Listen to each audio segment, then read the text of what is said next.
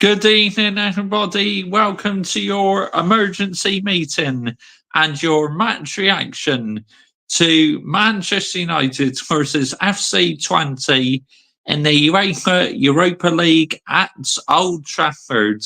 It finished 1-1, and I am fucking seething because we should have hanged on to that victory, honestly.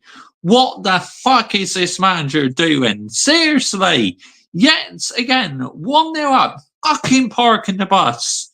Seriously, just stop, yeah?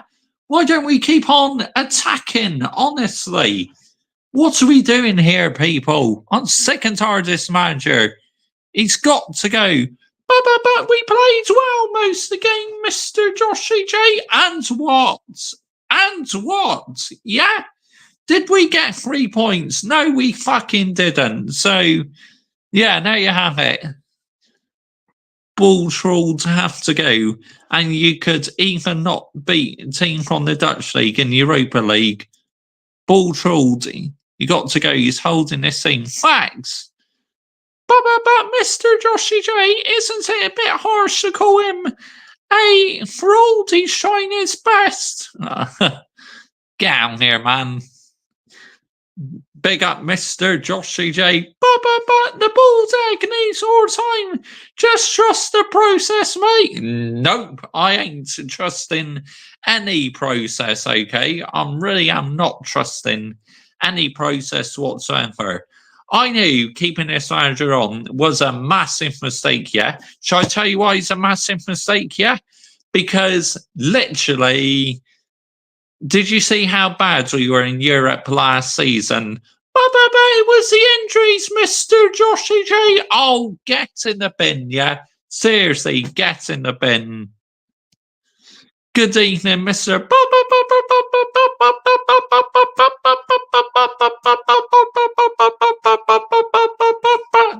I mean, but I just cannot understand what this manager's doing, yeah?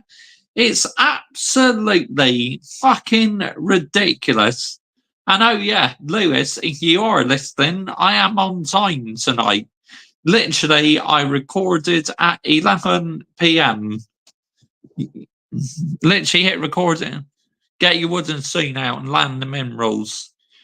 Jim Ratcliffe and Ineos are rewarding failure. That's what it is.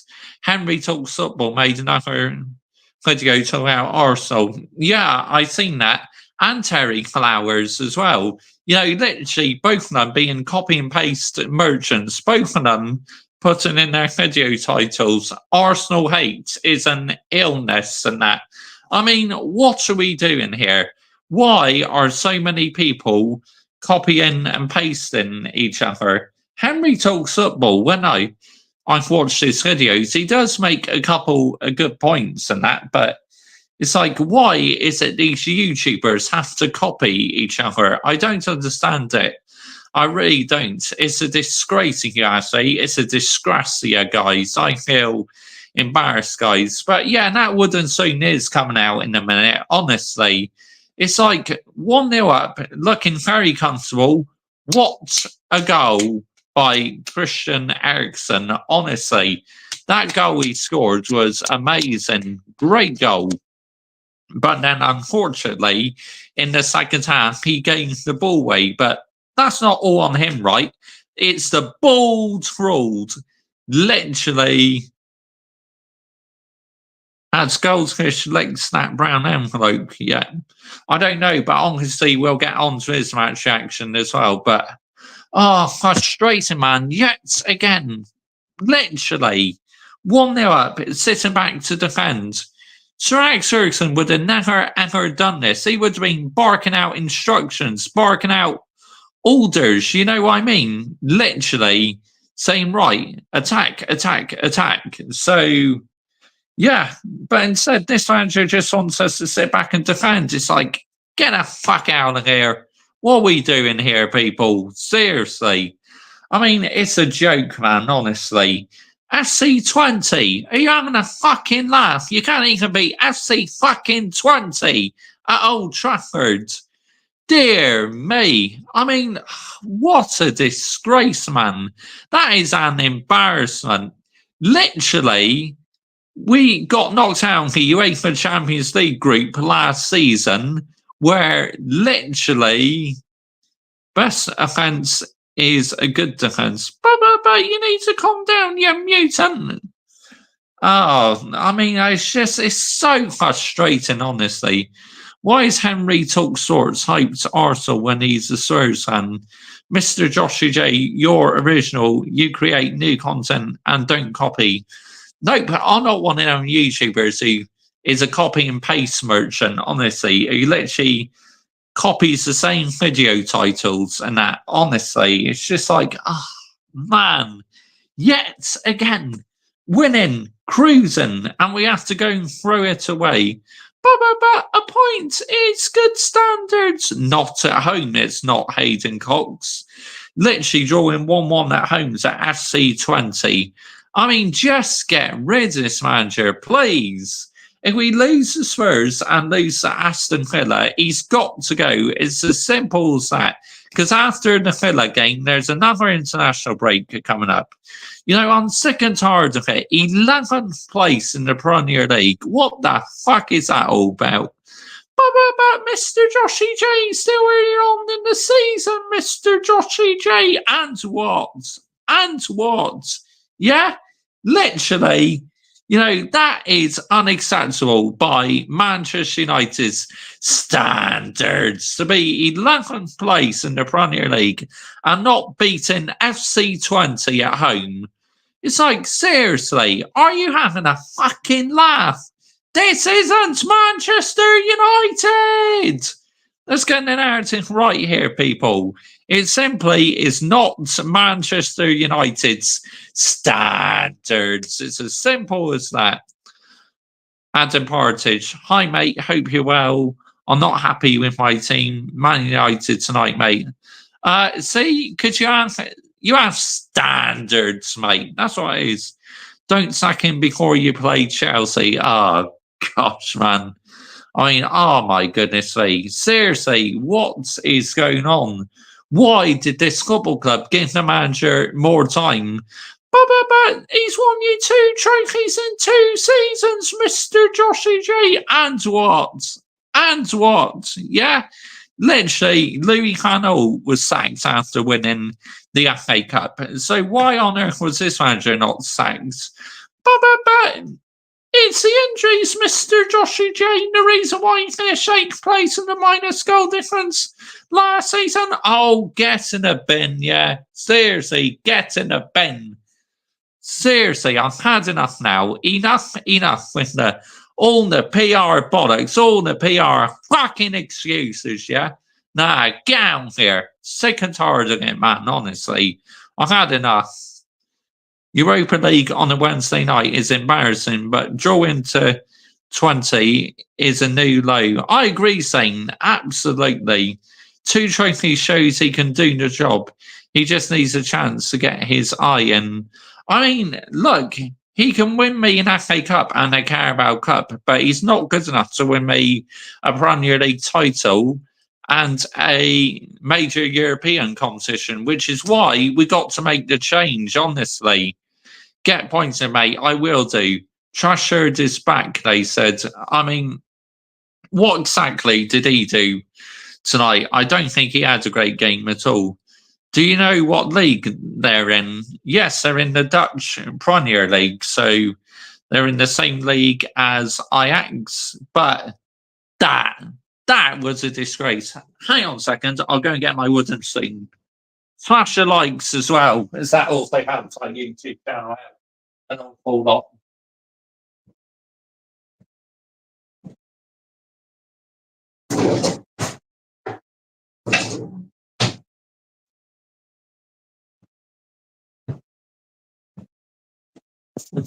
Honestly, man, it's just so jarring. Honestly, that tonight, you literally cannot beat FC Twente at Old Trafford because you balls ruled, literally just sat back and wanted the team to fucking defend, yeah? Absolute disgrace at Old Trafford, yeah? absolute disgrace. Do you hear me? The sooner we get this clown out, the better. But Twente is in top club in Holland. It ain't getting any easier because it's Porto weighing Fenerbahce away next. Oh yeah, against Jose Mourinho as well.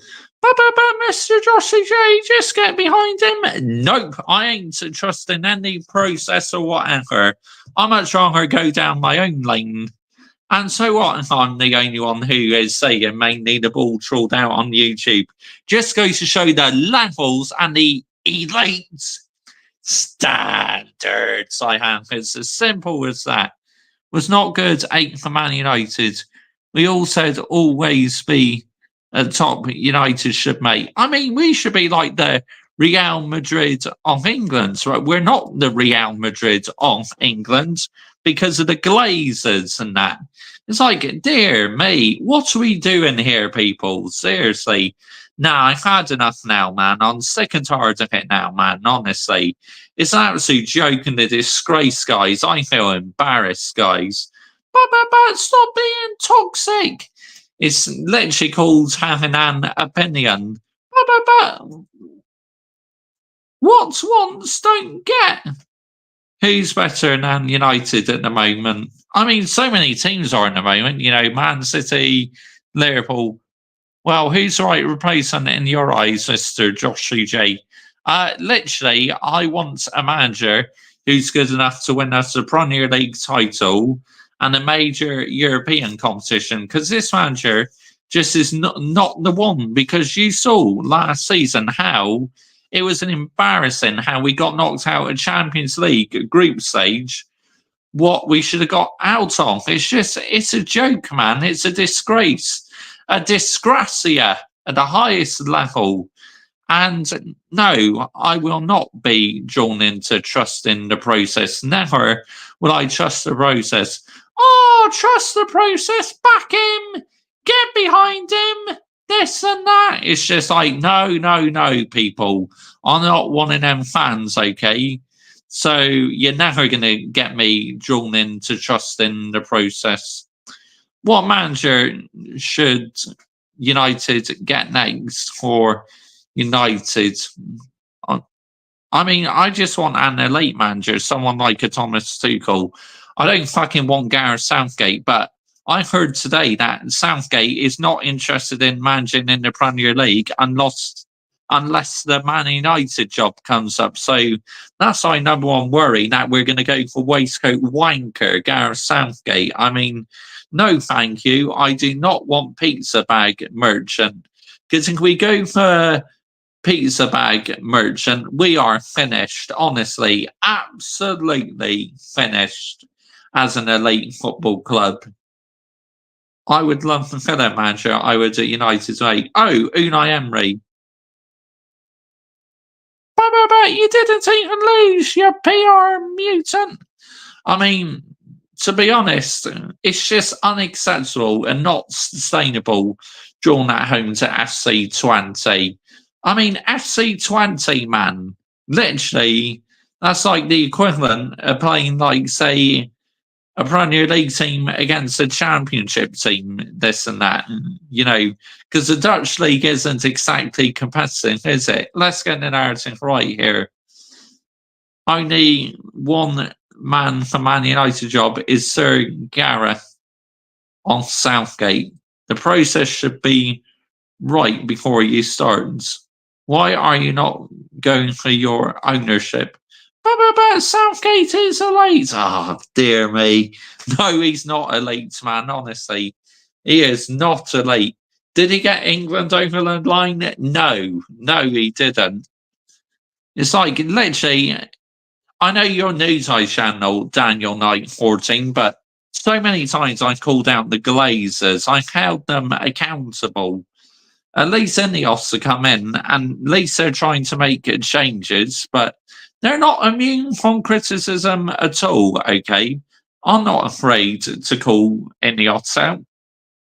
If they get it wrong, I'll call them out, because that's what I will always do by my standards. Call the football club out, yeah? Because me, I hold my football club accountable because 25 years I've been supporting this football club. So why do I accept mediocrity? I will not accept mediocrity in any shape or form whatsoever. But yeah, it's absolutely ridiculous, man. Honestly, literally, you're comfortable winning 1-0. But at the start of the second half, we are just sitting back and defending, sitting back. And then Ericsson gave the ball away. And that's how FC Twente equalised. Southgate saw a PR, MrJoshiej. He's got a song about him. Oh, I agree. I mean, Gareth Southgate is literally, if we go for him, man, it's like, get the fuck out of here. We're done, finished as an elite football club. Done, finito, good night. It's just like, dear me. But a drawing start to our European campaign. I mean, not an ideal start, is it? But wow, unbelievable. An Indian restaurant. I went to an Indian restaurant tonight. Had a nice king prawn curry. That was lovely. And a Thatcher's Gold cider. 1 pint of Thatcher's Gold cider. Bloody lovely. But, I knew once we started sitting back and defending, I knew FC Twente were going to get an equaliser. But MrJoshiej, just be more positive. What made you think that they were going to get an equaliser, MrJoshiej?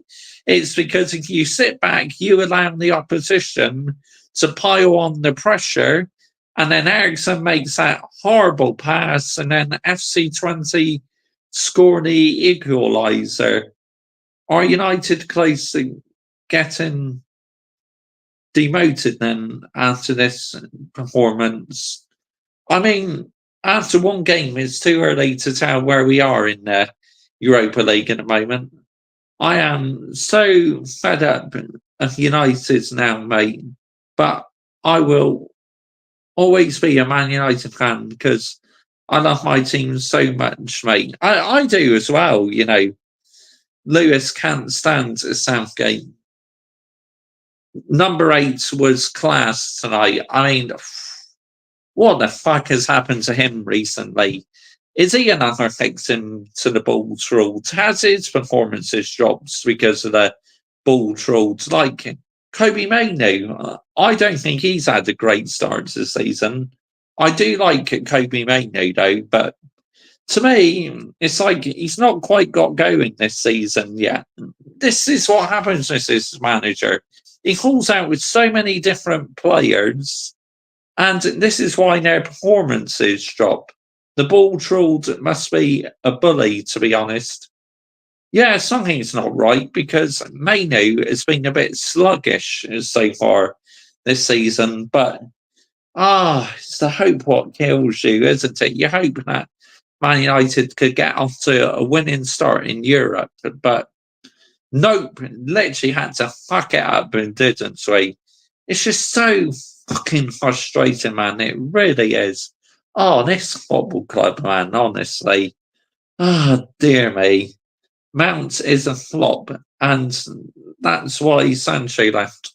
Sancho left, mate, because he fallen out with the ball trolled.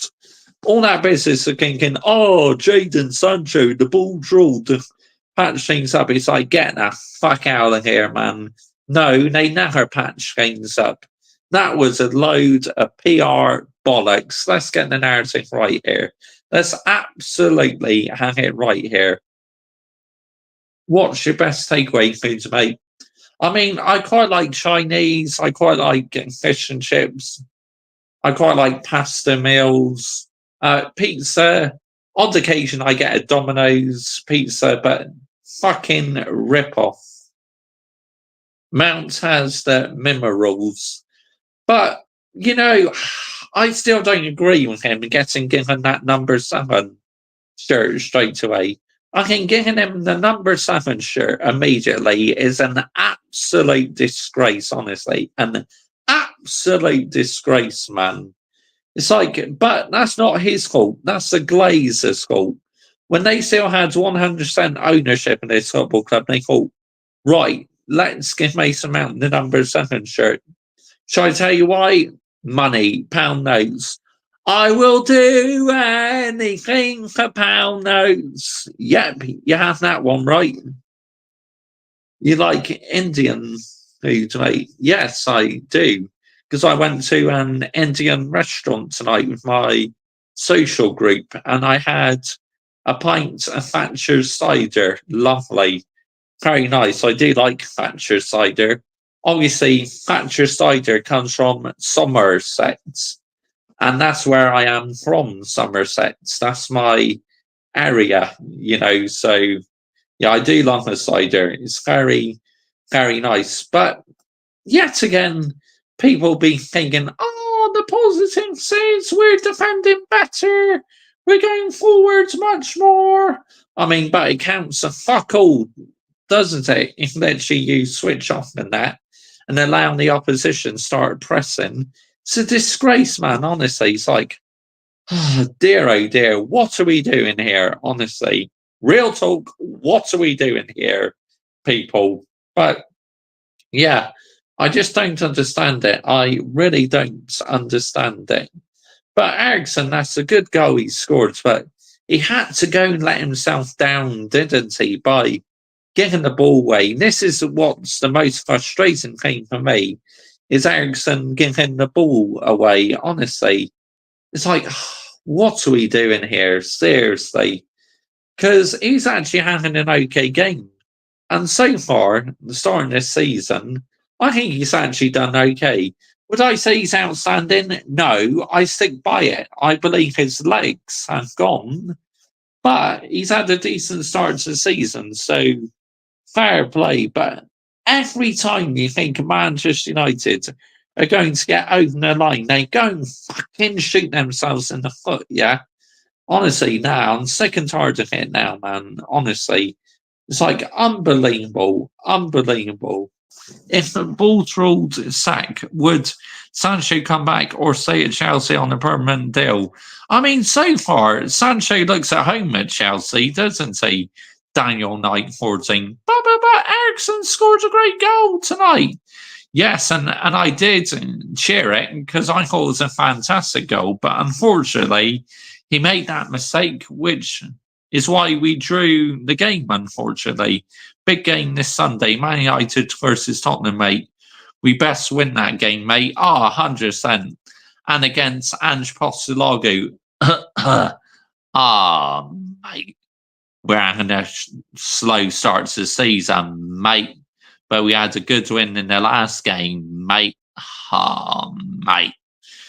Big Ange. Tottenham Hotspur, chicken on the ball. Ange ball. But yeah, Ange Postecoglou. I love his saying where he goes, mate. But yeah, Tottenham, it won't be easy, but I know they're not on the best of form, but it's just, you wait, we're winning against Tottenham, we'll do exactly the same. Keep passing the ball round and say, if Dominic Solanke gets on the end of it, or say James Maddison or Son Heung-min, they will take advantage and probably score an equaliser. It's as simple as that, but wow, unbelievable. I'm honestly just at a loss to how we did not get all 3 points. We should have been off to a winning start, but instead this bloody manager decides to sit back and defend. It's disgraceful, man, honestly. Nah, I've had enough now. The sooner we get this manager out, the better. This manager is absolutely jarring. I want him sacked, man, honestly. I would do anything to get this manager sacked. Pay me a cab right now. Book him a taxi to get him sacked. It's as simple as that. Because he's not good enough anymore. It's just like he's making far too many mistakes. And he's been here for 3 years and he still doesn't know what his best team is. It's like, Unbelievable. You've been here for 3 years and you still can't fucking pick your best lineup. Honestly. Do you watch the Man United game having your curry tonight, mate? I watched the game at home. I had my meal before the football at an Indian restaurant, but I came back home to watch the game of football. I mean, I missed kickoff, but I still saw the whole game because I watched it on Discovery Plus. It says you can watch on the very start. So, good evening to you guys. Same old fucking United. Yep, tell me about it, mate. I'm fuming. Absolutely fuming. I'm sick and tired of it, man. Honestly, every time you think United are going to get on the line, they somehow find a way of fucking it up. It's just like, excuse me. Oh, that Thatcher cider make me burp. But yeah, sick and tired of it now, man. Honestly, this is jarring. Just listening to this manager come out with so many excuses, being so pragmatic in the second half. But it doesn't matter if you're pragmatic unless you get over the line, MrJoshiej. It's like, why do we have to be so pragmatic for? I don't understand it. I really don't. Why does fucking Bruno always play number 10, the captain number 8, Maguire, ain't good enough? There's no new manager out there for United to get, mate. Oh, there's plenty of managers out there. Stop listening to the PR, Adam Partridge. Listen to my standards, mate. Because I am right about this manager. I hope Sancho can play again, Manchester United, and he will cook you when we play you. Unfortunately, he won't be able to play, mate, because you're not allowed to play against your current club. Sack balls ruled right now. Enough is enough. Facts, Kai. 100% agree with you. But Daniel like 14, unfortunately, Jadon Sancho won't be able to play against us because obviously he's on loan.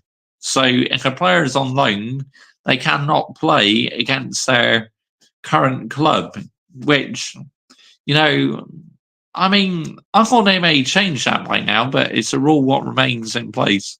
Why did they take off Sirski and put Bruno on the right wing? Doesn't make any fucking sense when you have wingers. I like what you do, mate. Keep it up. Good work, mate. Oh, good evening to you, Brian CSC. How are you doing this evening, mate? Thank you for joining me. Yeah. I mean, honestly, dear me, man. This fucking football club at times, honestly, does my head in, does my absolute nuts in, but dear me. But we will get on to some Man United fan reactions in a minute, but yet again, you think, oh, great, let's get off to a winning start, but nope, we never fucking make it easy for ourselves, do we? At MrJoshiej in the chat, big up as always. Big up to you, mate. Bosh.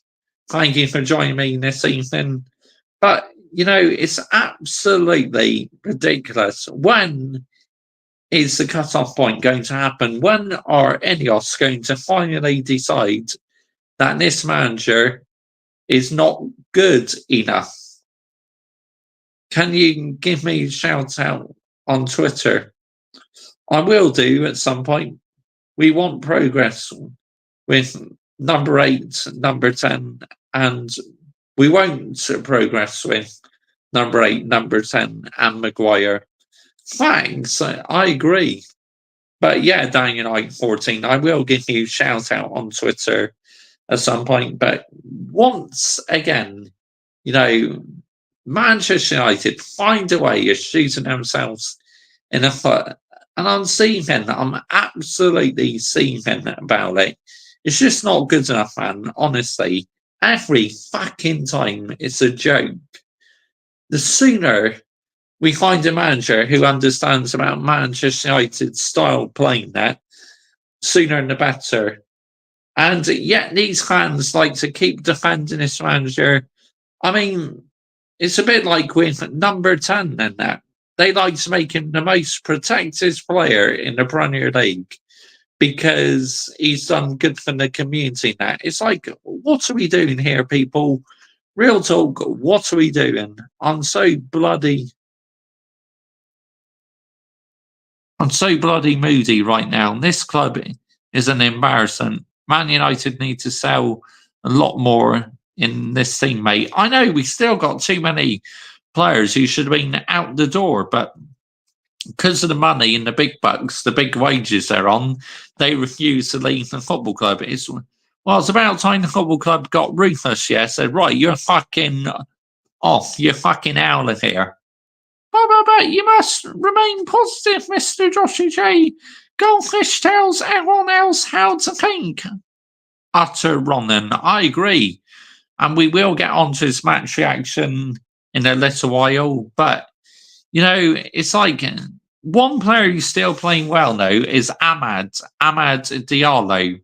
The way he's running down the wing and that, I think he's been a real positive, Amad. I really do. I think he's been superb, but oh my goodness, man, I am absolutely just at breaking point now with this manager. The sooner we relieve him of his duties, the better. And I'm calling it now. I still think he's getting sacks about November or December time. Because, we're in 11th place in the Premier League, which this is not Man United's, man. Come on, 11th place. What are we doing here? What Premier League manager would you take to United if you could get one, mate? I say someone like a Thomas Tuchel or Carlo Ancelotti, a proper elite manager. The current manager we got, he may be good enough to win you an FA Cup and the Carabao Cup, but apart from that, he's not good enough, mate. Honestly, just not good enough, man. It's ridiculous, honestly. But there you go. It is what it is. But I will carry on making sure the standards are maintained at this football club, where others lower them down to here. Where me, I will maintain the standards. I will carry on making sure that law and order is maintained at Manchester United Football Club, because I grew up with my football club winning trophies, yeah, literally Premier League titles, couple of Champions Leagues and that. I mean, this is nowhere near Manchester United levels and standards, honestly. It's like unbelievable. Why a top manager wants to go to Manchester United and not get on the ownership. I mean, I wanted the Glazers out 100%. I was hoping they're going to sell the football club 100%, but no. Shall I tell you why they wouldn't sell the football club? It's because they would literally lose the collateral side, the Glazers, to being able to take money out the football club to put into Tampa Bay Buccaneers, because the Glazers, they do not care about this football club. Honestly, they do not care one bit. All they care about is helping Tampa Bay Buccaneers. So we are just like a collateral to the Glazers, which is fucking wrong, honestly. What sort of owner takes money out of a football club, yeah? It should be illegal. Illegal. Put into custody for that, them Glazers, honestly. Put into custody. Let's get the narrative right here, people. Players who need to leave: Lindelof, Atkins, Maguire, number 10, Casemiro, number 8, Hoyland, Shaw, Marussia, 21, and Mount. Keep the rest for the time being. Are you going to call the YouTubers out tonight, mate? Yes, I am. I will get on to that very soon. We must be ruthless, but United won't do it. I mean, at least I make sure the standards are maintained. And you, Kai, it just goes to show you're not one of the fans who doesn't trust the process and fall for the PR bollocks. Like, how many fans have fallen for the PR bollocks? This is what I don't understand. Why so many fall for it? It's ridiculous, man, honestly. Stop falling for the PR bollocks and call it out. Say it how it is, yeah? ownership aren't the problem at Manchester United. I mean, at least Ineos are trying to make changes, but are they immune from criticism? No, they are not. I will still call out Ineos. Me and you have standards, Josh. Yes, we do, mate. We do, Kai. We have to maintain the standards. Otherwise, we'll just let everyone else win. It's as simple as that. Everyone else will win, but I won't let it happen. And if we do sack the ball rules come November or December time, I cannot wait for Mark Goldfish's reaction. It is going to be absolutely gold. Oh, I'm going to have to do a stream on that, honestly. I'm going to be laughing my ass off. If we had Saudi, they would be ruthless and clear house. We must see like Chelsea putting the money. We mustn't be like Chelsea putting the money grabbers.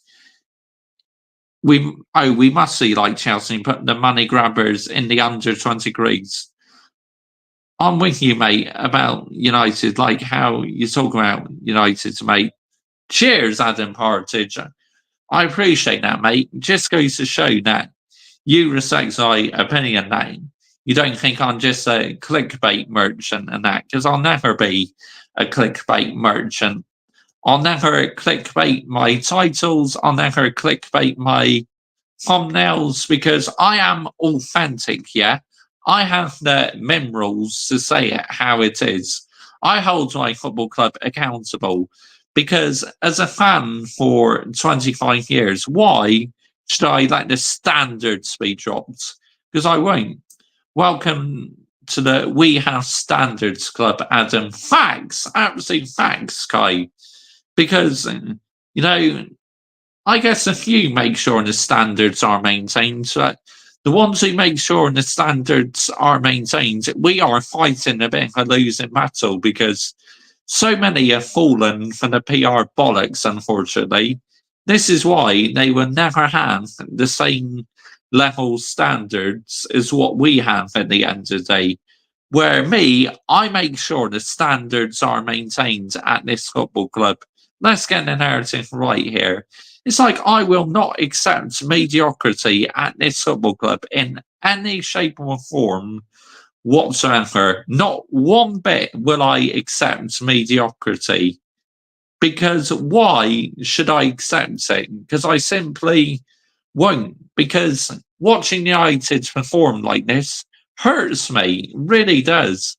It's jarring, man. Jarring. What do emergency mean? I got so much time for you, Josh. You just speak facts and common sense. Yes, I'm with you and Josh. Kai, mate, United on the way. Bosh! Absolutely. But, the next two fixtures are going to be very testing for us, honestly. Absolutely testing. There are no excuses. We have got to try and beat Spurs and Villa. Then it's the international break. Lose both of them. Fuck off. Jog on. There's your payment. Now get out of here. It's as simple as that. Just get rid, man. And just, you see Ruud van Nistelrooy. Even Ruud van Nistelrooy was showing more passion on the touchline tonight than the ball's ruled. Literally, the ball's ruled was showing no emotion whatsoever. At least Ruud van Nistelrooy was showing a bit of passion, man. Yes, I've read out that comment.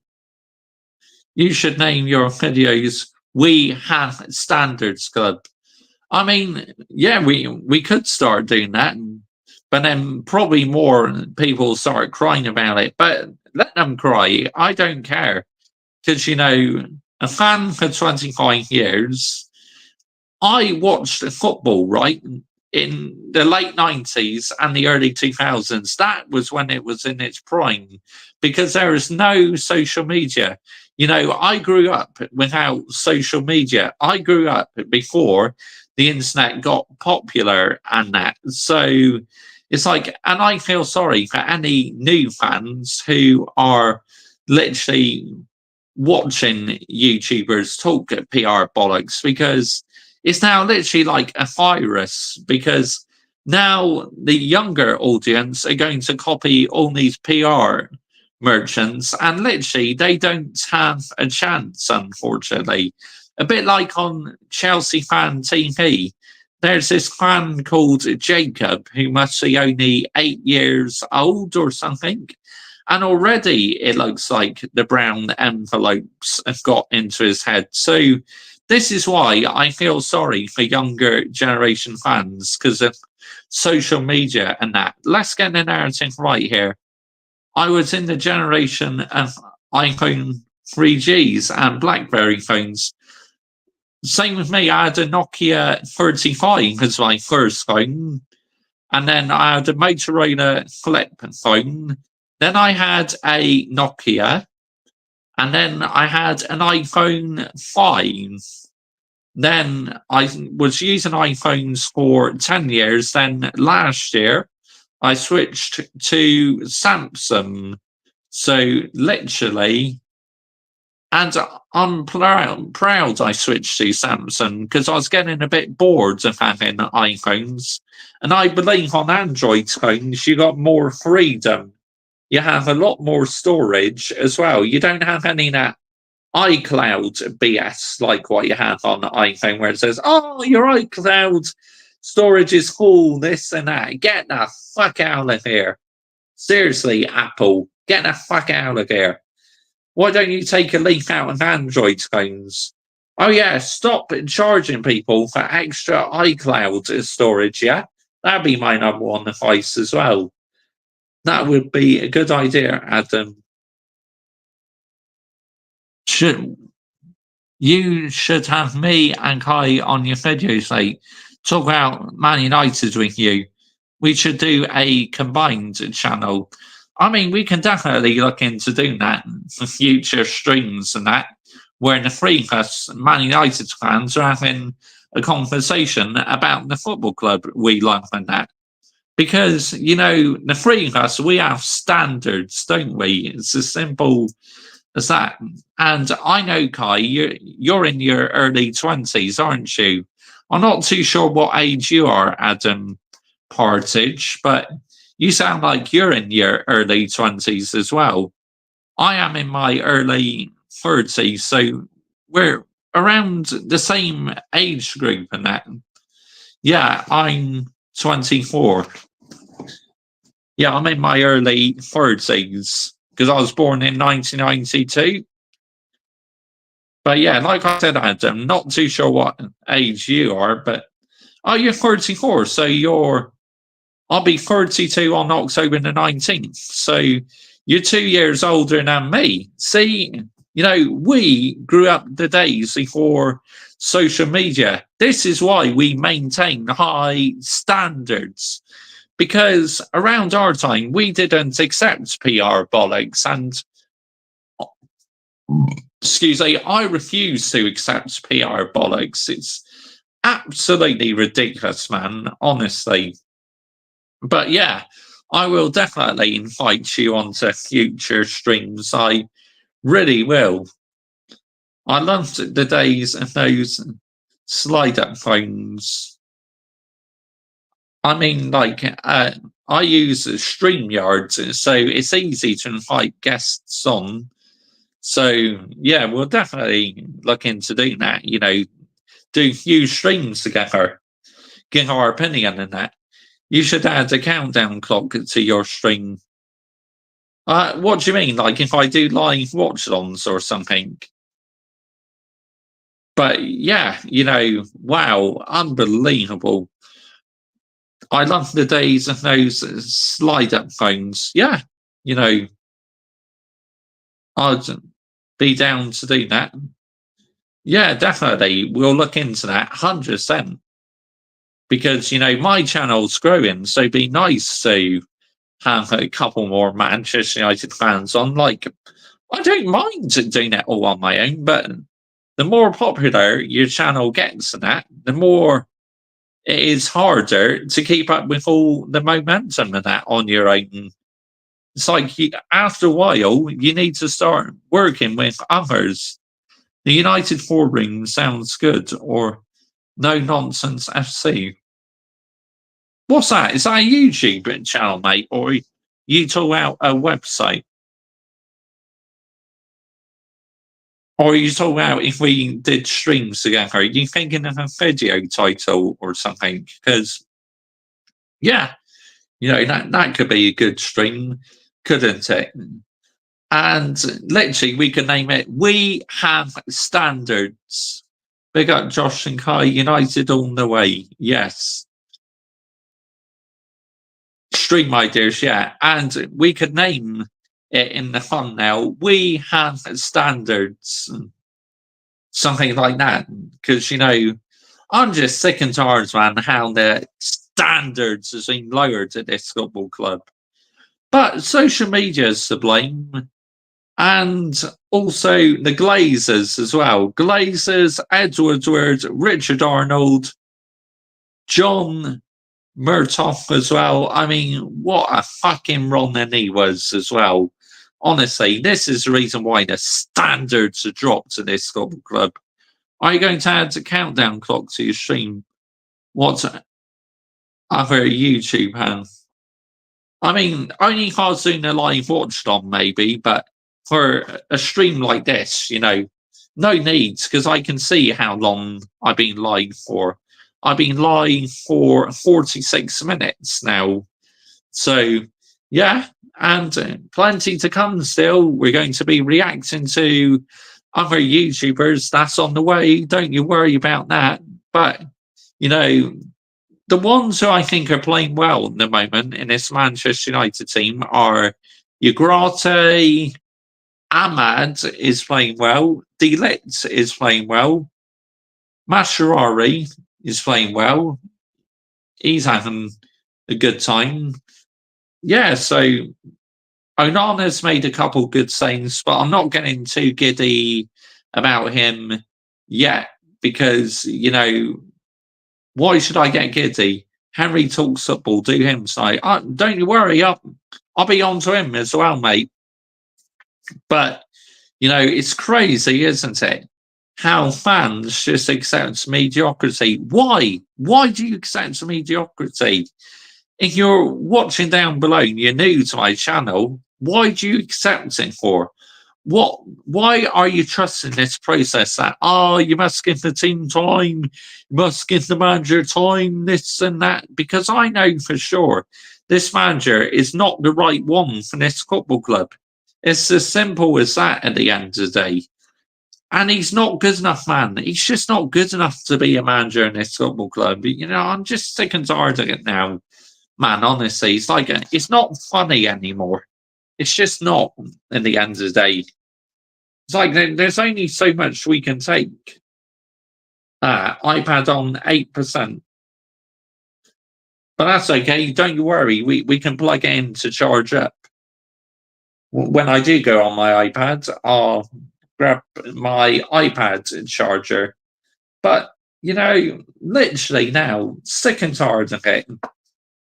I bet you Mark Goldfish would still be looking for positives tonight. We played some good football, this and that.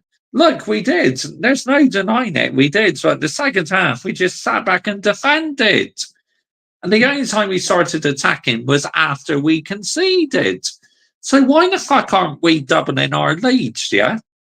It's just like double the leads. Stop fucking parking the bus. What are we doing here, people? Seriously. I'm sick and tired of it now, man, honestly. Absolutely sick and tired of it. But there you go. End of the day, it is what it is. But I will always make sure the standards are maintained at this football club. And any fans who say, trust the process, never will I trust any process whatsoever. Unbooking.com. Didn't mean to click on that. Fuck's sakes. But I will do Henry Hotspur. But I'm going to start off with Man United fans first, because obviously this is a Manchester United stream, so That needs to be top priority. So we will start with them first. But Rasmus Højlund, look, against Tottenham, I want him to start in the weekend. Let's have Sirski on the bench because Højlund is more than likely to score than Sirski. Literally, he's been at the football club for longer, Sirski. No, sorry, Højlund has been. Fuck's sake, I can't speak. Højlund has been in the football club longer than Sirski. But remain positive, MrJoshiej. Laugh my ass off, PR bullshit. Nah, I'll never trust in any process. I'm not with you.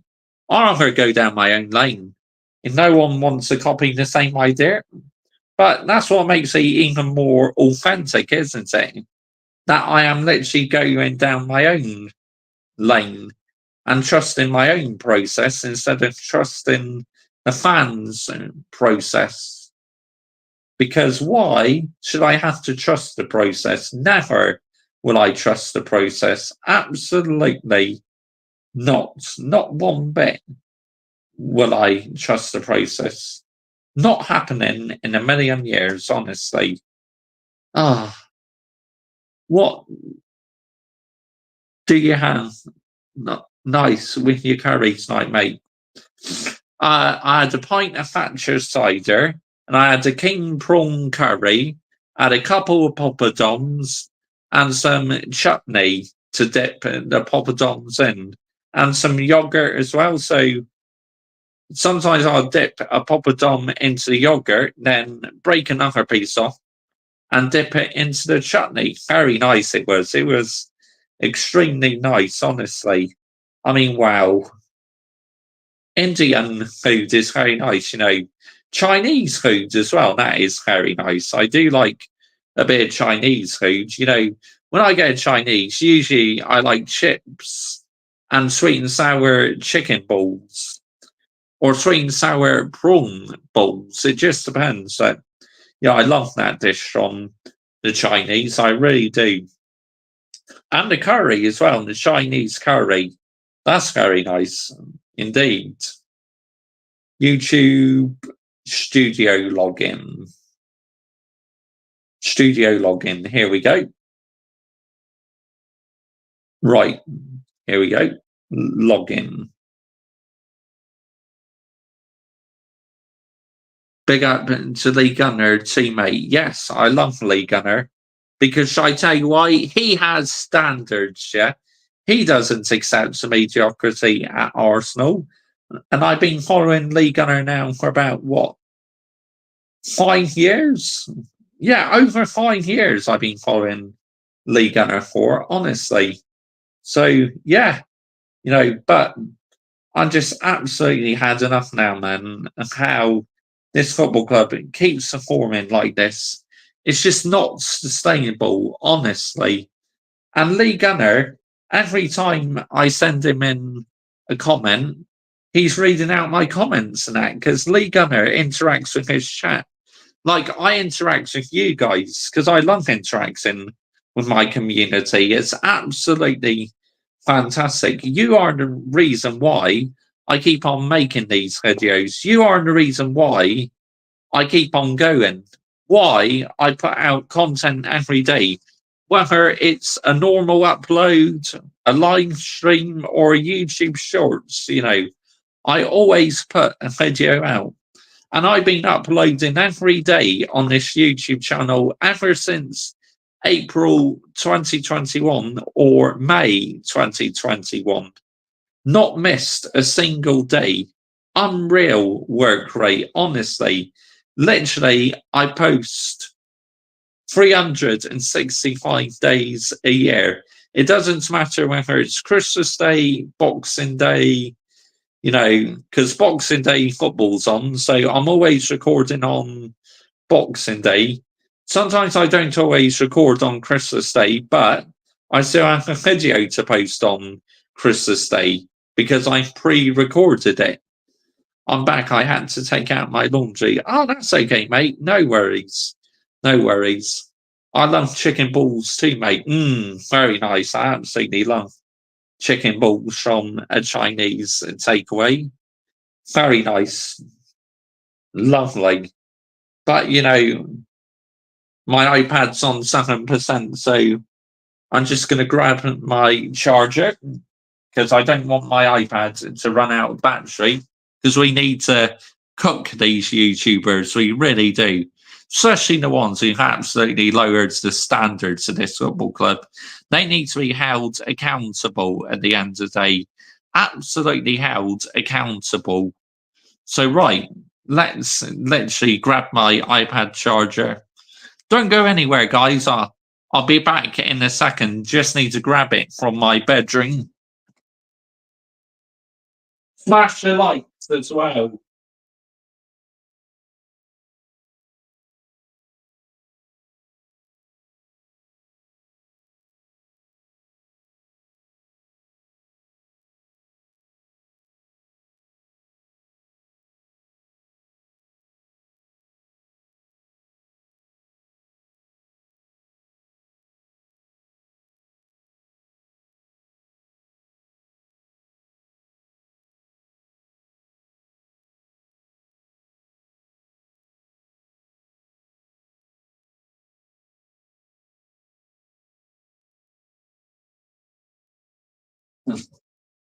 Back now, people. I grabbed my iPad charger. Hopefully, it's long enough to stretch. It should be. Just going to plug it in. Gonna plug it in now. Oh, damn it. What the fuck? Oh, what a shit plug. What the fuck has happened?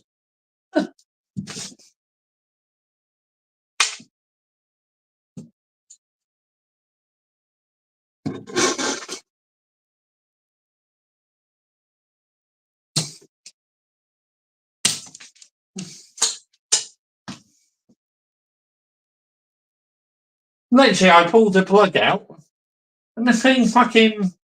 The plastic cover come off. What the fuck?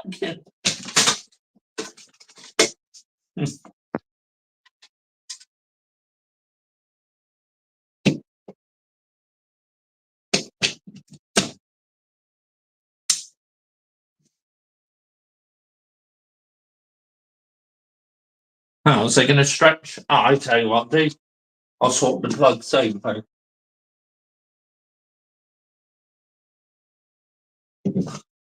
Nah, that's insane, man. I've never known that's happened before. Must have been a shit quality plug.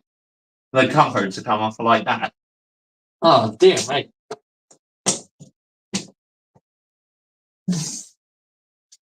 There we go. Should be enough. That should stretch now.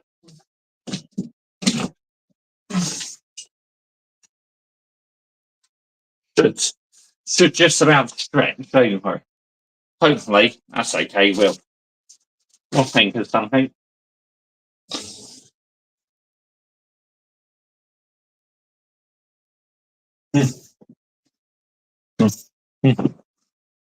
Brown envelopes matrix, mate.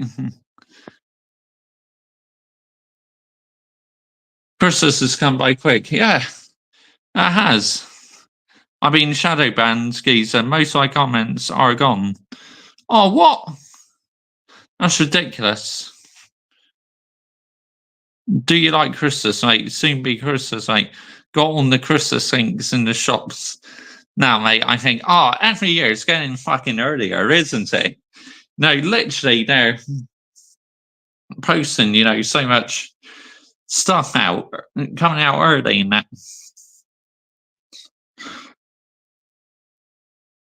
I think it's when I hyped Donald Johnny Minerals. Ha ha ha. Oh, you talk about Trump or you talk about Johnny Minerals?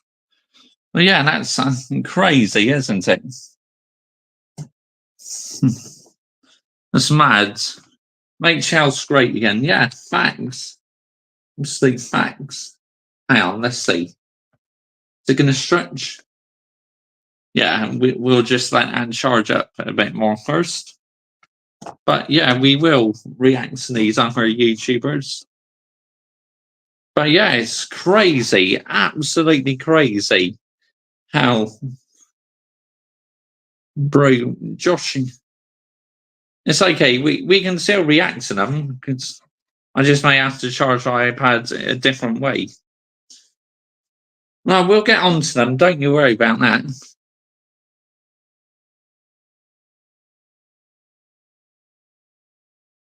Some kind called Ganacho Ice Spice Lamo. That's funny. That's funny, Brian CFC. That's hilarious. But yeah, let's start off by reacting to a fan now, shall we? Because I have to charge my iPad up. This is, I mean, the best way I can do it. Really, is annoying. It's alright if I just hold it like this, and that's absolutely fine. Do you like Anfield Agenda on YouTube? And he's deluded. He's always got something against Man City. Yeah, I know. It's crazy, isn't it, mate? Absolutely crazy. But yeah, let's have a look. I'll go on to YouTube. Let's start off with Saeed. Let's start off with Saeed TV.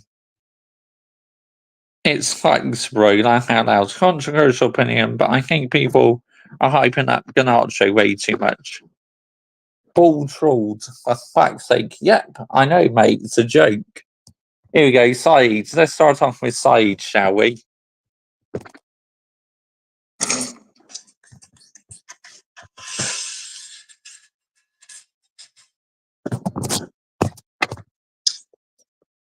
Manchester United 1, FC Twente 1. I keep being told we're improving. I keep being told be positive. I keep being told to back the players. That's what I keep being told, mate. This is the Europa League.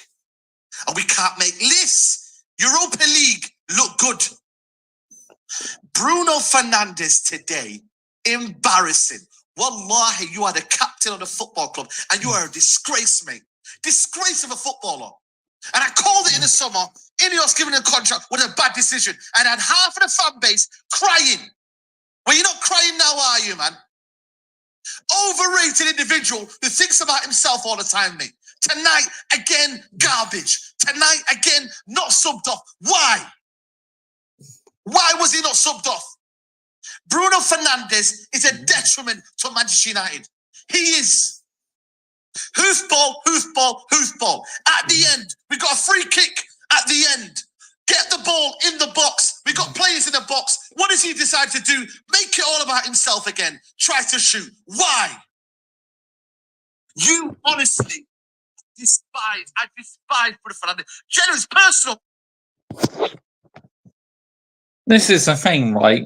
Why is number 8 not getting dropped? Honestly, why on earth is he not getting dropped if he's having shit games? This is what I don't understand. It's like, oh my goodness me, what are we doing here? Saeed is a flip-flop merchant. No different to Rory Lemons. Saeed is flip-flop merchant. I agree, Michael. I mean, but I agree with him what he said there about number 8. I mean, it's a joke, man. Why is it he's always getting played? Anyway, roll the clip. Let's carry on. Now, it's personal. Because you know what it is here? People eulogize this player. And this guy now has got this divine right to be in his team because he's a captain. Drop him now. Drop him now. I'm sick of it now. I'm honestly sick of Bruno Fernandes. I'm tired. But you know what? Where would we be without Bruno Fernandes? I don't care. You see me? I don't care. Yeah? I do not care. We have been shit for the past 10 years. Shit. You think a little top 4 and a little goal contribution is going to make me all that? Get out of here, man. I've seen some great players at this football club. And you talk to me about Bruno Fernandes. Today again, Ten Hag, what are we doing? We're getting boxed off the park by FC Twente. There's no attacking rhythm. There's no cohesion. We don't know what we're doing with Ugarte. Players are lunging into tackles. Where is the balance in this team? But we're improving. Shut up. Honestly, man. Being positive, but Yeah, real talk. I mean, what on earth is this clown doing? Seriously. I mean, FC Twente coming to Old Trafford, getting a point. What the fuck are we doing here? Seriously. Number 8 and Trashard are undroppable. Don't know why. Side putting into audition take forward for Carnation Street. I knew the ball trolled would sub Ahmad for Ganacho. He's so predictable. Thanks. Anyway, let's continue.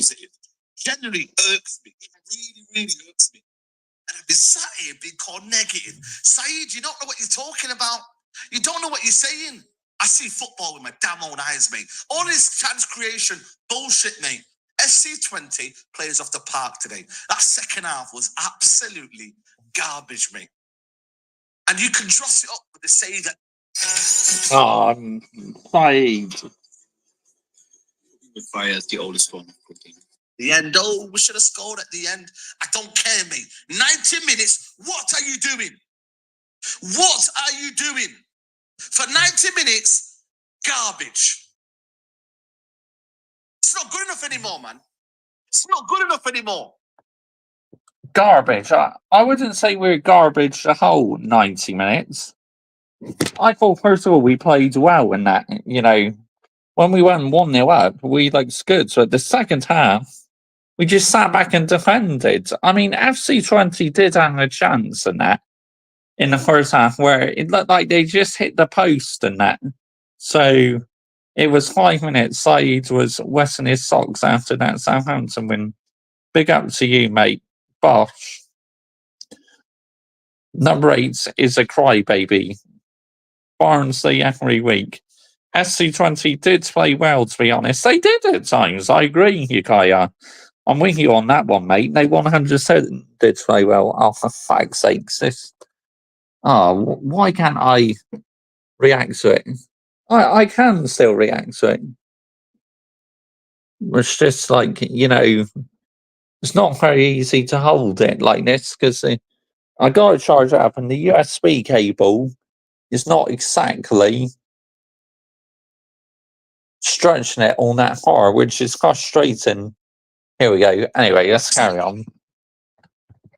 It's literally nothing. We can't score. We can't defend.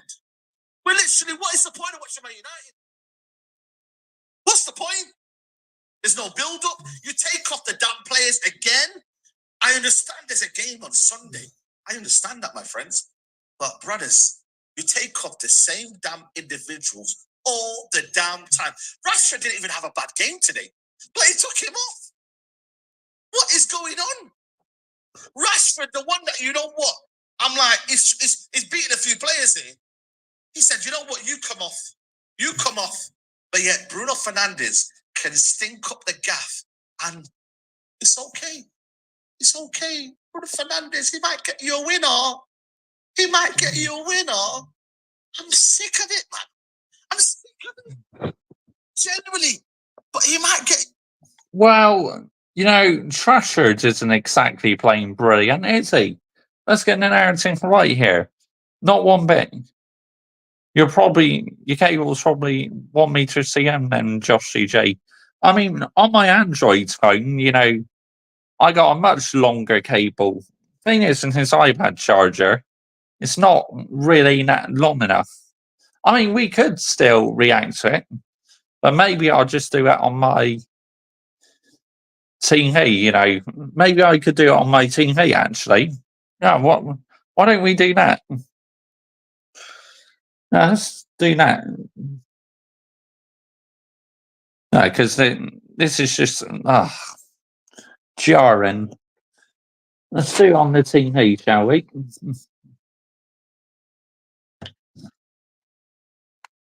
Let's have a look. What time length are we on? How long into the video are we in? 4 minutes, 14 seconds. Right. Okay. No drama. No Diddy. No Diddy. No Drizzy. That's all right. We'll resume it on the TV. Because I'm sick and tired of it now, man. Honestly, no. How on earth? Why is number 8 not getting drops, or if he's having a shit game? It's like this manager doesn't know what he's doing, does he? Oh, I think I might have to order a longer cable. I think because that's going to jar the crap out of me if the cable isn't going to stretch. It's like, what are we doing here? Right. Anyway, let's have a look.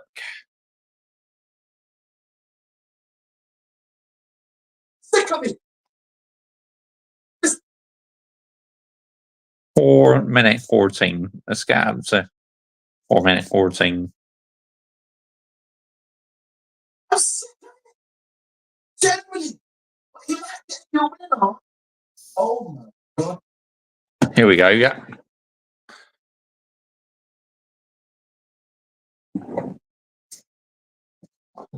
Father. Yeah. Can you see that? Sure, you can see that, can you? I swear down to you. Give me good footballers. Give me a good football team that I can actually enjoy watching. Give me a manager that I actually enjoy watching. I'm not Old Trafford today. Guess why? Because it is that manager. It's raining, it's cold outside. Fair play to the fans that have gone out there. But I'd rather watch it on my own home. I stop wasting my time watching that. Honestly, expenses, time.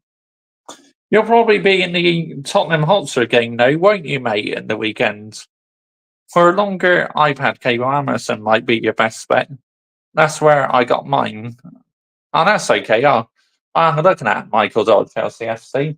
Yes, it's just not long enough to stretch over. It's annoying.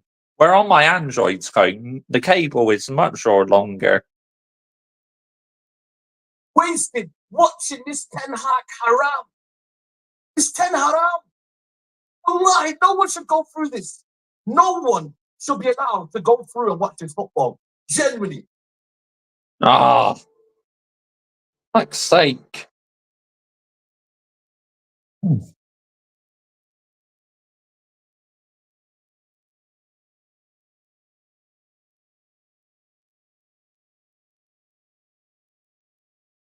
It is awful. But yet I'm on it time and time again, been told I'm negative. Saeed, you know what you're talking about. Saeed, we're positive this season.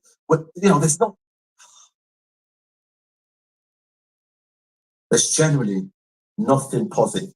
This is 1 win in 9 in Europe. 1 win in 9 in Europe on this manager. It's 1 win. And this manager thinks we're going somewhere. It's the third fucking season. Wake up, man. Yeah, wake up, you idiot. Wake up. The third season. It's not the first. It's not the second. Third. Wake up, man. The target's for the first season. One thing I have to respect about Saeed TV, he's been the ball trawled out for some time. So big up to you, Saeed. Yeah. Klopp, Arteta, Pep would drop Trashford and Bruno. I agree. Completely agree with you, Kai, mate. Anyway, let's continue. It's not 5 games in. It's not 6 games in. It's 3 effing years. And Ineos, you've got to hold that. You gave this guy a new contract. You've added a 1-year extension on him. You've decided. I agree that, this is on Ineos for giving this manager a contract extension. They now need to literally take accountability for that. It's a disgrace, man, honestly. To say, you know what? We haven't seen anyone out there that's better than him. Tell you what, man. This FC20 guy's better than me. This FC20 manager, that bald guy that's there, the other Dutch bald guy, he's a better manager than this guy. He is. I'm not exaggerating. I mean, I can't say I've seen a lot of that. Yeah, mine is 2 centimeters. Yours, I see, a 1 centimeter. Yeah, hang on. I'll quickly show you. Hang on a second. See, there it is. There, look, and come down to here. Look, see, hardly stretches. Look, does it? That hardly stretches at all.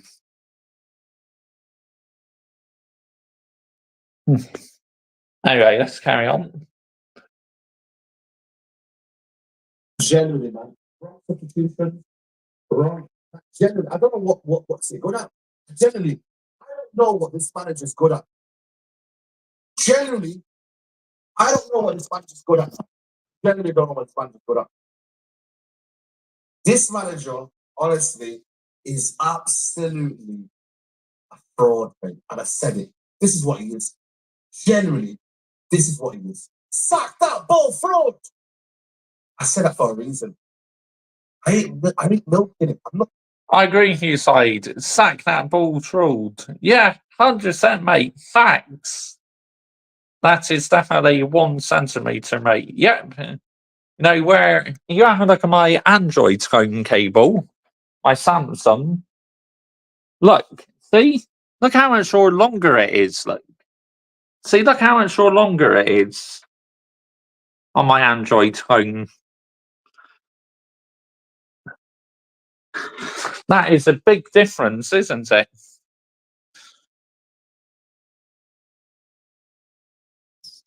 Oh, hang on. Forgot my TV remote. Oops. Here to be a negative fan. I'm not. I'm here just to say it how it is. That's what you get with me, man. I say it how it is. I've not got no agendas. That's what Man United. So I want to enjoy watching Man United, man. I want to enjoy watching Man United, and I can't even do that. Don't we all, Said? You know, we all want to enjoy watching Man United, mate, because we love our football club.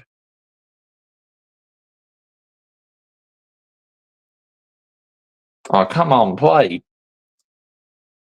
I can't even believe it, fam. 2 big chances they had. We had 1.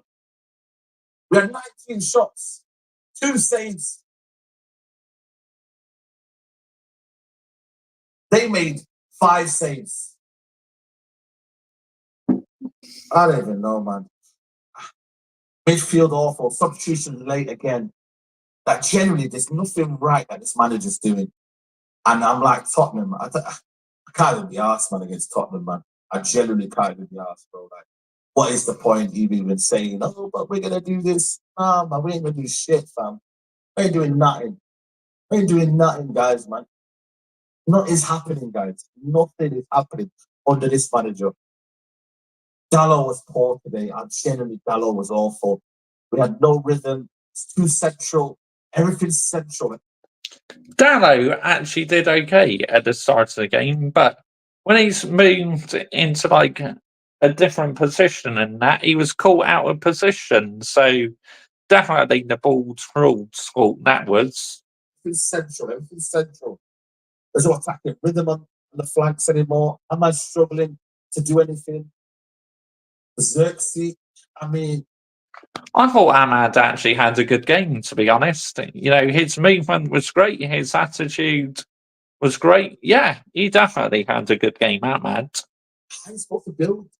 There's no attacking rhythm. Our team lacks goals. It concedes goals. We're in our 3rd season, guys. 3rd season. And we're talking like this.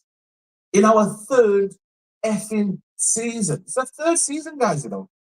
3rd season. And we're talking like this.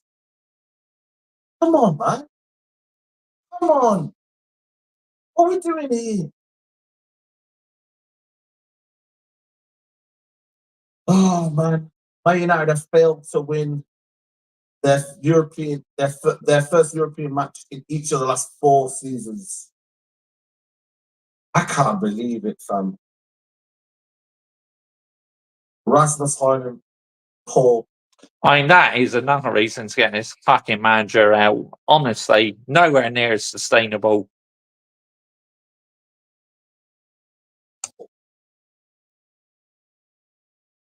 Ten Haram, FC Twente. I don't even know, man. Generally don't know. I don't even know, man. I'm just can't believe it. 11th in the Premier League, 11th in Europa League. That's the reality of where we're at, man.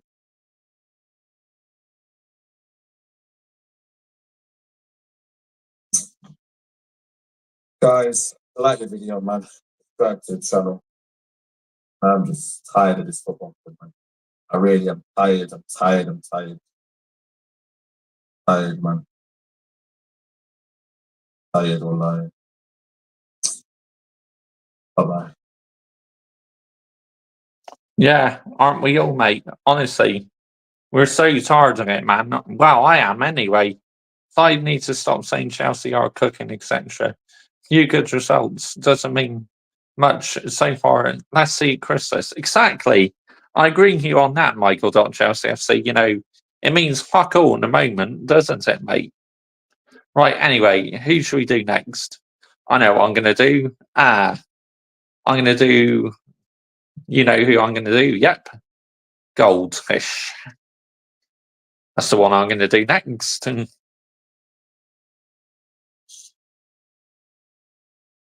let's see what he's got to say.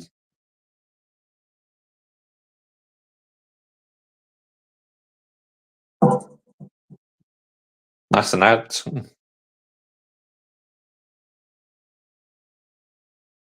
And don't you worry, you know, we're going to carry on for a little while yet. We're going to carry on cooking these Ronins. Just waiting for the adverts to end. Hello, everybody. Welcome to United Stands. Manchester United draw 1-1 against FC Twente. And as Kenny says, I'm furious, Mark. This favouritism, Bruno losing the ball too many times. How many times do we need to talk about this? Mazraoui, our best signing so far. Well, we are going to talk about it because I said it after the Brighton game. I want Manchester United to succeed in the current guise with Ineos and Ten Hag and the new signings. I want it to work because if we knock it all down again, who knows how long it's going to take to get back to being anywhere close again. Right, so you want it to work, but it's clearly not going to work out, is it? You're going to keep this manager on. I mean, what are we doing here? Seriously, what the fuck are we doing? Anyway. I want it to work, but I said it after Brighton, and I tell you what, Ten Hag outers, they'll be dancing in the garden. I've told you so. But they're yes, I am ball trawled out, mate. What are you going to do about it? no, they're consistent. Respect, they're consistent. I actually believe if you are Ten Hag in, then you should be angrier than Ten Hag outers because your faith in this side and this manager is being tested to the bloody limit by what absolutely outrages me and was one of the key performance indicators before the start of the season. The favouritism has to go. It has to go. And what we've seen in the last two games is deja bloody vu. Bruno is a prime example of it. He should have been taken off against Crystal Palace. And we spoke about it in that match reaction. That I can agree with. You know, he should have been taken off. 100% he should have been taken off. But yet, this clown keeps leading him on. So, just goes to show the ball's ruled is part of the issue. It was only Barrow we expected to beat them anyway. Yeah, I know. I know this respects a Barrow. You know, it was always going to be a tool for them, wasn't it? Let's get it right here. And what happens? We give him another 90 minutes where it's not even debatable he should have been taken off. Even Ten Hag knows he should be taken off. You know why Ten Hag knows he should be taken off? Well, clearly he doesn't, and he keeps leaving him on. He clearly doesn't know when to take him off, does he? Because he puts Mount in Bruno's position and puts Bruno on the fucking right wing. I mean, if that's not a big, massive, your shit, Bruno, you're going to the right wing. What is it that this player has got? Because I love Bruno Fernandes. I think he's a fantastic player. But like many other players before him, he is a good player, but he's not Man United captain standards. Let's get it right here. He's just not Man United captain standards at the end of the day. He's going through a shit patch. And when they're going through the shit patch, they get subbed off. I can't think of many Man United players in my lifetime that I would say never take them off. I've seen Ronaldo taken off. I've seen Roy Keane taken off. I've seen Cantona taken off. I've seen Beckham taken off. I've seen Rooney taken off. So don't come at me with this shit that Bruno Fernandes can never be taken off. And look, people will say, well, he took him off against Brighton. He did. He did. And it was a bloody mistake because Bruno was playing well. But he has not took him off in the last 2 games when he's been bloody awful. And it's costing us. It's costing Ten Hag his reputation. It's costing Bruno. Whose fault is it? It's the ball trolls. You've seen back on the United soundtrack? Yes, I have. I have had impartage. It's the ball trolls' fault then, isn't it? His support from the fans, because everybody's getting pissed off by it. It is the most blatant bit of fake. I'm pissed off. You know, I'm sick and tired of this. Now, it's jarring. Favoritism. And it has to stop. It should have stopped on Saturday. It never should have happened tonight. It was absolutely embarrassing. And I'll say what I said against Brighton. You know, I don't want this to happen. But if we end up with another manager, it will be because Ten Hag sacked himself. He can't Maybe you're finally starting to admit that this manager is not good enough. Wow, it's taking you fucking long enough, hasn't it? He can't complain about injuries. He can't complain about not being given a chance. He can't complain about the fans not being patient. That patience is still there, but you're wearing it thin, mate. I'm not patient, mate. Not one bit. Because I want what's best for my football club at the end of the day. Substitutions of Rasmus, Mount, and Mainu were good, but they were fucking 10 minutes too late. You can't bring players on like that on the 75th minute. The game just was gone. It was gone. It was too late. It was the right subs at the wrong time. And you should have took Bruno off as well. You know, you have to call it out. There cannot be a United fan tonight going, oh, it's an overreaction. It's overreaction. Look, we didn't play well. I think there's reasons why we didn't play well. We can talk about that. But when you don't play well and then the manager compounds it with ridiculous decisions, then ultimately the manager is going to take the blame. And he has to take the blame. Look, fortunately, there's nothing around Rashford or Garnacho or Ahmad. You know, the wing play was fine. The substitutions were fine. But you saw Eriksen. You saw Eriksen shaking his head. And he's right. You know, he made a mistake. He made a mistake, but he scored the goal. And at the right end of the pitch. Which, absolutely, he needs to take accountability for it. Look, the goal he scored was good, but he needs to take accountability for making that mistake. But it's not always his own fault, because this manager is telling the team to sit back and defend a 1-0 lead. What are we doing here? Seriously, real talk, what are we doing? Big up, always be with you, Josh, mate. Bosh, appreciate that, mate. Anyway, let's carry on. Eriksen was the threat. The reason Eriksen was frustrated that he was taken off is because he knows he was playing well in the final third. And he's the guy, you know, who wants to stay on, having made the mistake, and get United back into it. And he's probably thinking the same as you and I. He's probably going, why the fuck am I being taken off when I've scored and I'm playing well and this guy is playing shit? Why is this? And that is a bad thing, because we talk about what we think as fans. What do you think the players are thinking? What do you think the players are thinking? Because they can see it as much as you can see it as well. Mark, let's give Twente credit. That defence could have helped Ukraine against the Russian offensive, says Black Wolf. His persistence of picking Bruno and keep changing the centre-back. What the fuck is this mutant on about? Why are you bringing politics into football? That absolute Ronan who just commented on the video. Why are you bringing that into it for?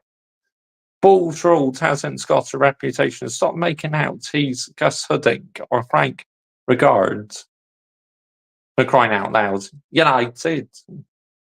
Will cause him to be sacked, says Anakin. I think this is a great point. I want to talk about this. We are going to do player ratings in a minute. Bruno was good first 2 seasons. I think he's past it now, says Glenn. Eric Ten Hag needs to figure out that Højlund, Rashford and Bruno are not good against the low block. I can't understand why he persists with that. I don't think you can bring Rasmus into this, mate. He played 15 minutes. You know, I don't think Rasmus is the problem. I think you can talk about Xerxes, you can talk about Rashford, you can talk about Bruno, you can talk about Ahmad. They were on for long enough. But yeah, I don't really think that Rasmus, Mount and Mainoo were given enough time to be critical. I don't really think Garnacho was given enough time. But Garnacho always seems to make things happen, doesn't he? Can they be the right subs if the wrong players came off? Can they be the right subs if the wrong players came off, says Corey Nicker. I wanted to work, sorry, had enough now, says and Ten Hag needs the time to implement new players into his tactics. I think time for what? Time for what? Yeah? Literally, he's been here for 3 years and he still doesn't know what his best team is, yeah? And you still think he needs time. You are part of the issue in this fan base, yeah? fundamentally, when we're talking about why it didn't work tonight, I still think that rotation is fine, but the drop-off is too big. When I look at specifically the defensive line, we were unrecognisable. One player gets rotated out and we were unrecognisable. I mean, in the second half, there was that one still low. When they came out for the second half, Rashford and Maguire were talking about this long diagonal. We didn't do it on Saturday. We didn't do the long diagonal on Saturday. And yet tonight, we've probably done it between 5 and 10 times.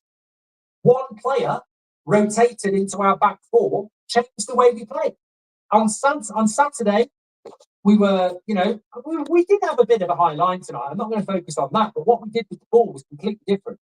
And we did drop off when people attacked us because we were scared of the pace.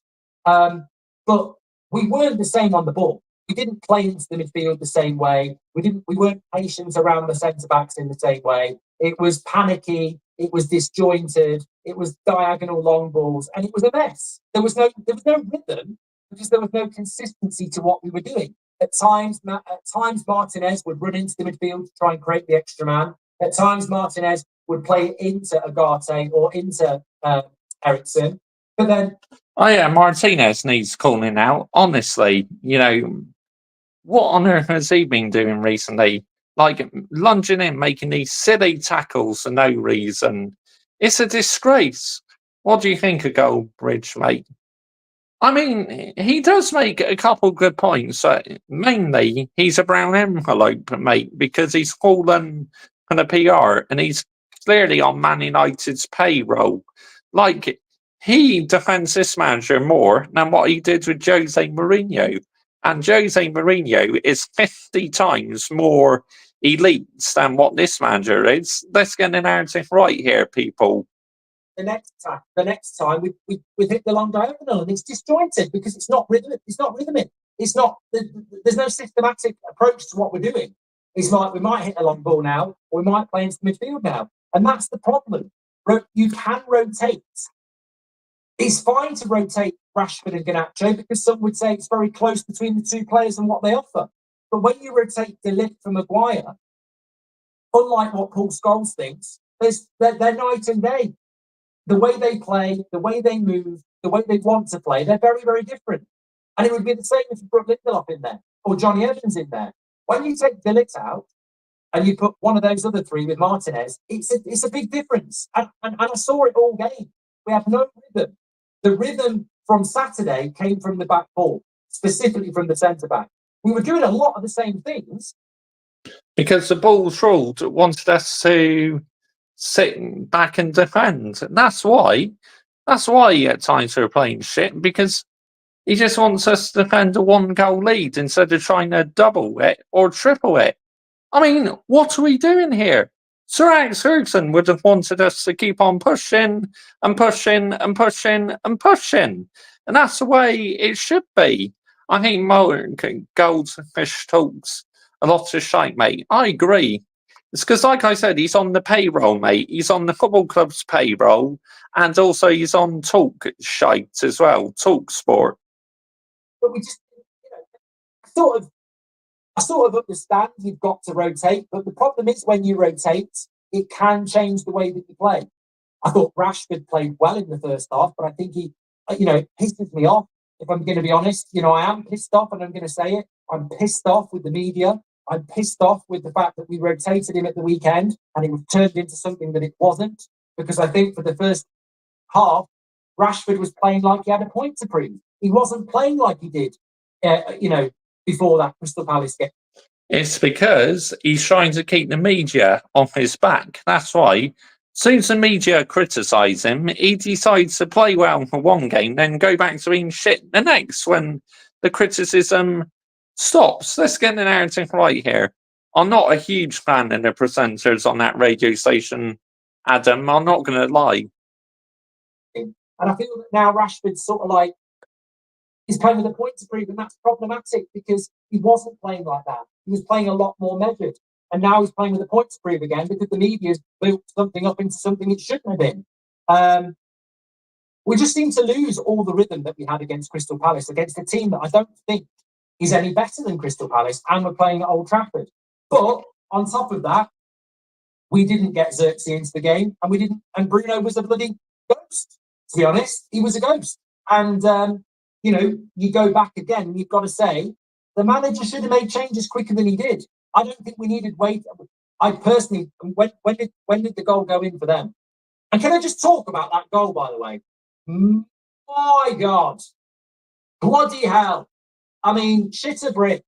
It was absolutely embarrassing. There needs to be the Titanic music where it goes, yo. It was just absolutely comical defending. It starts off in the right back position. What did you expect to happen? When the ball rolled, literally all he wants to do is us sitting back and defending. Sitting back and defending just allows the opposition to press high up the pitch. And that's exactly what happened. I mean, what are we doing here?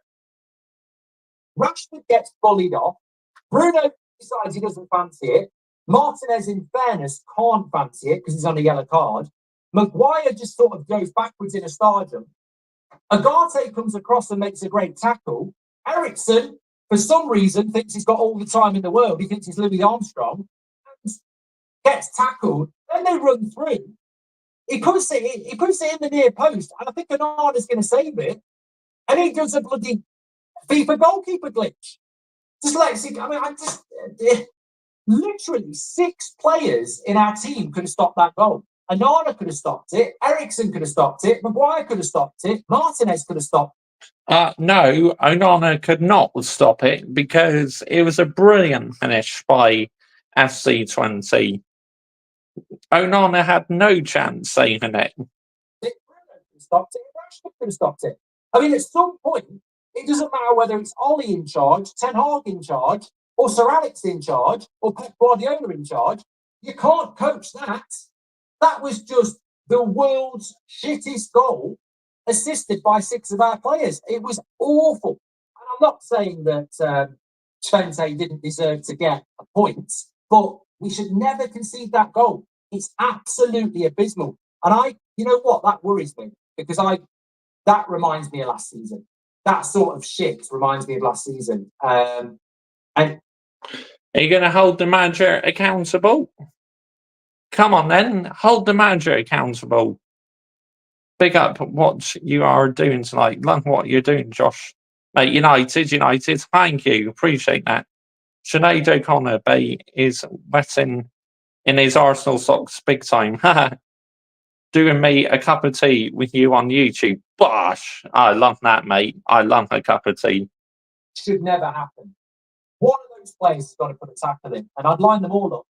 And I'd shout at all of them if I was Ten Hag. But individual mistakes are going to get Ten Hag sacked. Look, Gino, I think if he took Bruno off in the 65th minute for Mount and we kept knocking on the door and we'd drawn 1-1, we'd be talking more about that goal. But ultimately, it's going to get overshadowed by the fact that everybody knows that he's got that. I'm starting to calm down a little bit, but when you see Eriksen shaking his head when he's going on, you know. When you hear the crowd jeering Bruno's every misplaced pass, you know. And when you see this chap bombing off, and when you're in your own heart, you're like, I said this on Saturday. I literally said on Saturday, he's got to start taking Bruno off. We were at the press conference yesterday. Beth's question, which she didn't get to ask, was going to be, you've rotated players out. There's been a lot of talk about it. Bruno Fernandes, is he a player that you will sub? That was going to be the question, to sort of put it on the manager that There's no way he literally would have answered that question anyway, because a journalist was asking him a question yesterday, and like he was refusing to answer. Shall I tell you why he was refusing to answer? It's because literally the ball's ruled is on the football club's payroll. Let's get it right. everybody in this fan base is confused by why you won't sub this player off, because it's damaging. It's damaging. I don't care whether your name is Lisandro Martinez, Rasmus Højlund, or Bruno Fernandes. If you start the game and it hits the 60-minute mark and you're not playing well, you must be taken off. It's simple. Jurgen Klopp would do it with Mo Salah. He did do it with Mo Salah. Launching a business. Get to Newton. Can you ever imagine Real Madrid fans and Barcelona fans end up sucking each other off? Nope, only in the UK. Thanks, Michael.Chelsea FC. It's absolutely ridiculous. Just imagine if they did try it, you know, Real Madrid fan or Barcelona fan. My goodness me, now hunt down your IP address and you'd have to go MIA, because they would literally be at your property within about, what, half an hour or something. Then you are in shit street. So why is it we have such a soft mentality in this fan base in England? Oh yeah, because the Premier League is a PR Emir league. Let's get the narrative right here. No end to it at all. This at United, is it, mate? Nope, it's not. And it's not going to end anytime soon, I'm afraid. Ange does it with Son. Pep does it with his players. What is it? Because Pep is elite. That's why. And Jurgen Klopp, he was elite. That Bruno Fernandes has that Salah doesn't have? And what is it that Ten Hag thinks he's got that Jurgen Klopp didn't have? If somebody is not performing in your shirt, you take them off. Here's the big win with it. If you take them off and the crowd applauds you for doing it, that player gets humiliated and gets a huge kick up their arse. And as they come off, and look, is Ten Hag scared of Bruno? Are we actually in a situation where we've got a player in the dressing room that's, he's scared of? Is he scared of losing Bruno? Is he scared that when Bruno comes off, the petulance is going to be there? He's going to be shaking his head. He's going to be going off in the dressing room, and Ten Hag's going to lose the dressing room. Because if that is the case, we've got an even bigger problem, because that's a problem for the next manager as well. So, yeah, because this manager is a bully. That's why. Look how many fucking players he's calling out with. So this guy has got to be subbed off. This guy, if he's not performing well, has to be held to account like everybody else is. Rashford gets held to account. Xerxes gets held to account. Maguire gets held to account. Everybody gets held to account. He's got to be held to account. Honestly, I like the player. I really do. I really wanted us to buy him. But maybe it's an age thing. But I'm absolutely stunned that this player is in a position of that much influence that the manager won't sub him. And yet I've seen the greatest manager we've ever had sub some of the greatest players we've ever had. I've seen him drop him. Yeah, kick the bloody boots at him. If we want to be a big football club.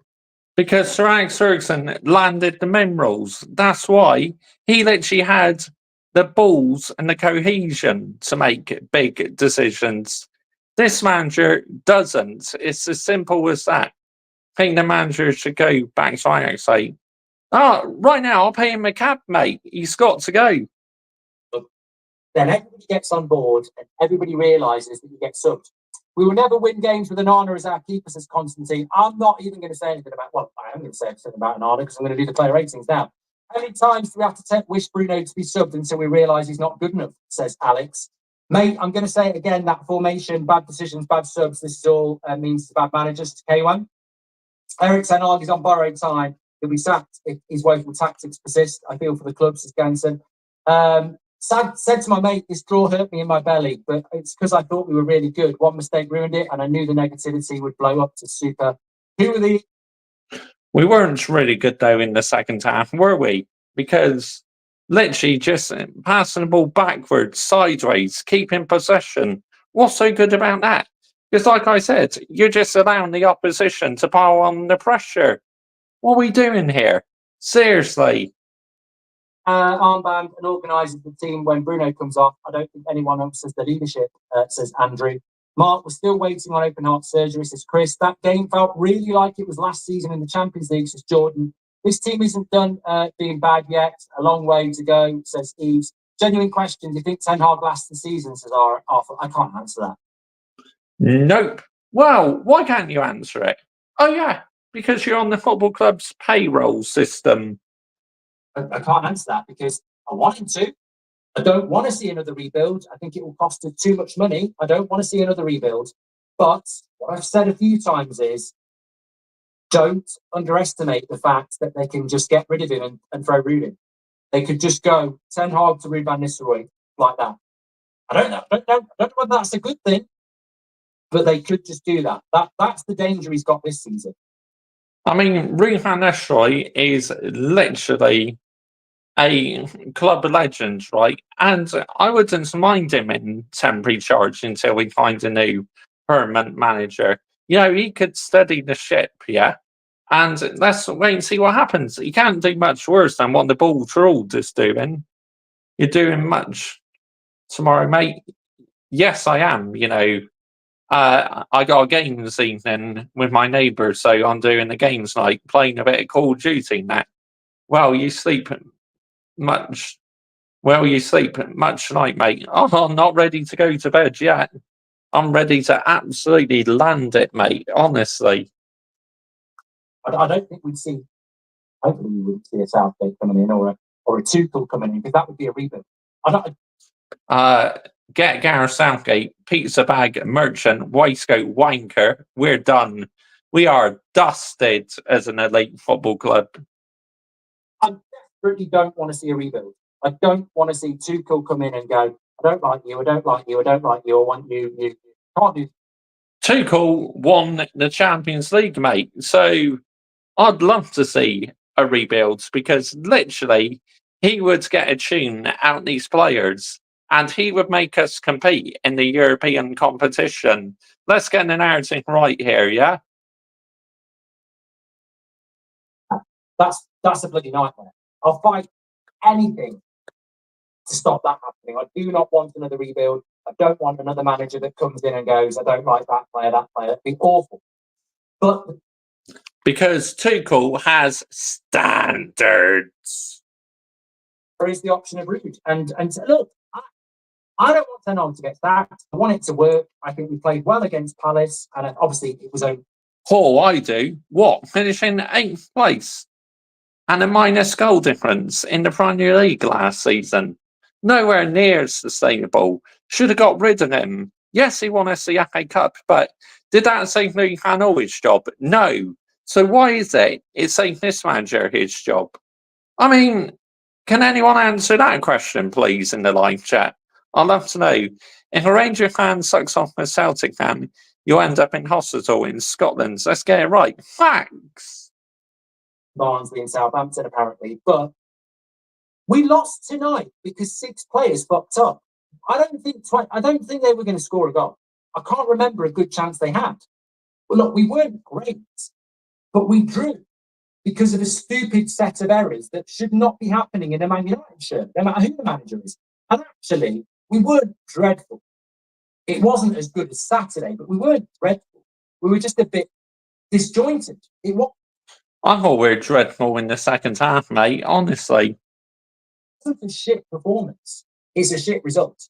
I can't hide from that. And as I said after Brighton, I don't know why people get confused by this. Adamantly, don't want him to get sacked. adamantly wanting to do well. But I tell you what, when you personally, and you're probably the same as me, when you're saying, I want this guy to stay, I want him to do well, and he's letting you down, you're going to get more angry than the people who are saying, just get rid of him. Like, I can see what he's doing. He's sacking himself, and it's very frustrating, and that's why.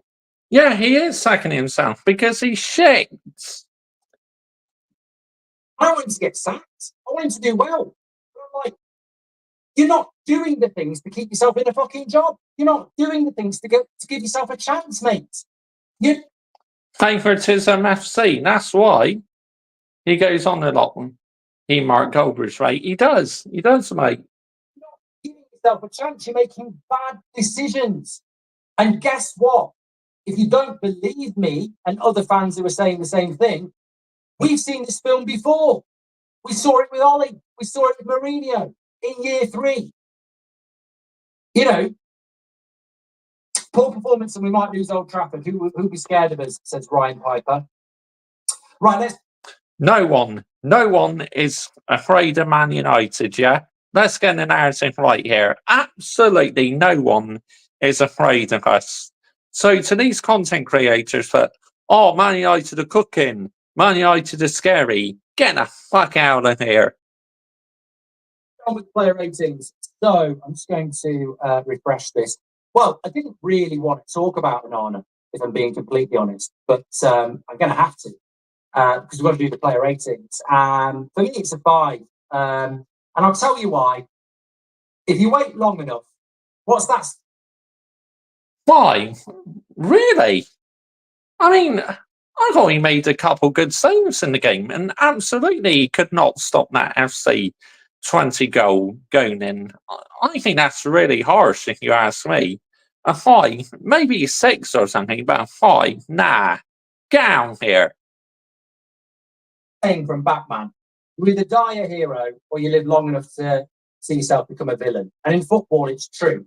You're only as good as your last game. And if you were a hero in the last game, it won't be long till you're the villain. I think that, Onana is not Batman. He's a bit, Pratman tonight because... Pratman? What are you talking about?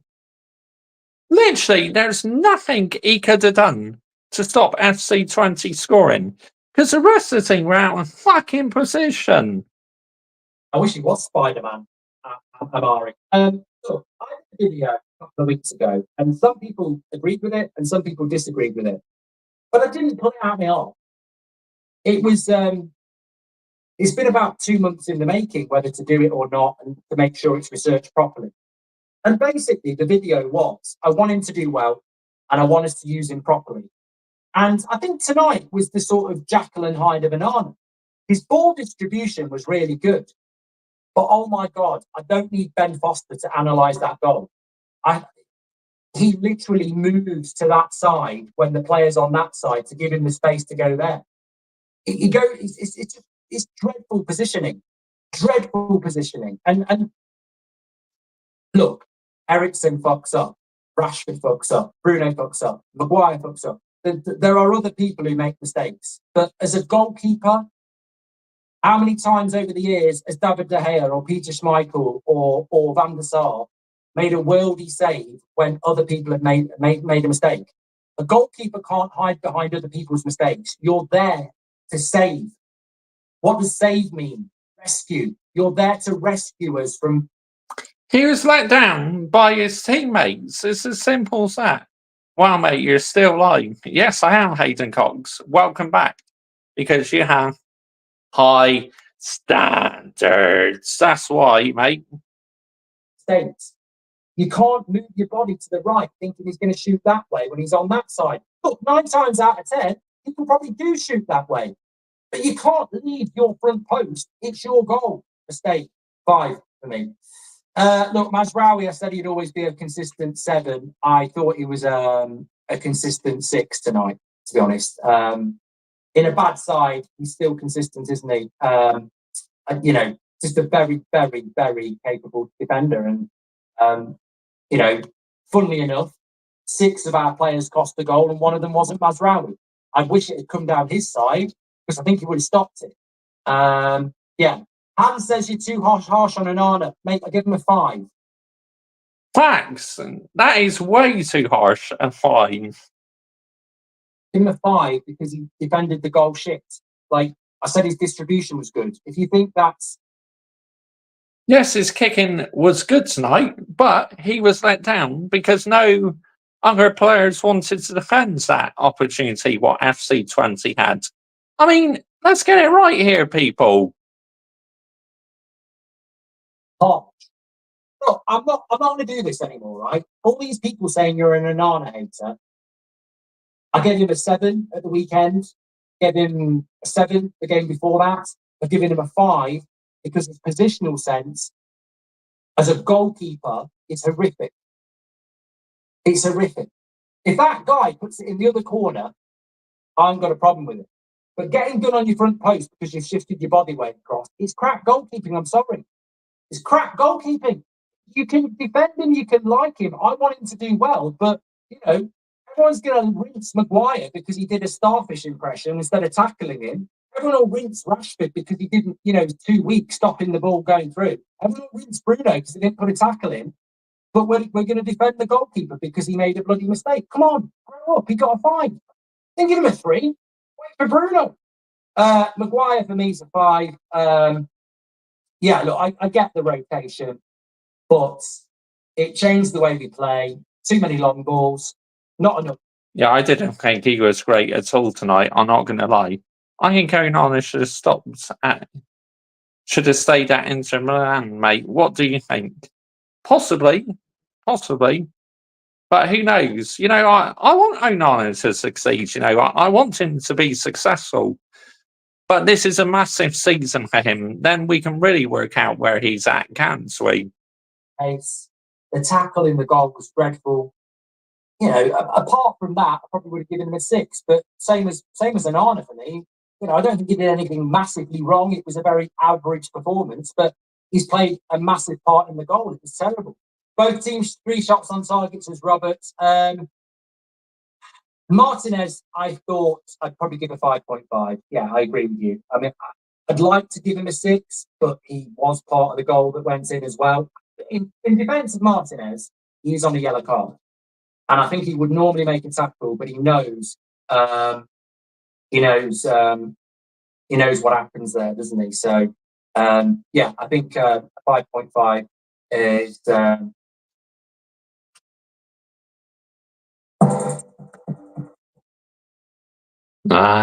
bloody hurts. But yeah, it's absolutely ridiculous how, you can blame Onana for that goal. I think it's bullshit, honestly.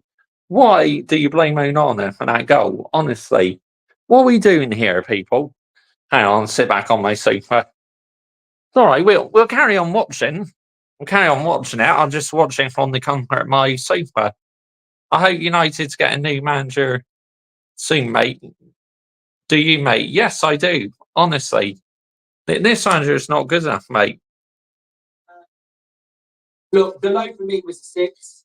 He had a big part to play in the goal. His energy is relentless, and he's a massively important player for us. And again, a little bit like Mazraoui, I think he's a ridiculously consistent player for us. Unfortunately, that goal came down his side, but he's got nothing to do with it, has he?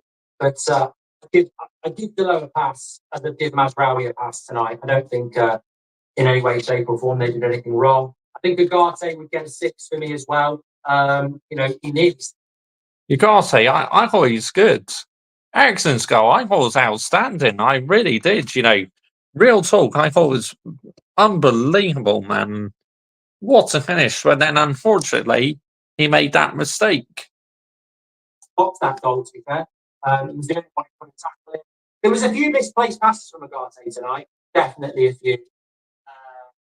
But tackling-wise and covering the ground, I think he had a good game, so I give him a 6.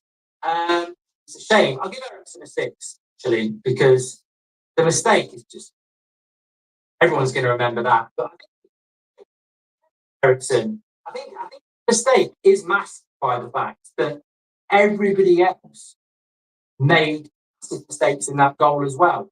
And look, I've said about Eriksen, he is going to cost us a goal. If you play him, I don't know about you, but I think Eriksen should play as the 10 and Mainu and Agate should play as the 6 and the 8. I think that's the logic. No, Eriksen is not a 10. He's certainly not good enough to be a number 10 whatsoever. He's just not got the pace. You got a house or a flatmate, one bedroom flatmate I've got. Yep. The thing for Spurs, it won't happen because a certain somebody will have to start.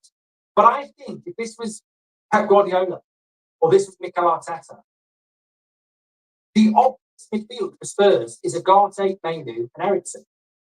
Because Eriksen's playing well, Agate gives you the defensive cover, and Mainu is probably our best midfielder, balance-wise.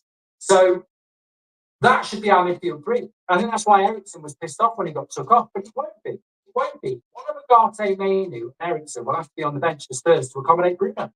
God. Three. And I'm not even joking. It's absolutely awful again tonight. And why is it he is still staying on the pitch, the captain, number 8? I mean, what are we doing here, people? Seriously, real talk, what the fuck are we doing here? It's like, anyway, let's carry on. It was absolute pants, and I hate doing it because I think he is such an important player for us. But the last 2 games have been abysmal. But probably a 5. This was just abysmal. He wasn't in the game, and then I mean, I don't. It's not fair. Right? I don't even want to say anything else. It was just bad. It was really bad. There was literally virtually nothing. I mean, the one positive was that shot he had that nearly went in, but that needs to go in. You know, nearly's not good enough. You've got to score in that situation. I had 6 for me. I think that. I agree. I thought he had a good game. You know, I thought he was one of the best players out on the pitch, to be honest. Ahmad.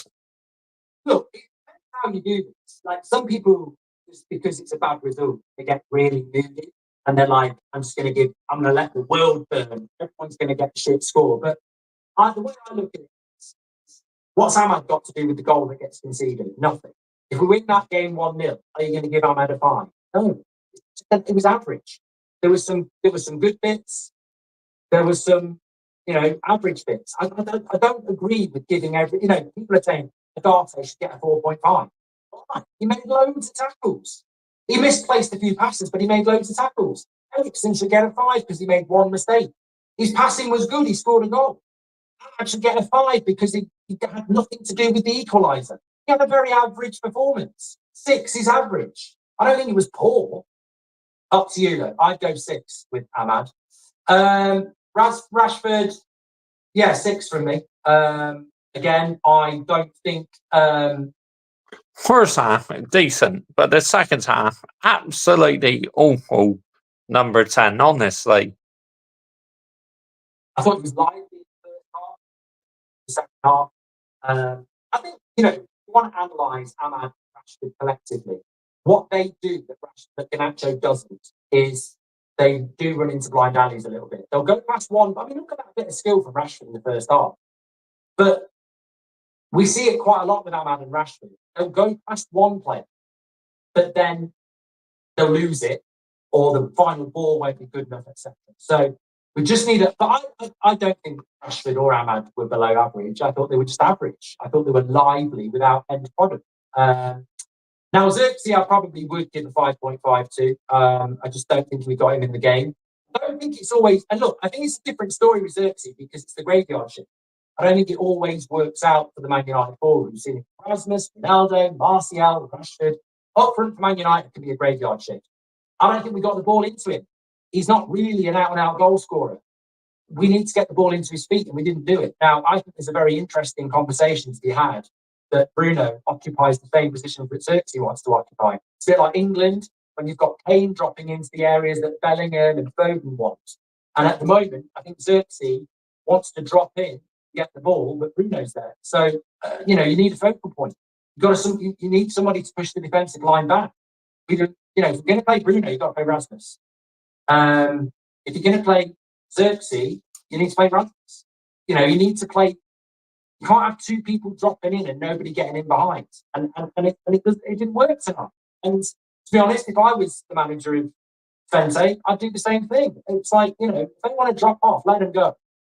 Let them go. And well tonight, I thought.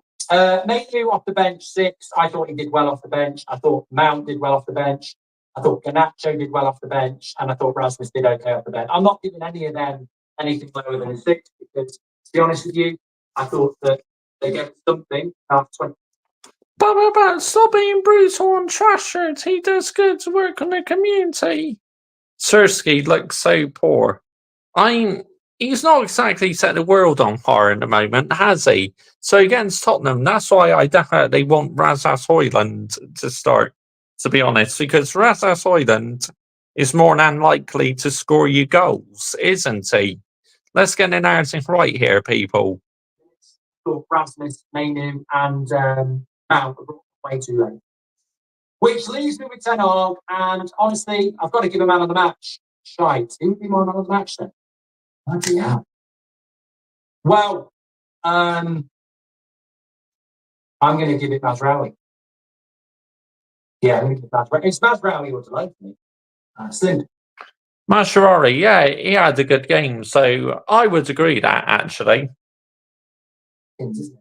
Eric Ten Hag, look, I don't want to be silly. We've drawn a game 1-1 where you never should have. But not subbing Bruno. But we did concede, didn't we? Let's get an announcing right here. Because literally, he set us up to defend the ball ruled. No, I'm going to give him a 4. I think, come on, we've drawn it. And we conceded the stupid goal that nobody can blame them. The Bruno thing is just bad. And the big. Oh yeah, I'll be marking him down as well when we get onto the player ratings. When I have to get the ball rule to rating, I will be marking him down. You mark my words. Being completely honest, is that he knew it. And I'm going to drop the camera. I'm just going to say it. Don't say it. Think it. And, you know, what I do, there's no point in the fact. He knows Bruno needs to come off. He knows he needs to come off because he moved to the right wing. He absolutely knew Bruno was playing shit. And he knew he took him off because he took him out of Bruno's position and he put him on the wing. And he's got Anthony, Rashford, Garnacho. He's got 3 wingers. And he puts Bruno on the wing. To me, that's a manager who is scared to take Bruno off. There's something there because he might be scared to take him off because he thinks he's got a moment in him. He might be scared to take him off because he's worried about, you know, the impact it's going to have in the dressing room. I don't know. But he knew he needed to take him off. If he didn't want to take him off and he thought he was doing well, he'd have kept him at number 10. He put him on the fucking wing when we've got other wingers. So for me, he can't do that as a manager. So yeah, it's a low mark. Man of the match is Mazraoui. Delo got 17%. Agate was in 3rd place with 12%. Then it's various others. Look, you know, Mazraoui, I think is one positive that just keeps it. Right, I think we heard enough from him now. When a manager does such an ball ruled, don't he, mate? I agree, 100% agree, you Adam. You know, Marco Silva and Fulham have got some really good players as well, haven't they? Rory Lemons. Let's do. Actually, we'll do Stephen Howson, shall we? As these came up on my subscriptions.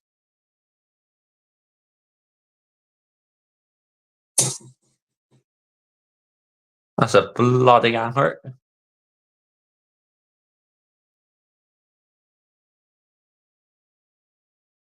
Just waiting for this advert to play.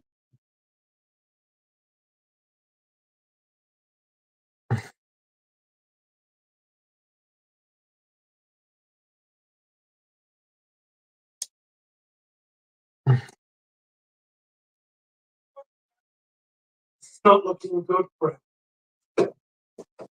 Results like this are going to sit on it. I don't think the play tonight. I actually think that I think the players looking special. There was fuck all wrong with that start 11 tonight. You don't think the manager's to blame, do you? Why? Why don't you think the manager's to blame? What? Literally just sitting back and defending in the second half. Why aren't you holding the manager accountable? What? The lick and then your opinion in the field away from being probably our strongest currently fit. There wasn't a rotation, there was no kids, we didn't have a second goalkeeper in net, it wasn't some fucking child up front. It was a very strong Manchester United side. And it set up okay. There was times where we was clearly just allowing Twente to have the ball because they weren't playing in the first half. And there were times when we took the ball, we lived in their half of it, we moved it left to right, nice. And in the first half, we looked nice. It's absolute swag ball. Nice. He's hitting nice. He's hitting very, very nice. Might never a bit of balls. I agree. That's a nice goal. And my haircut tomorrow, mate. Oh, nice. Nice. Lovely. On his fucking life. Brilliant. And Marcus is pulling the whole repertoire of tactics of the right. He's fucking flip-flopping through defenders' legs. He's just pulling out a whole array of trickery. Looks like he's playing with confidence. I can't say that for a forward player. He was probably still overplaying a little bit when it comes to doing the playmaking stuff. I don't.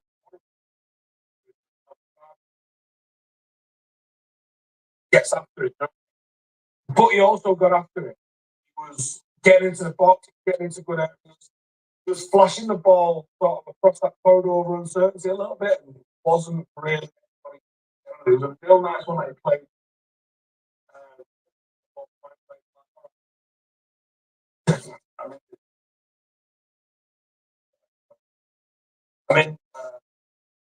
Felix has controlled it back to goal.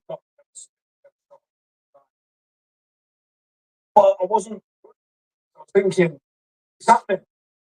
We're cooking. We look good. We look nice. Ahmad's dancing through his number, and we're playing good football. We look nice. We did play well in the first half, but the problem is we were crap in the second half, weren't we? This is a game with Manchester United. There's no consistency with them. They're either good one half or shit the other half. I mean, what are we doing here? Then, second half again. I felt like we were too casual. I didn't play with the urgency. Yeah, because of the ball's ruled. That's why. That you need to get that second goal and get the game dealt with. We didn't do that. And we really needed to get that second goal. 1-0 was never going to be enough.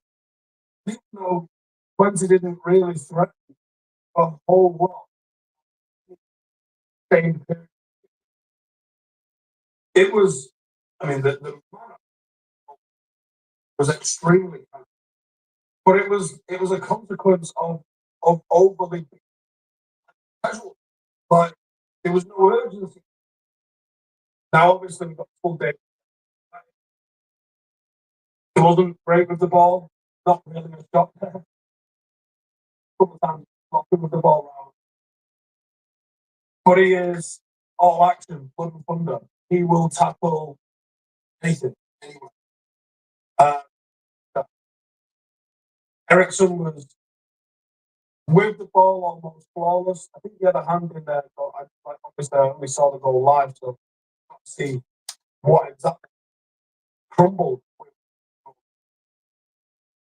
It felt fine. I mean, Yeah, Ericsson's goal was absolutely amazing, but it was just real unfortunate he had to make that error because that goal was sensational. And, you know, he knew that he made a mistake, Ericsson, so obviously he's going to take accountability for it, isn't he? Because you know what they say, accountability is the best ability. And no doubt about it, Ericsson is just going to have to take this on the chin, isn't he? Let's get the narrative right here, people. Anyway, let's carry on.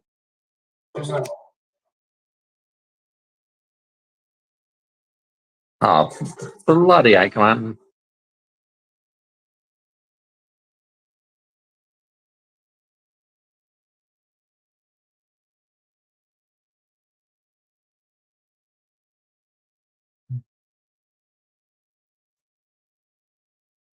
Xerxes didn't look like he was in the passing ball. I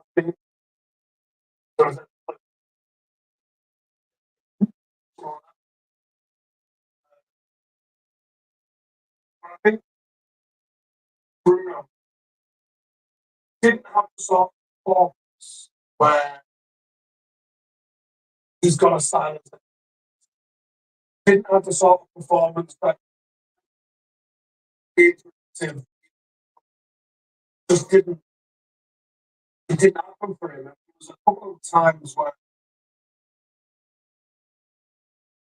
he was just bored. Like, not taking some else that immediately. Really, and you just think there's a lot of noise around him at the moment.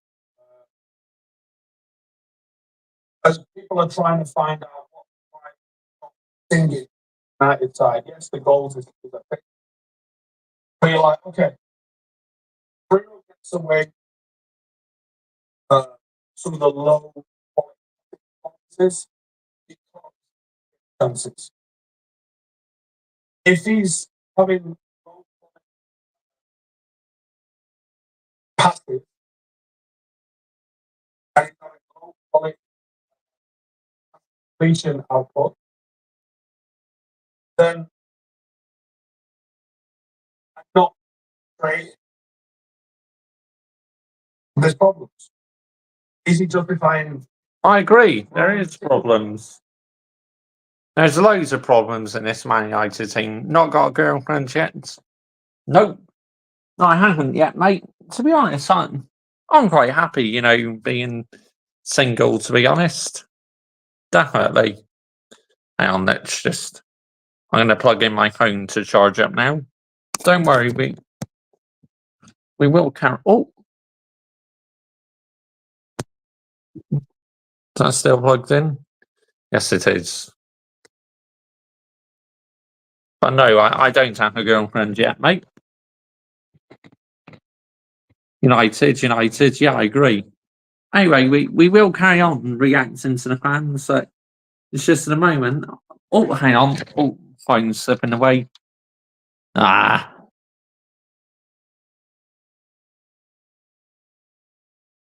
Charging 1 hour and 7 minutes. That's all right. We'll leave that to charge. Don't worry. We'll carry on reacting to fans. I just won't be able to show the footage because I got the phone charging and the iPad charging. So anyway, we'll carry on playing the audio. And I'll just stop it when I want to give a reaction. Oh, you're single, are you, as well? Oh, that's interesting, mate.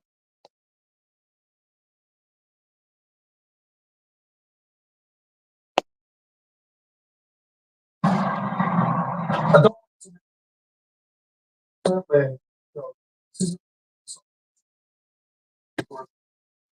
Too big to have intelligent conversations with. But when I look at what's going on with the team,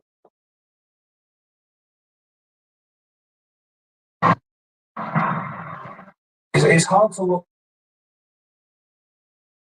him on the forward line. The forward line in general, scoring chances. There was chances created tonight. Scoring. Did Bruno make one? I don't know if he had a key pass.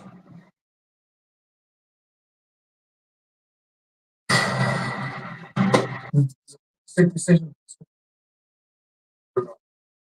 And To be honest, if he's going to carry on playing shit, he needs to be dropped, honestly.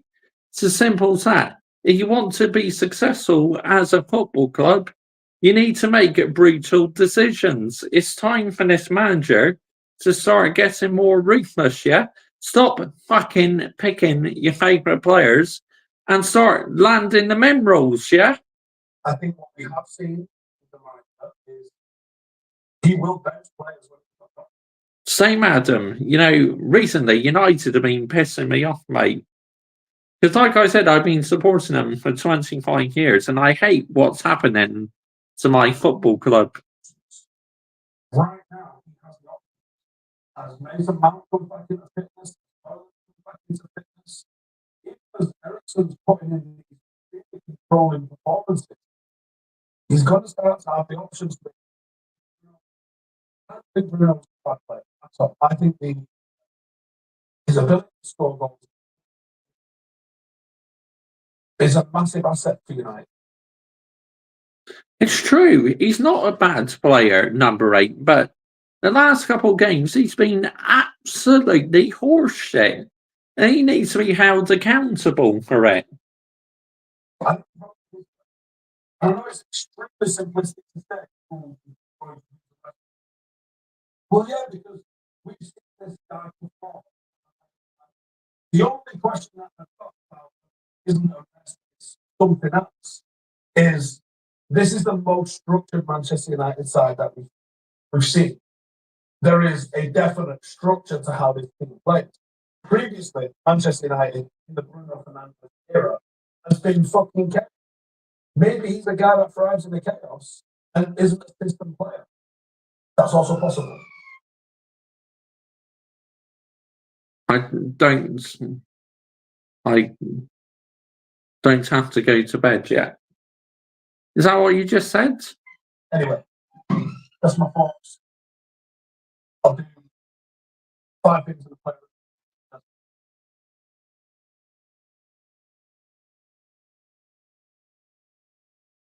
Here we go.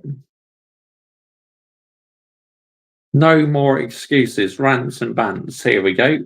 Let's listen to what Rants and Bants has to say, shall we?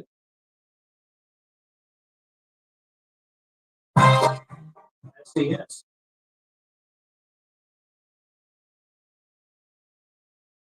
Manchester United 1, FC Twente 1. Listen, get this ball thrown out of my club. I am sick, people. Facts, get him sacked immediately. I agree with you, Rants and Bants. Get him sacked, mate. Yeah? End this nightmare now. Get rid of him. Blood. I am sick, bro. They might be celebrating on Old Trafford turf because I'm sick, bro. I am flipping fuming.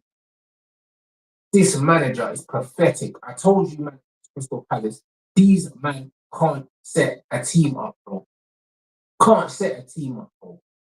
Manuel Ugarte, blood. I mean, like I said, he's been here for 3 years and he still doesn't know his best team. I mean, what the fuck, man? Manuel Ugarte, 60 million worth utter shite, bro. Listen, he's about as useful as a chocolate fry. Oh, come on, that's a bit harsh on Ugarte, honestly. I mean, Ugarte's only just arrived. I think he's had a really good start, to be honest.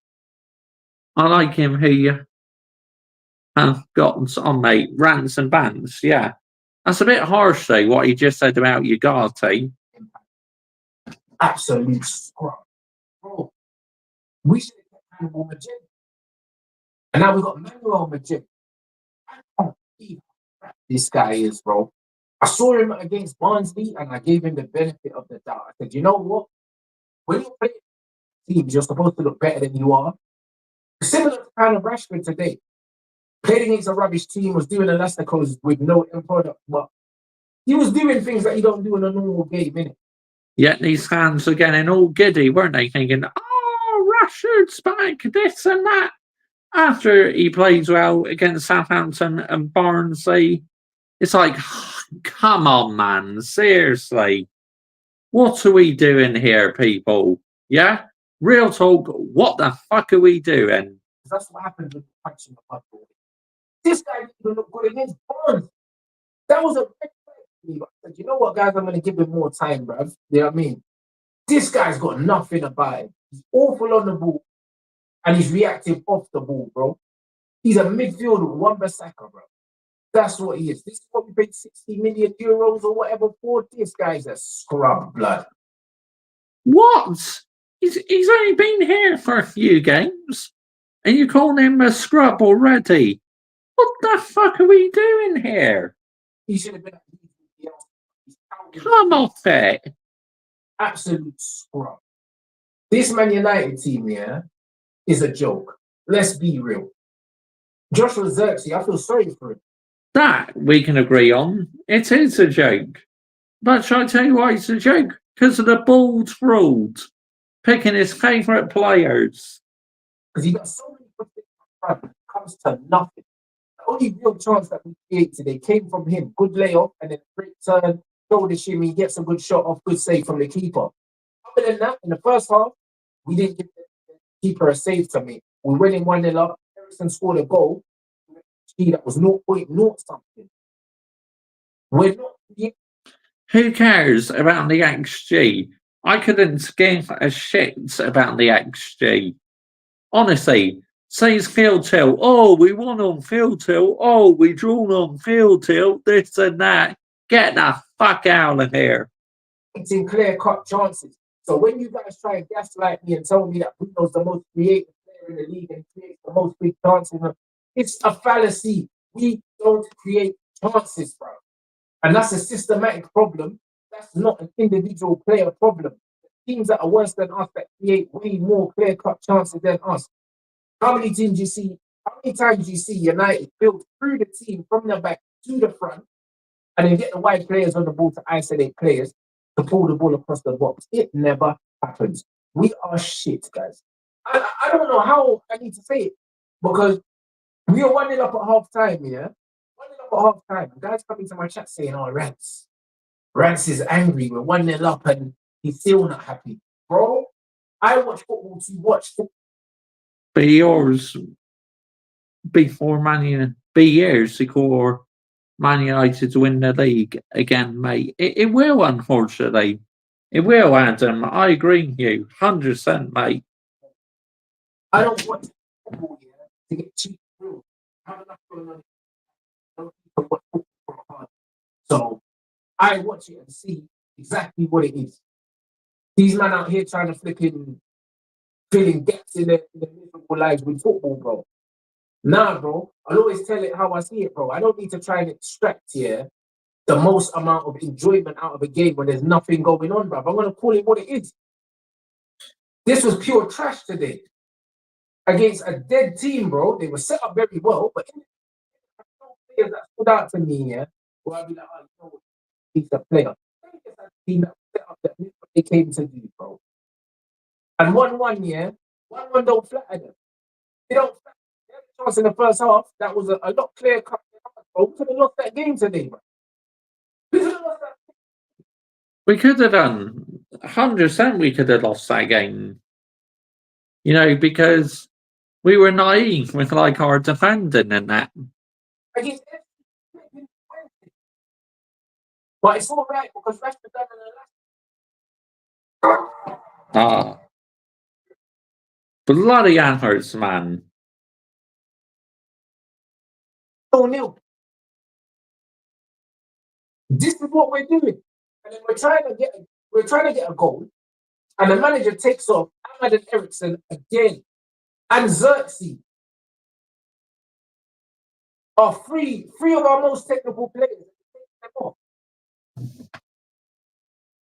Xerxes hardly did anything again though, did he? So that's why it's a good job we bought on Razas Hoyland, because in the moment you can rely on Razas Hoyland to score more goals than what Xerxes does. Let's get the narrative right, people, yeah? No, and Rashford's fun. Ahmad and Rashford. What are we doing? What are we doing? You don't take off Ahmad and Ericsson when we're chasing a game. Especially when the team's going to sit back. I agree. Taking Ahmad off, what a fucking joke, because Ahmad has pace in that. It's like the ball trolled got that one completely wrong, honestly. I mean, wow, unbelievable, unbelievable. Anyway, let's continue. His trampoline. I told him, this guy's first touch looks like he was moonwalking in a baby lotion that was in Diddy's house, bro. This guy was laying up passes to himself. And he was doing the same thing against Crystal Palace. That guy's rubbish. I've been telling you, look. When you got the me and told me that he meant the goal he scored when Garnacho struck the ball off target and he tried to get out of the way. This guy is rubbish. You think he meant that goal? Watch him play or not? He was laying the ball off to his teammates, and it was a first touch. He was trying to control the ball, and it was going to other players, bro. This guy is a car crash of a footballer. He's awful. A man are trying to gas him. Imagine this man doubting Joshua Xerxes in this fan base, but championing this scrub. He's rubbish. He's absolute dross. That's what he is.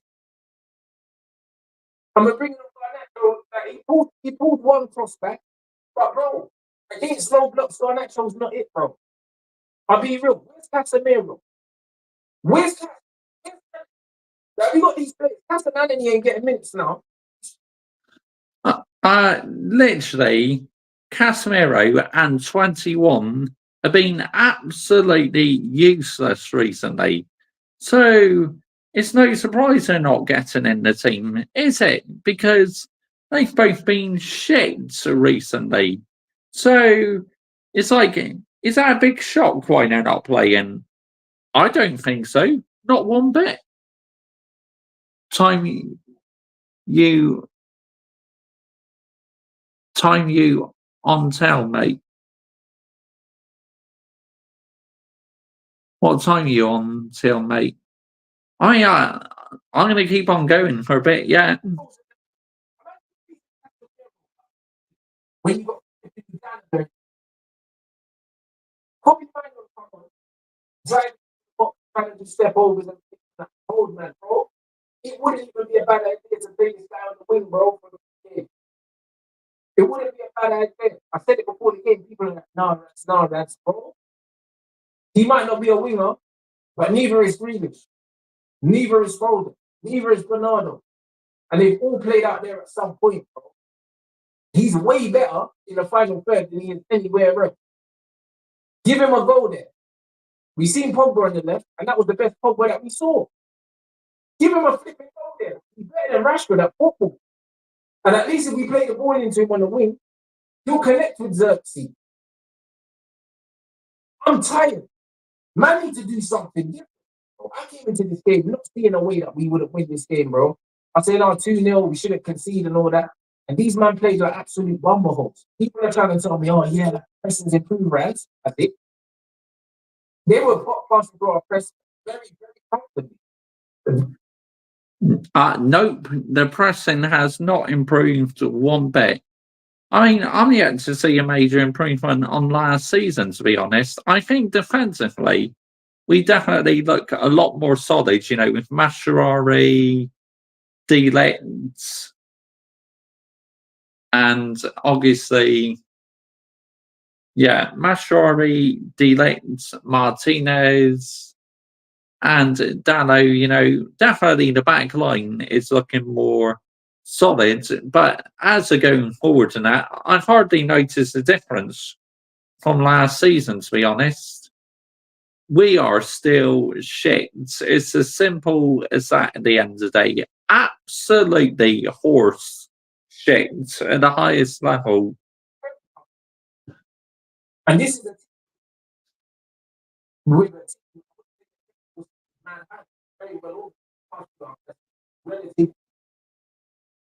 so the press is a myth. I don't know if it's a high press, I don't know if it's a mid press. It kind of looked like a 3-quarter press because it wasn't high, it wasn't big. And then there was no press at all at Ugarte under no pressure, giving the ball up. Dallo inverted. Mazraoui's better in midfield than Dallo. Mazraoui used to play in midfield.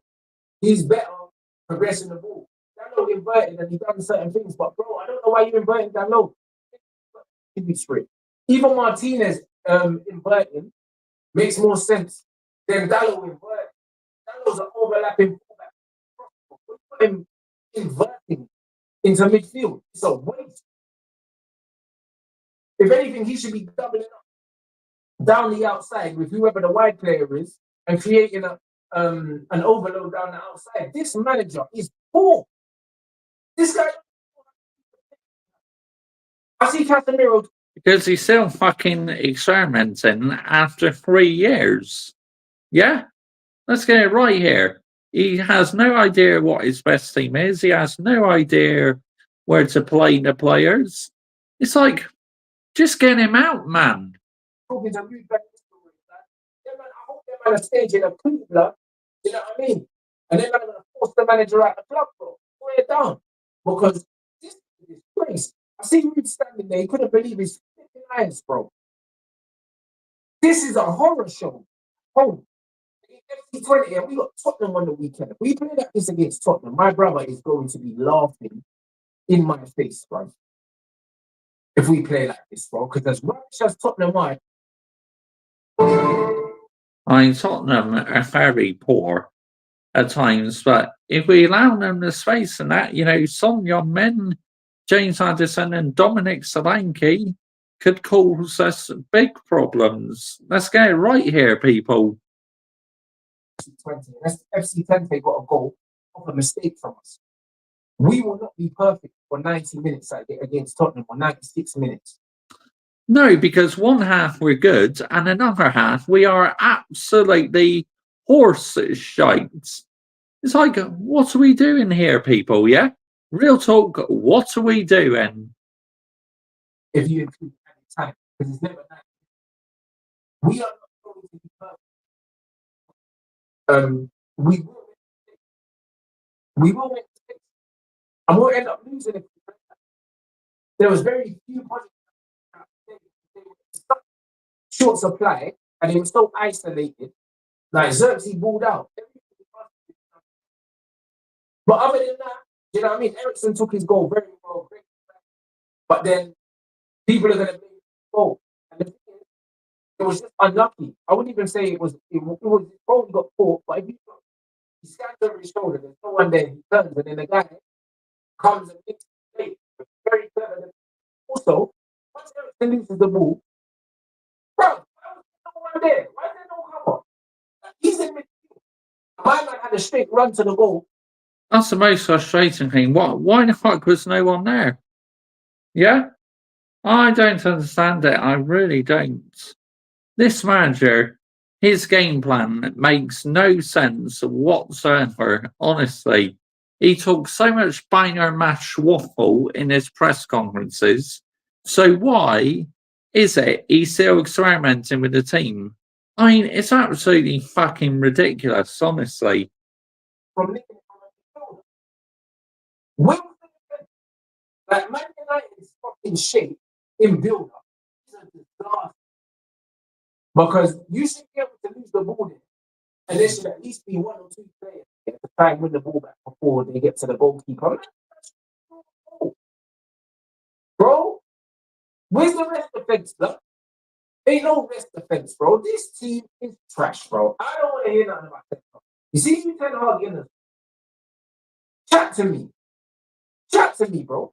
Because I know you man had bare vim last season, and then all of a sudden it's got quieter, bro. You know what I'm saying? You man 41 here, but at what cost? At what cost, bro? Because now look at the state of this flipping. Because us ball-trolled fans out will have the last laugh, I tell you. Because this manager is getting sacked come November or December time. Mark my words, honestly. He is absolutely useless. It's on you, man. You man. And this is why when I was calling you, man, was telling him at half time. But the man was saying, no, Reds is the best performance in the season. No. Bare floor. You man are fucking teams on, bro. That's what you man are doing. Just having the ball for having the ball's sake, bro. That's what Man United done against Palace. Palace kept giving us the ball and kept giving it back, not creating nothing. And then in the end, Palace created the more chances today. And today, the two most clear-cut chances fell to the other team again, bro. Carbon copy. This was just a better coached team, man. But the two chances, the one in the first half that just went past the post and the goal they scored, those were two better quality chances than the ones we've got. And one of them they got was from a counter press. What's up, counter press? Bro, we're dusty. I ain't even trying to hear nothing, bro. Get this manager out of my club, bro. I'm done with the excuses. There's no more excuses. My cup is overflowing. Get these man, bro, get him out of the club. Yeah, get him gone. Get him gone. Honestly, get him gone. What are we doing here? Literally, until this manager goes, we will not be successful. Let's hang it right here, people, yeah? Let's absolutely have the narrative right. It's absolutely ridiculous. Who should we have a listen to next? Let's have a listen to Beth from the United stand, shall we? Let's listen to her next. If you're new to my channel, make sure you are hitting the subscribe button, as I do plenty of Manchester United content on this YouTube channel. Oh, hold on. Oh, I review football shirts and I talk about loads of different things on this YouTube channel. And also, after this video, I will link my football channel and my F1 channel in the description to this video. But anyway, let's listen to what the Beth has to say from the United stand. Hello everybody, welcome back to the United stand. I am at Old Trafford after a very, very, very disappointing draw against FC Twente. FC Twente fought for this game like their lives depended on it. As Erik ten Hag and Christian Eriksen both said post-match, Manchester United did not fight hard enough, and that is not enough. But how many times are we going to hear the same story? How many times are we going to say we need to score more goals? How many times are we going to say the other team just looked like they just wanted it that little bit more? This is our home. This is Old Trafford. And the players have to look themselves in the mirror and say, why can't we score goals? Why can we not do enough? But also, Erik ten Hag, again with the substitutions, like-for-like changes, not being able to impact the game, not being able to make a difference. It's one win in the last 9 European games for Manchester United and Erik ten Hag. That is simply not good enough. The Europa League, I understand to win. No, it's not. It's not good enough. I agree, Beth. It's nowhere near sustainable. Absolutely nowhere near sustainable whatsoever. We're just not winning enough games. You can't beat FC Twente at home in your own country. Facts. We won't win the competition because you cannot beat FC Twente at Old Trafford. You got no fucking chance winning this competition. Let's get the narrative right here, people. Anyway, let's carry on. And no disrespect to FC Twente, because honestly, if it was at their place, they would have beat us. They had that grit about it. Want to fight for everything. And Manchester United can have all the possession you want. You can knock it around as much as you want. But if it's not working, it's not working. If it doesn't like we're going to score a goal, it doesn't like we're going to score a goal. And the fact of the matter is, you had players on that pitch that should have been substituted off. And you had players on that pitch that were subbed off that should have stayed on. Erik ten Hag's substitutions were all wrong again. I think it stems from, I don't think Erik ten Hag. See, holding the manager accountable. Well done, Beth. Again, he got the substitutions wrong. I 100% agree, honestly. And should have took the captain, number 8, off as well. Never mind what his best team is. I think that's an issue. And I think that also.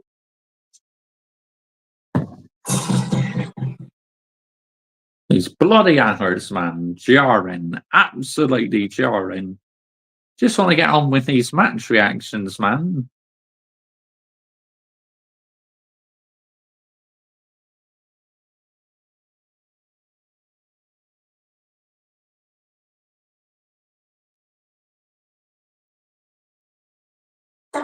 that goes to the players as well. The manager doesn't know who his best team is, which he clearly doesn't. The players are also going to feel that, and they're going to feel like they don't know where they stand. I mean, I can go through the team tonight. I mean, a huge talking point is going to be Bruno Fernandes. The way he took that shot in the last minute of the game it's not what a captain should be doing. Really not what a captain should be doing. I absolutely love Bruno Fernandes. And I think he's been a magnificent player for Manchester United since he signed for the club. But let's call a spade a spade. He had started this season extremely poorly. And when I was looking out, I was quite close to that. He looked exhausted. He looked I agree, Beth. Shocking. He's had an absolute abysmal start to the season.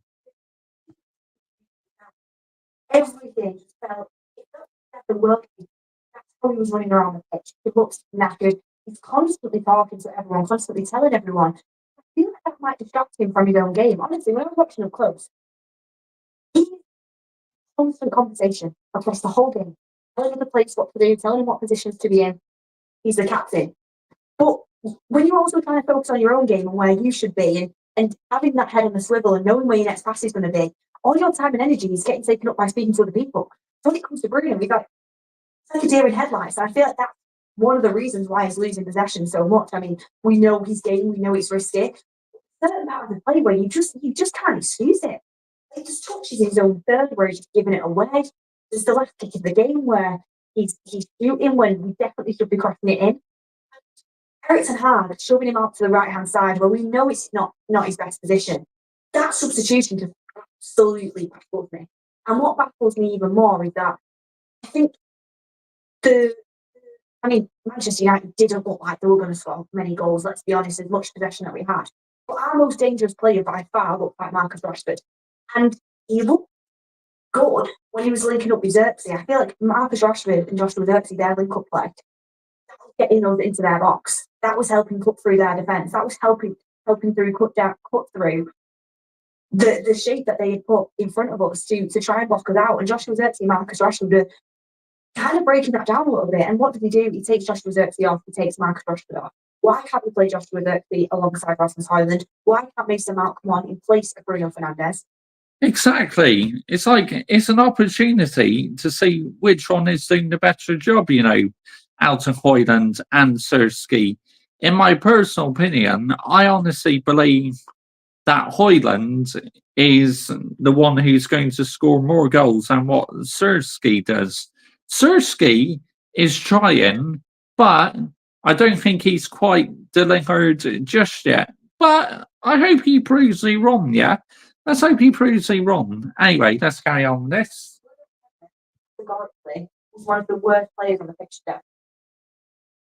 One of United's best signings, I think the best signing post-Fergie, but he's the worst player on the pitch today. He was the worst player on the pitch against Crystal Palace.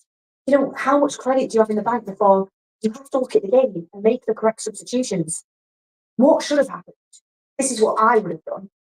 I'm not saying it should have happened because obviously I'm not claiming to know better than the manager, but from my point of view, Xerxes should have dropped back into the 10, or Mason Mount should have come on in the 10, and he should have brought Rasmus Højlund on. Yeah, 100%. He should have left Marcus Rashford on that pitch. He didn't play from the start against Crystal Palace. He looked the most dangerous player tonight. He was taking on players. That skill move he did, that cutback for Alejandro Martinez on the edge of the box. First half, yes, he did look decent, but second half, I thought he is absolutely trash. Fantastic. I didn't understand. And Eriksen had substitutions once again. They were just like for like substitutions. There wasn't any tactical changes, and it cost us. Christian Eriksen, they started last 4 games on the bounce for Eriksen Hag, and he's been fantastic. But you could see it was getting to him in that second half. He should have been subbed off probably 20 minutes before he was. And I think Eriksen's been fantastic. That goal, fantastic. But you could see his legs were tiring, and he was getting fatigued. Hence the goal that he ended up giving away. And could Onana have done better on that after a few good games? Probably, yes. But I think in the moment, Michael Dodd, Chelsea FC, she is currently my favourite one on the United stand. I mean, I don't agree with everything she says, but I enjoy listening to her more than Goldfish, to be honest. Christian Eriksen spoke post-match and he said, He said we need to score more goals to take the pressure off our defence. You can't be expected to keep a clean sheet every single game. Okay, you are expected to keep a clean sheet against FC Twente, but mistakes happen, things happen. Christian Eriksen scores a beautiful goal. Okay, yeah, it's his mistake for the goal that we let in. We should be scoring more than one goal against FC Twente at home. We absolutely should, and we should definitely, without a doubt, be creating more clear-cut chances. The fact of the matter is it the players or is it the manager? Do the players need to be looking at themselves and saying, I should be able to do better against this opposition? Or should Erik ten Hag be looking at himself and thinking, why can't we score goals? What are we doing wrong in the final third? Where can I create more gaps? Where can I create more clear-cut chances? Because tonight, it wasn't as if we actually, Crystal Palace should have won that game, absolutely created loads of chances. It was a really good performance overall, even though we didn't win it.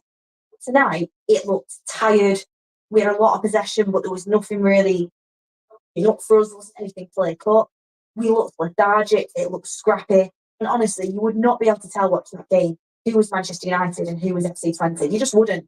Erik ten Hag's quote, it's not nice to hurt something you love. That's aged so poorly. I think Erik ten Hag now, you've got Spurs at home.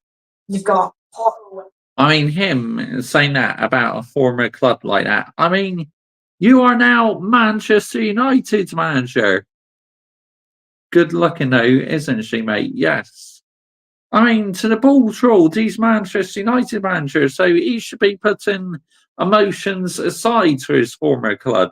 Saying that in an interview. What the fuck are we doing here, man? Real talk, what are we doing here? Nah, get out here.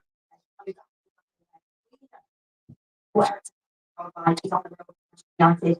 This 3-game run is going to be absolutely pivotal because you look at the start of Manchester United season, people say our players progressed, but the points aren't there, the results aren't there. That performance today, like I said, 1 step forward, 2 steps back. Someone said, Beth, what's a step forward? I said, well, the fact we've actually looked better at the start of the season in Premier League games, Southampton, Crystal Palace, even Brighton, we look better.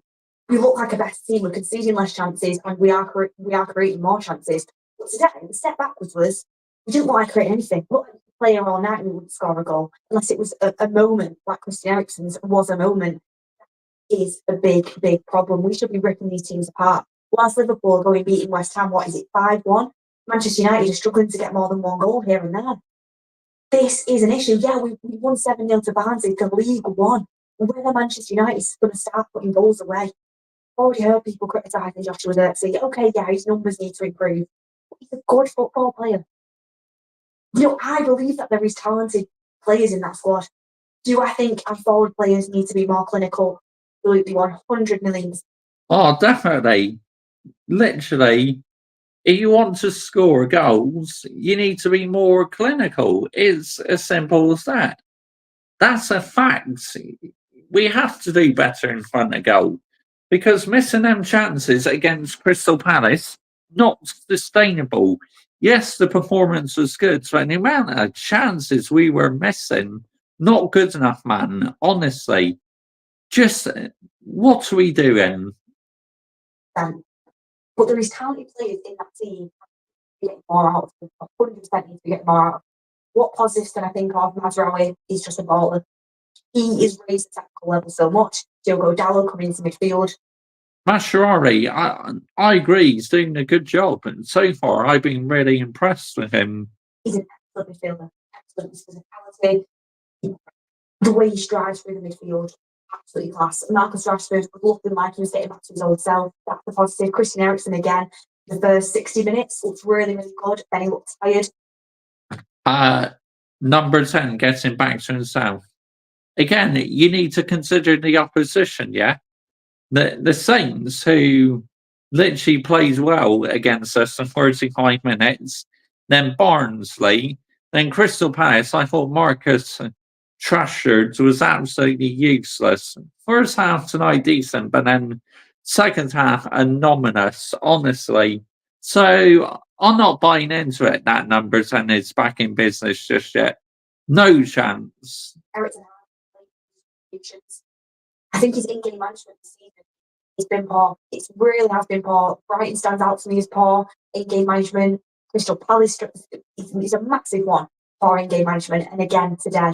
And how many times is this going to happen? How many chances is Eric Ten Hag going to get? Like I said, at the start of the season, I did think that I'd seen progression, but one win in 9 European games for Manchester United is just not good enough. If he keeps persisting with playing Bruno Fernandes through this poor form, you are not playing your best team, and therefore you are not likely to get the best result.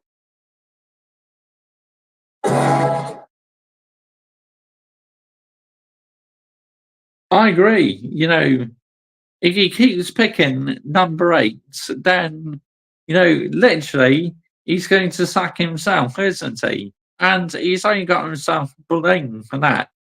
But my advice would be fucking get him out right now. He's not good enough to manage Manchester United. It's as simple as that. Nah, I'm sick and tired of it, man. Positions and play your best team. Figure out what your best team is. That is the question that Eric Ten Hag. What is your best team? And stick with it if you find the best team. Substitutions, don't be afraid to make the big calls. Yes, he's your captain.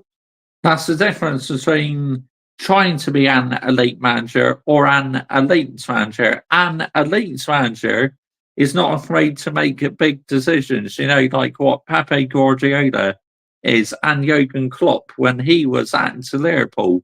Last season he was taking Mohamed Salah off, and no doubt about it, Mohamed Salah is one of Liverpool's best players. So it's about time the bald fraud started laying down the law and dropping the captain, number 8.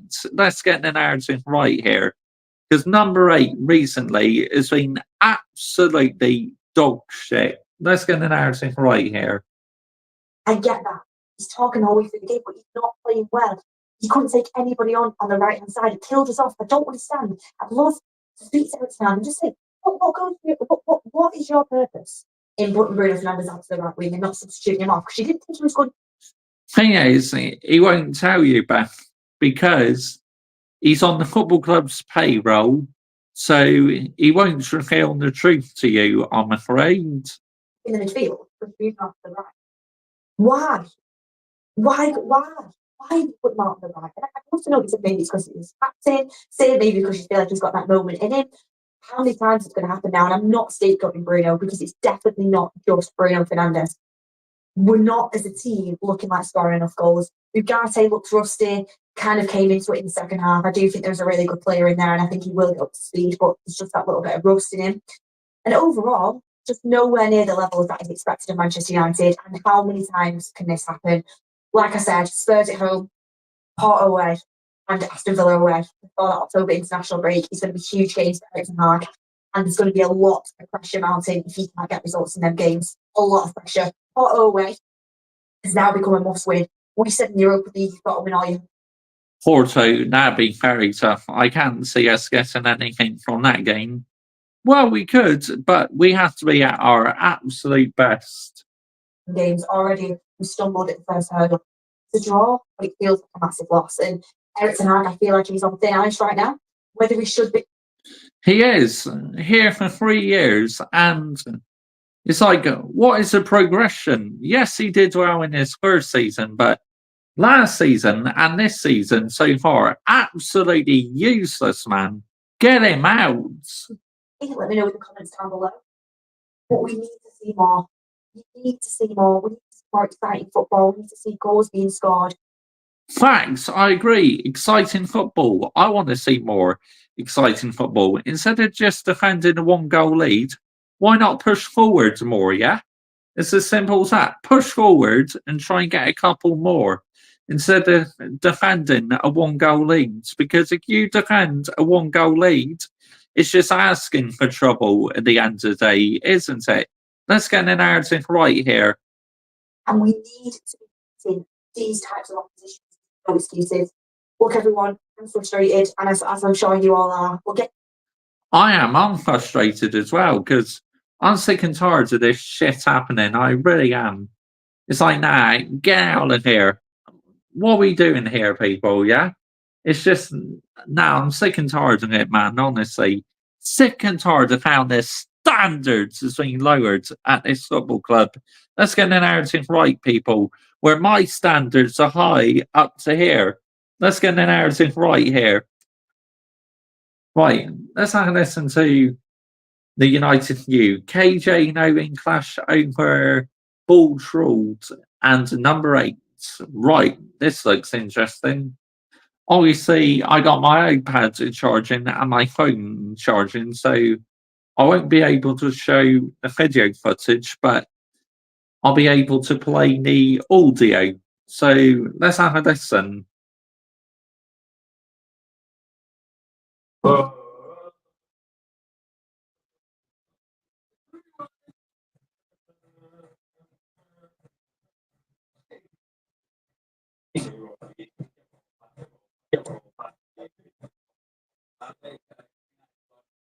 Twente won. Christian Eriksen's goal was ruled out with a Christian Eriksen mistake. A catalogue of mistakes that includes Maguire, Onana, and then afterwards, nearly scored because they nearly kicked the ball in the back of the net. They attempted to do it again, by the way. But large part of that game, yeah, we play neat and tidy stuff, KG. Yes, sometimes the passing's nice. Well, I have to play, I have to link up play. You're not winning games, you're not scoring goals. You're not putting the ball in the back of the net. You can't do that. Like you can't do that at home. FC Twente, first game of the Europa League. Fortunately, we got 7 more games. It's not the end of the world, but that ain't good enough. That just is not good enough. It's just unnecessary. It's just unnecessary, man. We just made that stupid mistake, and it cost us. You know, I put it down. I do put it down to that. But I don't know. I know what you're saying. I know, but it's like I don't overreact. Yeah, I mean, that's bad. And it was a moment, literally, a runner playing the game where Man United just went at it, and they suffered. Look at them. They're celebrating. That's how big it is for them to draw. They're celebrating in front of their away fans. I mean, can you blame FC Twente celebrating? Because getting a point at Old Trafford is absolutely massive. So, no, I cannot blame them fans celebrating. Let them enjoy this moment, yeah? But for Man United standards, just not sustainable whatsoever. First game in the Europa League. They can't even score one goal. I don't know. I think we just made this. We did shit all second half. I agree. Second half, shocking. Nothing. And then they scored, and we started panicking. They thought, oh, they're celebrating in front of their away fans at the end of the game. We better go and win this. That would be embarrassing. Because we were just doing it half pace in the second half. Not doing anything. Look at me. What these stuff? I don't know, man.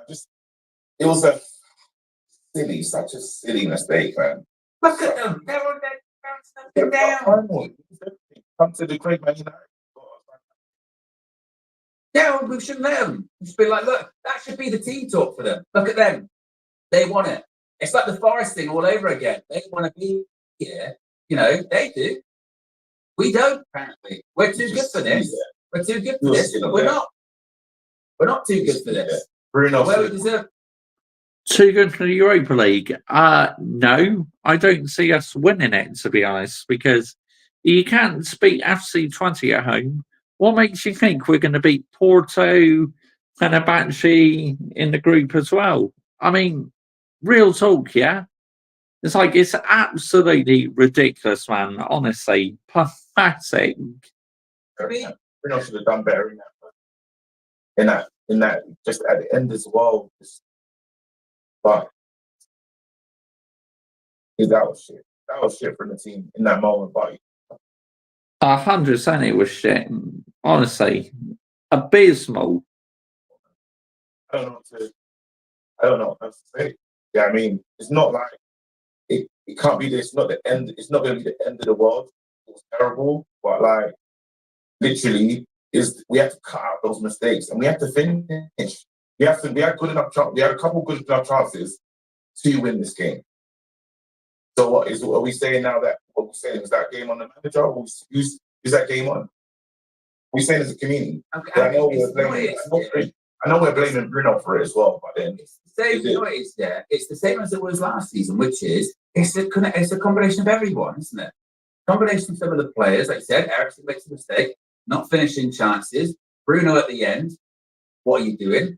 Manager, when we want to go win the game, by the way, KG, I'm putting Bruno up to the right hand side again. I don't know why The captain number 8 is not a winger, so why the fuck did the Bulls ruled literally put him on the right wing? There's no way the captain number 8 is a winger. What are we doing here? This manager is going to sack himself, yeah? Let's get the narrative right here. He's literally going to sack himself as a manager in this football club. And, if that happens, he's only got himself to blame. Let's have the narrative right here.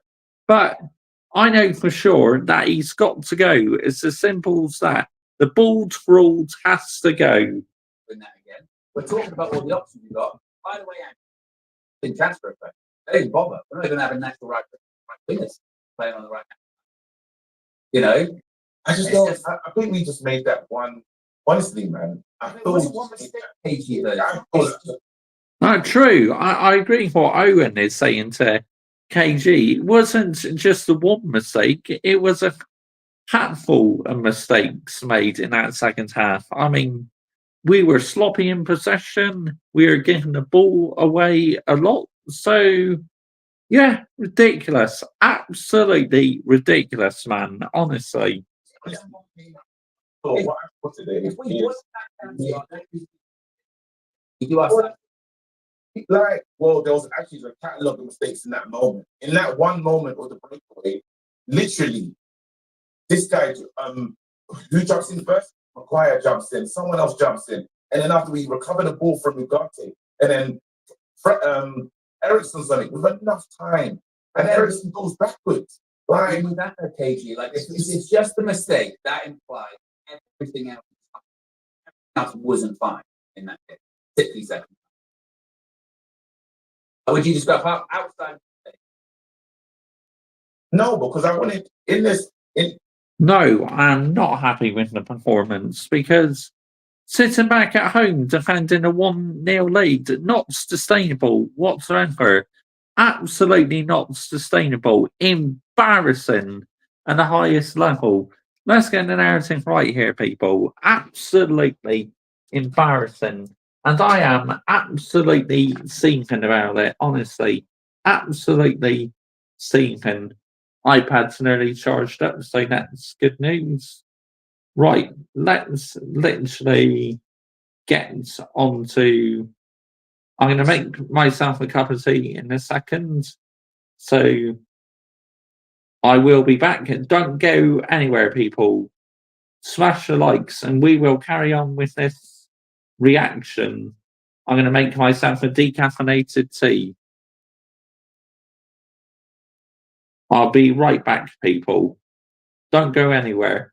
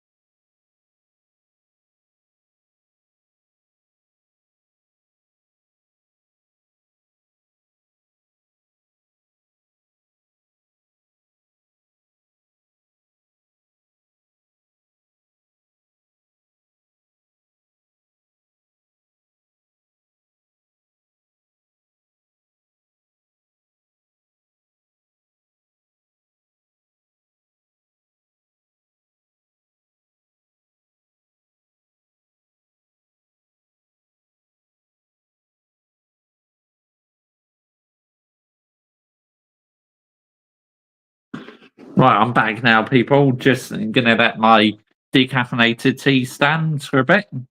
So let's carry on. want your team to temper the goal. You know, but I hear it, but I'm saying that when you really look at this game, there were chances for us to win this game. That's the killer, and we wasn't in control for most of this game. Like it wasn't a game where we wasn't in control of the game. You know what I mean? So I don't know what to say to you, bro. All I'm saying from what I saw is they took that breakaway moment and they made it count. Was I nervous about them and all their attacks? No, I didn't see any. I didn't even see they took off their most. I was, to be honest, when going forward in that, I thought they looked quite dangerous, especially in the first half when that player just hit the post for FC20. So yes, I feared them a little bit. I knew that they would give us a good game because no one is scared of Manchester United. Let's get the narrative right here, people. Absolutely no one is scared of my football club. They took off one of their best players. It's not about being nervous or anything like that. No, but I'm saying, I hear it. I'm saying that there wasn't a game where there was knocking the door down, letting us like the goal is coming soon. I didn't feel none of that. And then what happened in that moment is we had a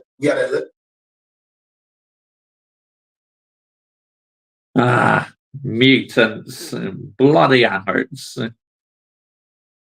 Honestly, jarring, man. These adverts are jarring. Very, very, very, very jarring.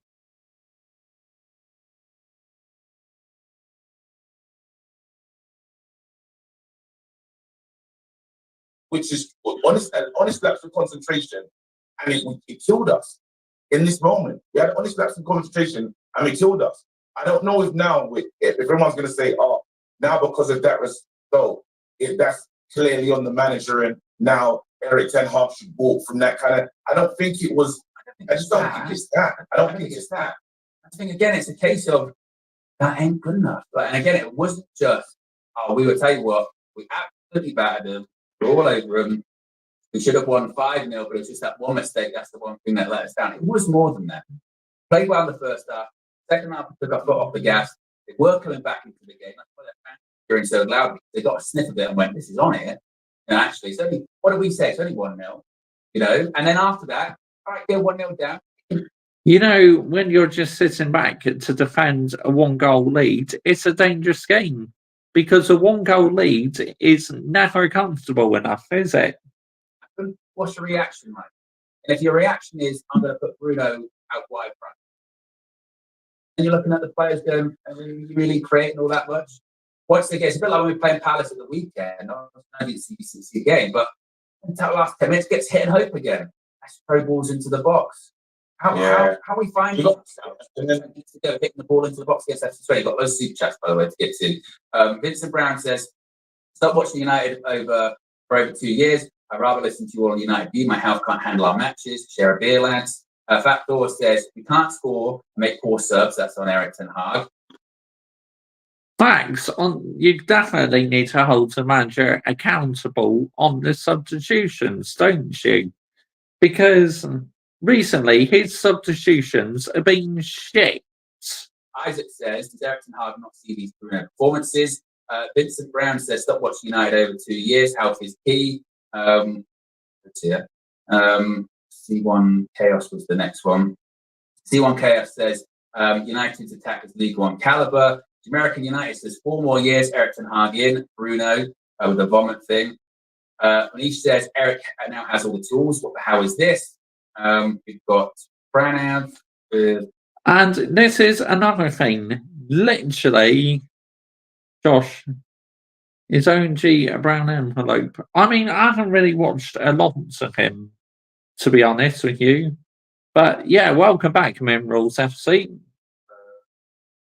Says PSG have fleeced us with Ugarte. Danny DeVito says, "It's now a straight up obsession with keeping Bruno on. How much more evidence do you need to know playing him on the right doesn't work? Guy needs to be dropped as soon as possible. Also, one mistake is not an excuse to drop points against a team like this, KG. Wake up." Mason says, "KG, this is bad." Or he says, "KG, Call it what it is, mate. We should get this manager out and take Bruno with him. Toxic positivity needs to stop now. Redwine's been a member for 7 months. Says, will we score versus Tottenham? Because Tottenham are a high-scoring team.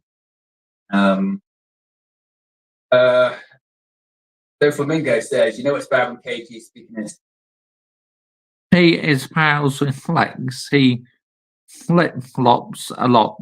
I mean, he is on the United View, and that is technically Flex's channel, isn't it? And also, Flex has been on Sky Source News a lot, so you can tell that he is a brown envelope and that. So, yeah. Right, I'll just get my decaffeinated tea and we'll carry on.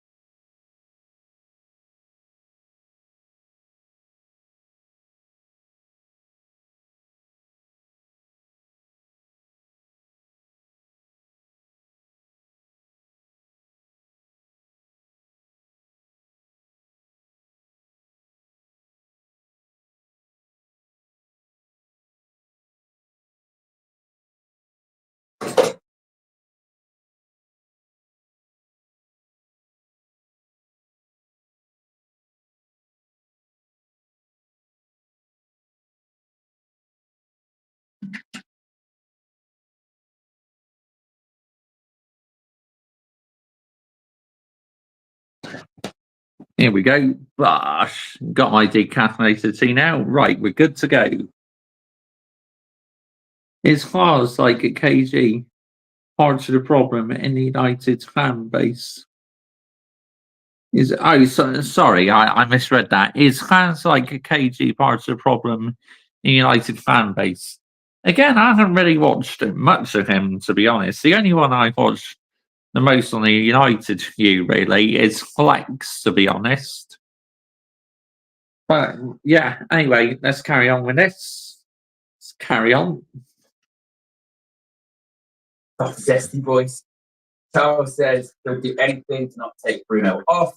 Pranav says we have Porto and Fenerbahce next year. We might not get out of the 24. LOL, legendary villain says KJ again with his Bruno excuses. He is out of form. Even excuse Bruno.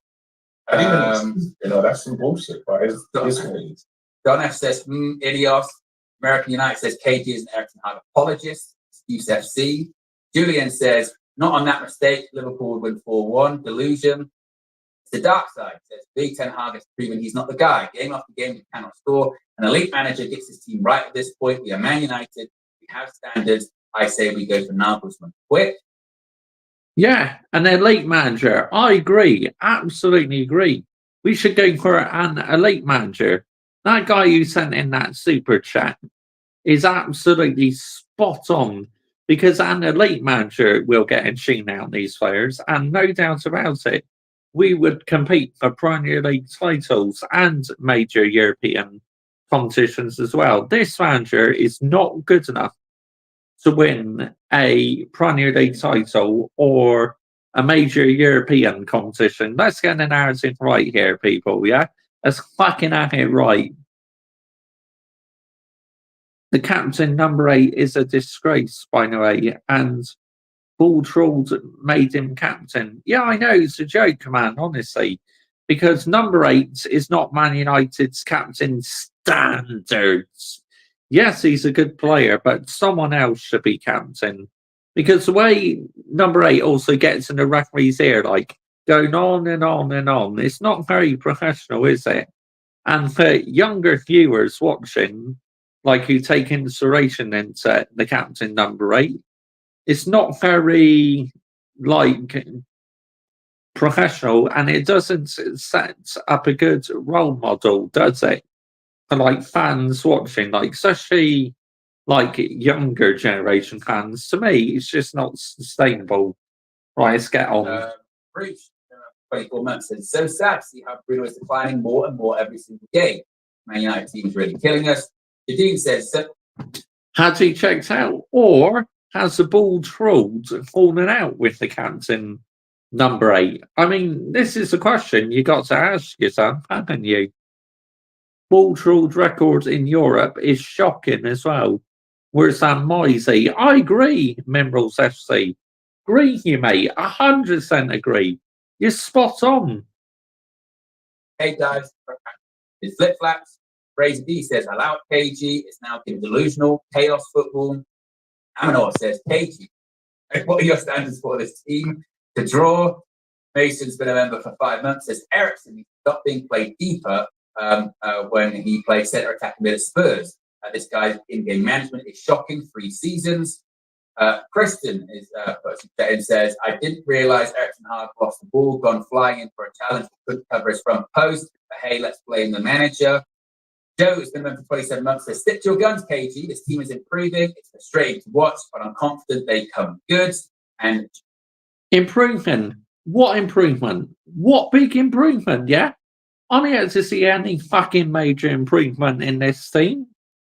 Coach Fleming said, but we have had too many games left of this feeling under this manager. I'm pretty much done. KG, a lot of people were saying your name. Thoughts? It's what it is. I think, again, people feel how they're going to feel. I'm not going to change. I'm not going to say anything to change their opinion, really. All I can say is I do see it as a runner. There was a moment, a hit moment in the game, ball runner play, and a catalogue of errors that led up to, you could say, Anana, you could say the Maguire. Man United wasn't in trouble in this game. Man United, for me, looked at the control of the game. Yes, I am, Kai. I'm here landing the minerals, mate. Yeah, I'm still lying.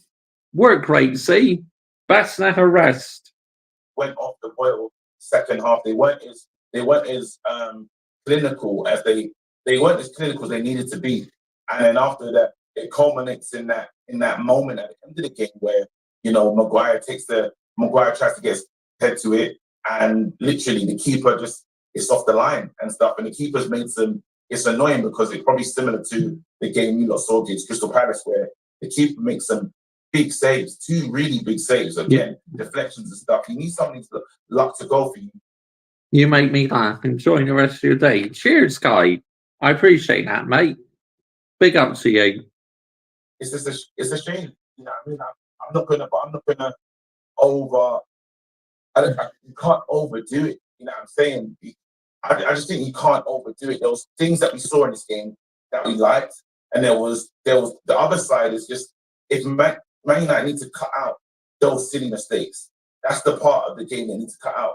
But we want the goals to come, but those mistakes, those important ones, you have to stop that. We need to score. What's that? We need to score and not be conceded. We need to score more goals. That is the facts in the matter. We have to score more goals. It's as simple as that. Otherwise, we're not going to get anywhere, are we? Let's get the narrative right here, people. Thursday says United banter era is the worst of any top 6 team. Zippy says second half tactics were overcomplicated. Probably should have played where Bruno plays. Mount should have come on for Ericsson. Garner should have come on for Ahmad. Dallo should be our captain. See, speaking of Manu, my number one worry is for me that even he started this season off slowly. And to me, it goes to show these players just do not back this manager. A lot of them, I think, have checked out. You know, they're down in tools because they just do not get on well with this manager. But this manager is a bit of a bully, so I understand why these players do not get on well with the manager at the end of the day. Let's get the narrative right here, people. Yeah? Let's absolutely have it right. Anyway, let's continue. Best player for us. And B says, we had 19 shots, not an error. But mean as well, yeah. This is what I don't get. There is such an insistence on this is on Eric, this is on this is on that. It's on all of them, yeah? From a manager's point of view, cannot be drawing at home to FC Twente. Look how they're celebrating that result. You've got to be getting more results. You've got to be scoring more goals. From the players' point of view, you've got to be actually passing it to actually your teammates as well. And also, if someone does make a mistake or whatever, it ain't the end of the world. You felt like the moment that goal went in, you went, well, shit, we're not going to score now. That's it. Why? Because we can't score, and more likely we're going to concede, because that's what we do. So it's mentality of the players, it's the mentality of the coach and the coaching staff. You've got to put that mentality into the players as well. That's the problem. You focus so much on one thing, one person. This player's going to fix it. That manager, that coach. No, all together, that ain't good enough. That is not good enough. What I think is, and then you get this. Then you get this. It goes, Owen, what is the F manager meant to do? Don't blame him. I've just blamed everyone, and this is also part of the problem too. You blame everyone, and then everyone goes, "Why are you blaming that one person individually?" You're not. You're not. I'm not saying that is all on Erik ten Hag.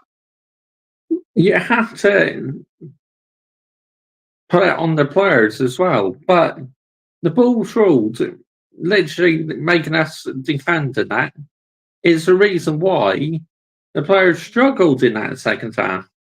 I mean, it's not all on the players. I mainly blame it on the ball's rule, to be honest. He is definitely part in the issue, because the substitutions recently have been nowhere near sustainable. I mean, it's like, what the fuck are we doing here? Seriously, what are we doing? That was Erik ten Hag's fault. Resign tonight. You're going, that's not good enough from the manager and the players, but we get into this selective hearing shit when we just start going, I can't believe you said that about the manager. I can't believe you said that about Bruno Fernandes. Remember that also as well? I can't believe you dared criticise Bruno Fernandes after the weekend. That's not good enough. What's he doing at the end of the game? What is that? Well, it's madness. What do you know? What's he doing on the right hand side? Wow. Madness. Oh, we put him there. We put him there before and got something. We have put him there before and got a tune. So it's not like we've never seen that before. Even in the some he said and some with him there. It just wasn't good. Like we should have. What we should have done is show some composure. We made the mistake, and Man United started rushing. That's one of the biggest issues. Like, relax.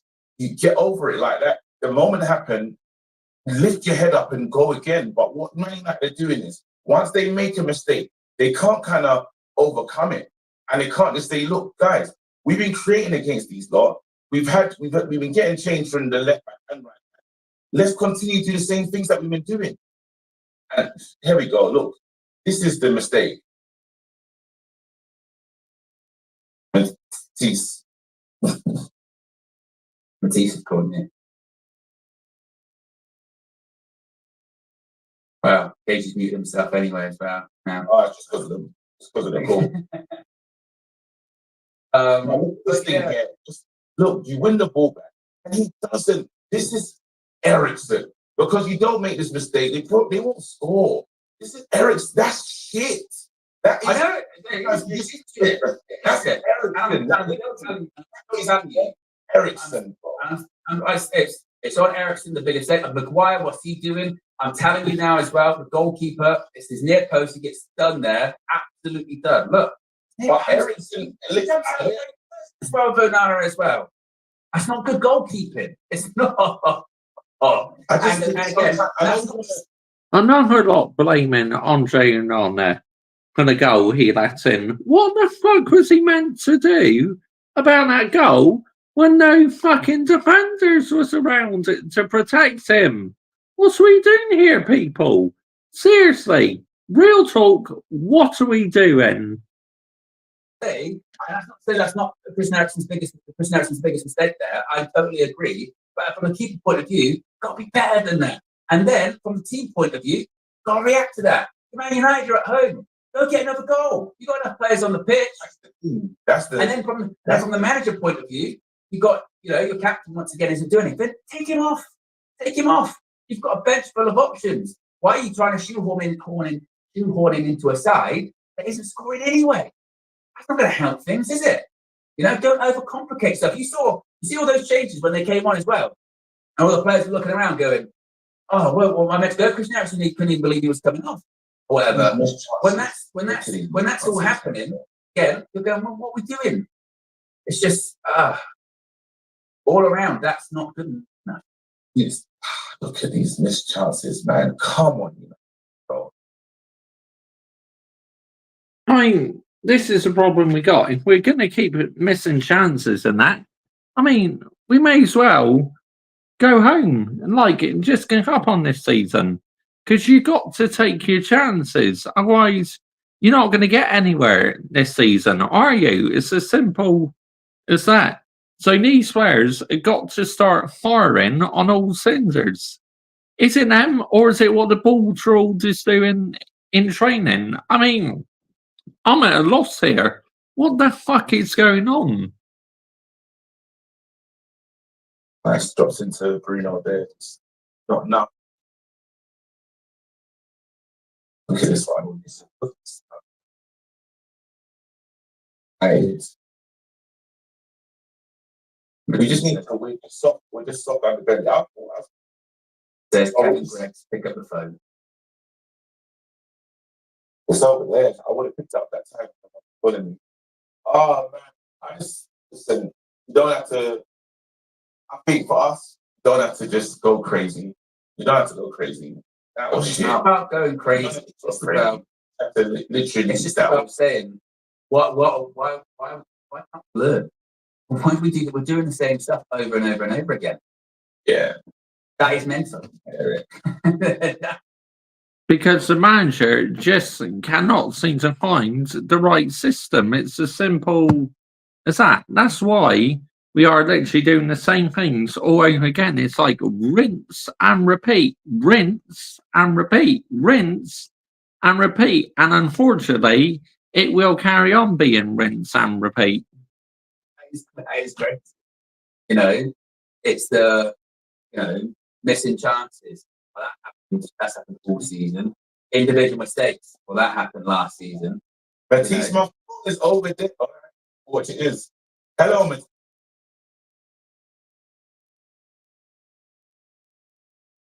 I can't hear that, Katie. That's my phone. Launching a business. Mutants. Nowhere and her.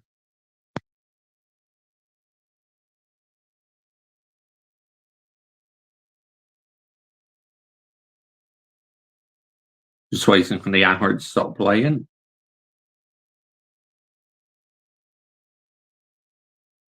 Yes, now I can skip it. Good. Far from me.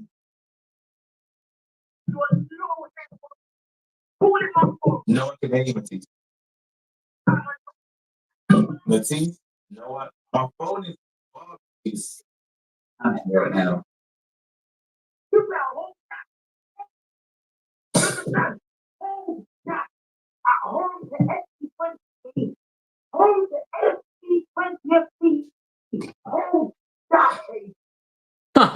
Matisse literally is saying, hold that to KG. He's literally rubbing it in KG's face. Oh, this is mental. Anyway, let's carry on. Thank you, Matisse.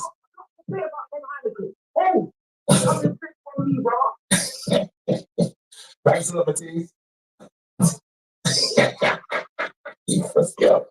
There you go. Look. We've been there before. I'm actually getting better. I'm getting better at that part of the game. That's problem as well, because it's so often. Yeah, getting better at it. But it's just, look, man, I'm not gonna overreact on this one. Man United, let them they done something in that game that let themselves down, and they need to get better at it. They need to get better at it. Just when it goes bad, just saying, okay, that was a bad moment, which happens in games. You do make mistakes. What now? And we just need to show a level of a better mentality there. And Bruno doesn't help with that part of the game, because when it does go bad, he starts panicking, starts doing stupid shit. Like literally, there's so many times when it does go bad, Bruno gets worse. Like, take him off then. That's what I'm saying. That's what does need to happen. That's where you can say, look, manager that should be taken off. I agree. You know, the captain, number 8, why has he not been substituted? If he's playing shit, then that's an indication he has to come off. I mean, common logic at the end of the day, isn't it? It's common logic. on you to say, you know what, when it gets into certain dog fights, Bruno just starts to do extra stuff for no reason. Like he just does way too much. And it's just unnecessary. The game doesn't need it. He doesn't need to do that.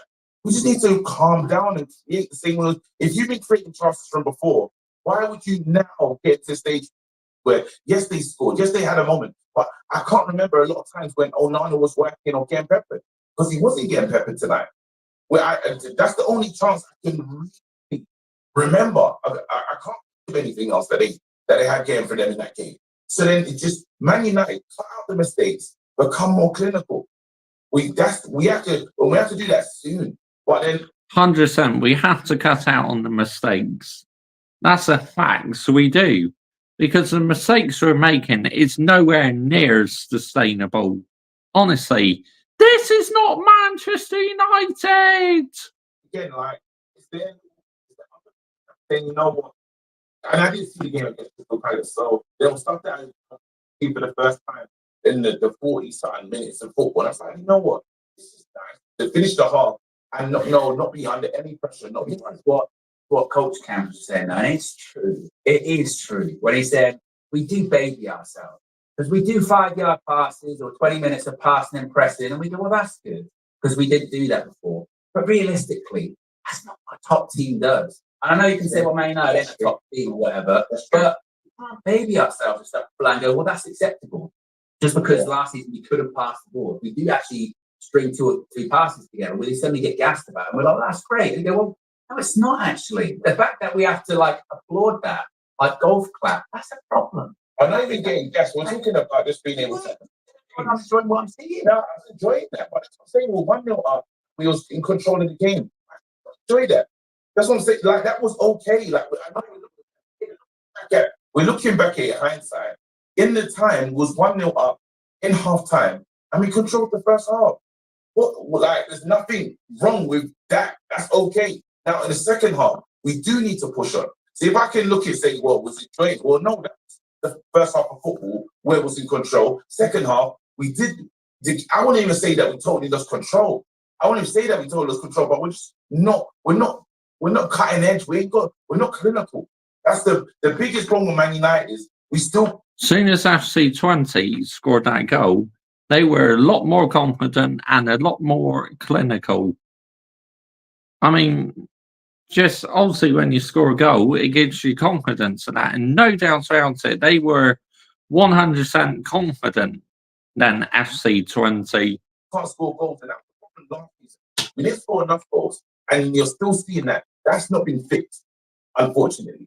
And we have to. That's the part that Ten Hag, coaching staff, players have to figure out.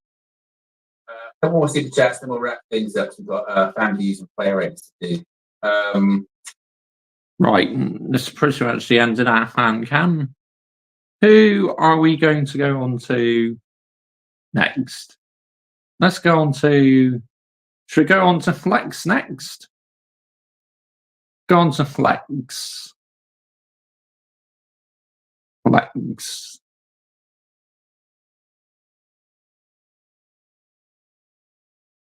United's view. Here we go. United's view.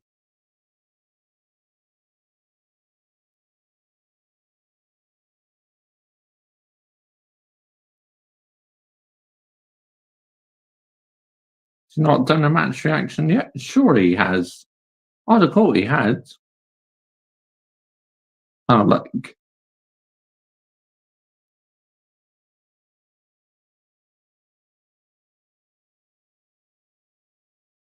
No, he hasn't. Oh, okay.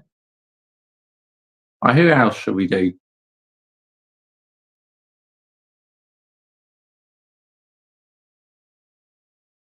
I know who else we could do.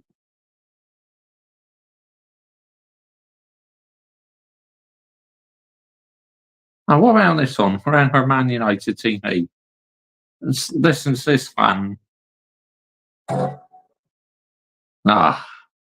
More angers. Spoke to Christian Eriksen now and he accepted blame there. But the big thing that came out of Christian Eriksen's mouth was the question I asked him: why do United keep failing when when we look like we're in comfortable positions? That 1-1 draw against Twente today is just unacceptable. Simple as that. Facts. I agree. 100%. You're spot on. You're absolutely spot on. It is unacceptable. Absolutely unacceptable at the highest level.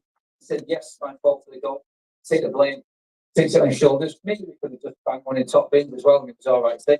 See, accountability. Eriksen knew he fucked up, so he's taking accountability, isn't he? Sorry for him a little bit.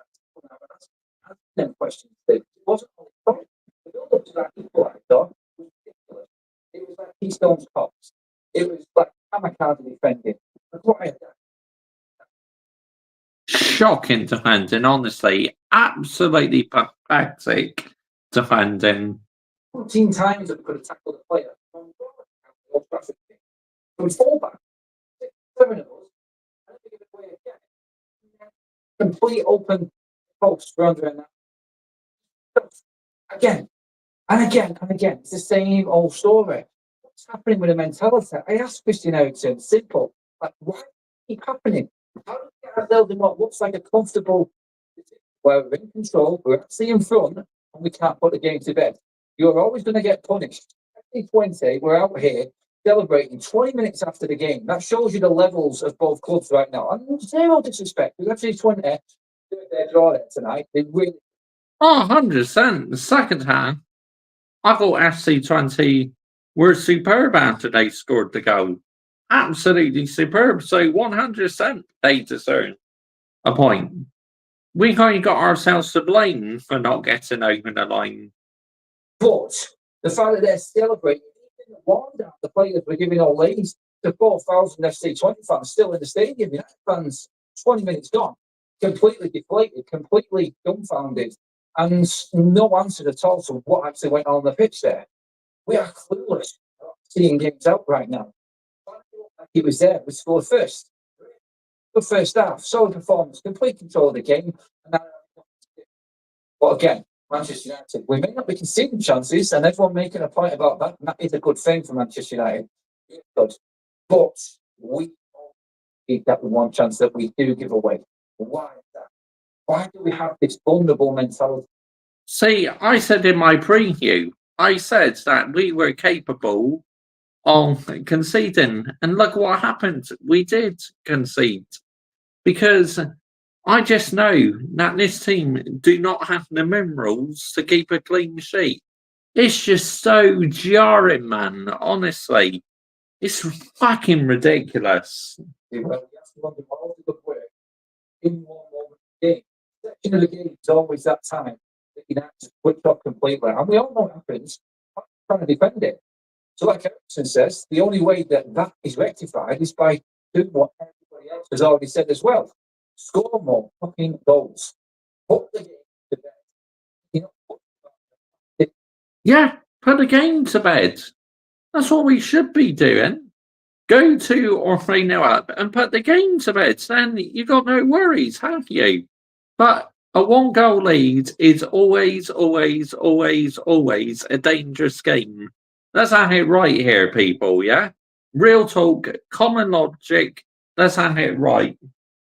Attempts from the opposition, just going down the pitch and one attacking scoring. It turns out to be a consolation goal. I'm listening to Arsenal win 5-1. I'm listening to 4-5-1 tonight. Miles gone. So when the opposition scores, it doesn't matter. The game's out of sight. United just don't put teams to bed. So we haven't done well tonight has been in charge. It was just one of them moments where we beat Southampton, who were poor 3-0, and we beat Paul Barnes' side here 7-0. But the goals gone since then. We've got 3 really tough games coming up now with teams that are really chomping at the bits. This is embarrassing tonight. There's no other word to describe it. Again, another disappointing, embarrassing performance from Manchester United. against a team inferior to us, completely inferior to us. This the whole thing. It's like that goal and that counter attack from FC20 summed Manchester United up in terms of how mentally wrong, or you could say how mentally weak we actually are. The fact that a player just walked all the way up the pitch, with everybody's flapping and diving in. Why isn't anything last ditch? What happened to the shape? We had 7 or 8 defenders in front of this guy, and he's just gone. Yeah, this is what I don't understand. Why was everyone just diving in like that? What the fuck happened to shape? There's only one man though you can ask that question. It's who the ball's ruled. Ask him that question. Hold him accountable, yeah? Let's have it right here. Phil switched off completely. You know what, tonight? I've seen positives tonight. I've seen Xerxes and Rashford's start to blossom even more. Rashford's best performance I've seen, even a bit better than the other performances. I thought he was direct. I thought he was quick. I thought he was positive. He's the biggest thing from that. And it sort of faded out in the second half. But then I've made the substitutions again. We all spoke against Crystal Palace. It was like waving a white flag. Our best players were Xerxes and Rashford, I thought, in terms of link-up. To the side, obviously, because he was still running the show. There is this thing at the moment where, unfortunately, he's stuck with the Bruno Fernandes situation that everyone's going to talk about. I'm not even going to go on about it. Bruno's in a bad spot at the moment, and he knows it himself. I've just seen him walk off there. He looked dumbfounded, like a lot of the players did. He shouldn't even went on to anybody walking past. They're absolutely fuming with themselves. It's all good and well afterwards. And afterwards, you're talking about what you could have, should have, would have. But what about the now? What about actually on the pitch and dealing with it there and then? Professional footballers, and you have to handle adversity. You have to handle things not going right. And we just don't know how to do it for some strange reason. We just look vulnerable. That's the word I would describe Manchester United at right now, because that was unacceptable. That is just not Manchester United's performance at all. It is unacceptable. It's unacceptable at the highest level to not get 3 points at Old Trafford against FC20. Look, no disrespect to FC20. Fair play to them. They came to Old Trafford and they got a draw. Absolutely unbelievable. Honestly, you know, you can't take anything away from them. But as a Manchester United perspective, we have to get all 3 points. We really do. It's like, wow, what are we doing here? Real talk, what are we doing? That's not acceptable at Old Trafford. It's as simple as that. Manchester United right now, we're a bit of a hole. And it's going to take some big performances against better sides coming forward in the next 2 weeks. Really tough game. We thought we were going to be 4 wins in a row there. Beat Southampton, Barnsley, we should have beat Palace, and we should have won tonight. The fact that we've only won 2 of them games, puts tonight in an awkward position right now. Because he doesn't win at home to Spurs, and we get done by Porto and Villa, which is probably looking favourable to the way that they're all playing. Maybe not Porto as much as Villa and Spurs, but if he doesn't get that done, then I've put my doubt about him last in a season. It's looking a bit stupid. I mean, if we lose to Spurs and lose to Villa, that's it. That should be the end for me. That should be the cut-off point where we say to this manager, right, adios, and fuck off. You're not good enough. I just don't know how he does. I don't know how he changes it. Still don't think he knows what his best side is. I just play there tonight. Again, I'm trying to think about like what is going on at United right now and why this isn't working. And you just got to look at it and go, just doesn't know. I don't think he knows who his best team is. And I don't think the players know. You're building a partnership there in Rashford and Xerxes, which looks good, and then they come off and we die. I mean, someone tell me, what did that goalkeeper have to do there today? Don't know all the pressure at the end, and I was sat in front of Sport Radio and listening to them going over the game about United putting pressure on and Twente with their backs to the wall and everything like that. But still, what did the keeper have to do? He defended quite comfortably. A couple of scrambles and crosses here and there. There's just too many players that just don't know where they're coming or going at the moment in this team. And we do look a bit lost. You do.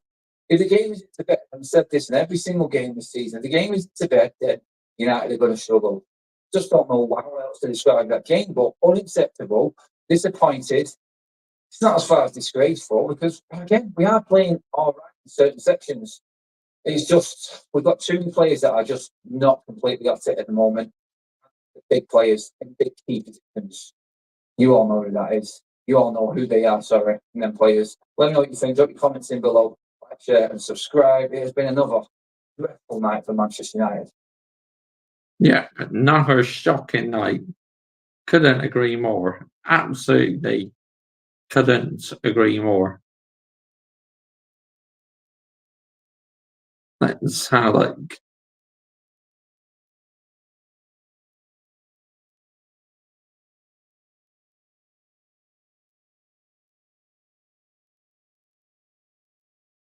Who should we have a look at next?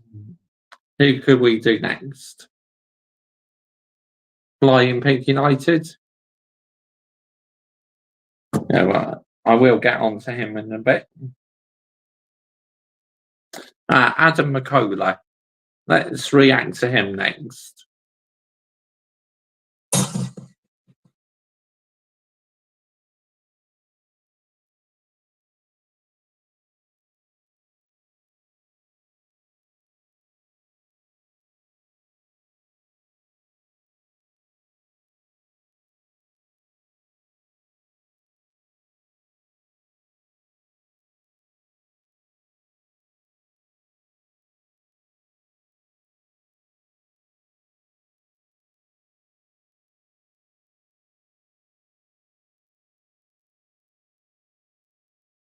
Yes, people, what's going on? Welcome back to the channel. Hope you guys are all doing well. I'm Adam McCullough. I'm at Old Trafford, where Manchester United have been 20 now. Christian Eriksen was involved in the goal for them. He allowed them. But it's not Christian Eriksen's fault why we lost today. Manchester United, even at 1-0, Christian Eriksen. I agree, Adam. It's not Christian Eriksen's fault why we didn't win the game today. It's the Bulls' fault and the defenders as well for being naive. You know, it's ridiculous, man. Honestly, absolutely ridiculous. Scored a fantastic goal for them. Gave us at 1-0, Manchester United just, it was a really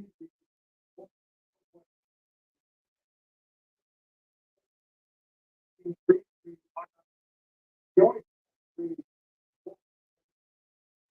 was Nazir. Absolutely fantastic. Even when he gives the ball away, goes and wins it again. He's an incredible player, and he's been bought for what, £15 million. I think he's a fantastic signing.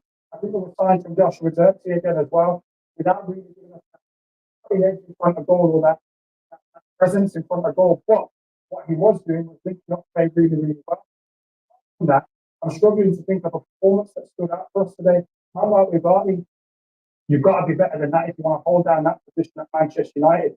There were players from FC20 today just running through. It was really odd. What's going on there? Some of these players just run through you like that. Where's the tackling? Where's the presence? Where's the block? True, he could have tackled much better there, Ugarte. But, you know, I'm not going to judge him too much yet because it's still early days for him, you know, for Manuel Ugarte. Hopefully it will be a success, but you just don't fucking know, do you? Because these players are so unpredictable. 1 minute you think, they're foreign. Then the next minute, they are absolutely horseshit. Let's get the narrative right here. Yeah? Fucking have it right. There was none of that there, and I thought it was not good enough. You got into the league. You got to go. You got to go and try and get more goals. We're playing 20 for God's sake, and we know we've seen this season. You know, in the Premier League, Manchester United are missing big chances. Manchester United aren't scoring enough goals. And as a result, we're suffering, and the results are suffering. Now, today, I don't think that was the case. I don't think we created enough chances there today. Yes, there was probably enough created to win the game. I mean, the fact that looked like the definitely going. He was a 2-1 points, but we weren't creating chances at will. And it was really too much tiptoeing on the ball and trying to draw players out of it. quicker, get it quicker, playing back. Exactly. Move out quicker. I agree, Adam. Get the ball moving quicker. Too many times, get it quicker, get them on the side, get them running back towards your own goal. You just want to do it. You even gave them the confidence towards the end of the game. Come out and look like they're the ones that were going to win it. In the end, they really did look like they're the ones that could possibly go on and win the game. It was a real odd performance by Manchester United today. I just didn't get it. What are we doing? What are we doing?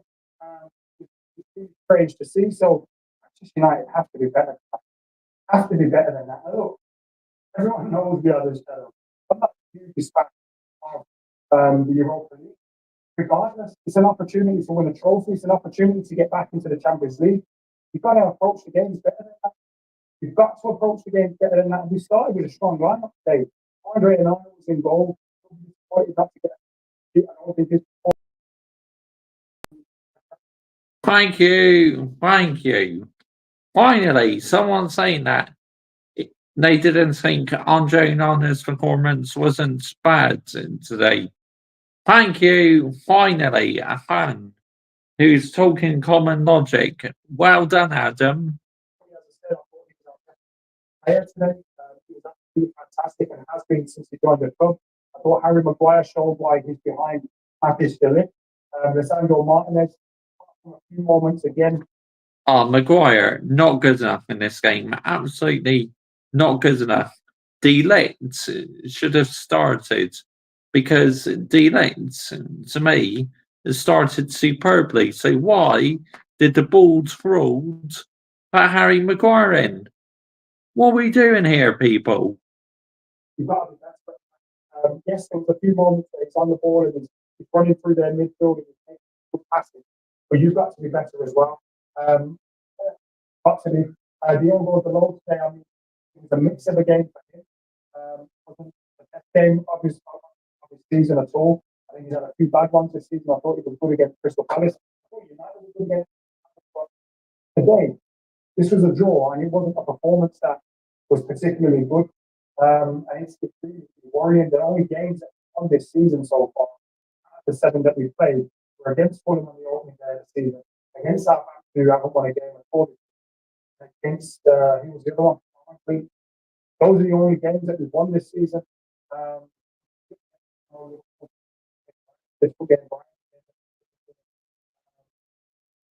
Palace, I was happy with that performance, because it looked like a team that was together, a team that were creating chances, a team that, were going forward looking. Yes, we didn't get the result. Yes, we didn't take a point, but it was a good performance, and there haven't been enough of those this season. It just hasn't been, and we have to turn it around because, the manager's under pressure.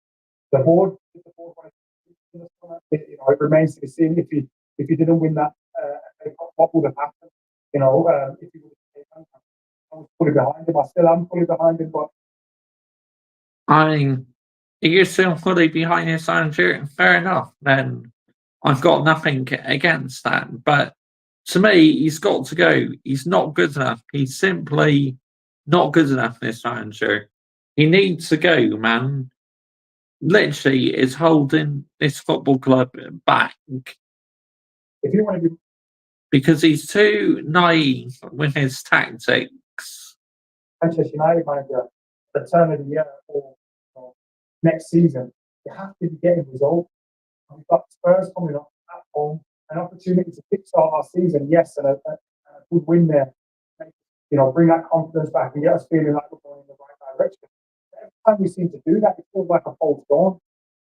It really does, and we have to make sure we're performing and getting a result against Spurs on Sunday, because today, this was just abysmal. It's not good enough against FC20, a team albeit third in every division, but Manchester United are much better than them, and we shouldn't be allowing them to come to Old Trafford, take a point and potentially take 3.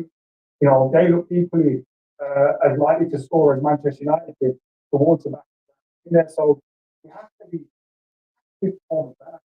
We have to be simple as that. Like I said, I thought look pretty good at times today. Again, in that box in terms of being that presence, getting on the end of scoring. It looked like running at players, trying to make. Yay, the iPad's charged up. Fantastic. Wicked. Rashford looked like someone that was going to make. And we took him off again. The substitutions against Crystal Palace weren't good enough. You know, you've got to get your substitutions right. Yes, it's Rasmus Højlund getting onto the pitch after an injury. It was good to see Mason Mount returning from his injury. And I think Alejandro Garnacho, when he come on, he looked like a threat. He looked like he wants to get forward and make. But look, I hate the Europa League. I really do. And that's why this made me realise I hate it. What we do. Can't get up for it. The Europa League. Look, I'm not really fan of the Europa League. I'd much rather be in the Champions League. But the reason why we are not in the Champions League is because we weren't good enough last season. It's as simple as that. We were absolutely horse shit last season. Honestly, let's get the narrative right here. Yeah? Absolutely can it right here, people. Not good enough. It's as simple as that, man. But, you know, wow, another shit performance by Manchester United in the second half. How many times have we seen it? It's a fucking joke, man. It's fucking ridiculous. I've had enough. All I want is my football team to be playing some good football in the end today. Let's get the narrative right here, people. But the longer we keep this manager on, then the more peak it's going to get for us, isn't it? Because I just cannot see this team getting anywhere in this manager, unfortunately. Which is why, as painful as it is to say it, he's not good enough. And I've known ever since I've been the balls ruled out after we got knocked out by Newcastle United in the Carabao Cup last season. That's when I said balls ruled out. That is when I officially joined the balls ruled out camp, because I knew that we weren't going to get anywhere really with this manager. And I know for sure he's not the right one for the job. He's not the right manager for the long term. So we need to take action now. We need to get ruthless. We need to get brutal. You know, as a football club, that is what we got to do, yeah? We need to carry on landing the minerals. We got to carry on calling it out. You know, don't let others bully you into thinking, oh, can't do what's best for the football club and that. I mean, rubbish. Absolute rubbish. Of course you can do what's best for the football club. You know, we just need to keep on landing the minerals and calling out the PR bollocks, because I will carry on calling out the PR bollocks, because I am sick and tired of how the standards has been lowered at this football club. Let's get the narrative right here, people, yeah? Let's absolutely have it right here. Sick to the back teeth of it, honestly. It's like, this is jarring. Very, very, very, very jarring, man. Honestly. Nah. It's like, get out of here. What are we doing here? Real talk, what are we doing? But, you know, it baffles me how we've still not found the right system, because he's nearly been in a job now for about 3 years. It's like, wow, unbelievable. Unbelievable. He has to get it right this season. Otherwise, it's going to get a real peak for the bald fraud, isn't it? Let's absolutely get it right here. But anyway, let's carry on with this match reaction. If that's the case, well, how about you get up for the league games, get up in the top four back in the Champions League? Because this is the level we're at the moment. You have to get up for these games because, for Christ's sake, it's a chance to win a trophy. It's a chance to win a trophy. The manager, as we know, needs to prove himself this season. You're not going to prove yourself playing like that. That was not good enough. And I came out after the Crystal Palace game and said, look, it's a draw. It's not the best result. I've got a good result, but the performance is good. The performance left me feeling a little bit positive and a little bit confident. And then we come out today, we play a really, really strong team against Twente, and we failed to score more than one goal. Even with, that's why I can't blame Christian Eriksen. Even with his mistake that leads to their goal, we should have been 2-3-0 up. We should be looking to score goals against these teams. Get ruthless. Start battering someone. Yes, there's times where we look better in possession and we're trying to make, but even today, we're treating the ball like it was hot last time. We're just giving it away constantly. Bruno Fernandes, again, he's going to have moments where he's like this, I know. But sometimes you just have to take him off for his own sake because he wasn't good enough out there today. I'm a big fan of Bruno. And I think he will obviously be a key player for us going forward. But when he's having days like that, maybe you just got to pull him off. Giggity. Yeah, got it. What a shit day. Anyway, that's not your fault. Yeah, it was shit. Honestly, absolutely ridiculous. There we go. This will be good, won't it? This will be good. Let's listen to what the ball trolled has been saying, shall we?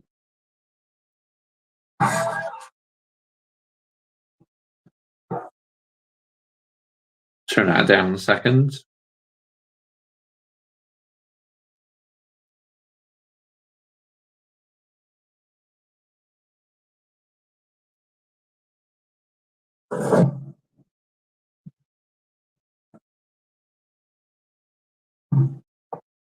Let's see what the manager's got to say.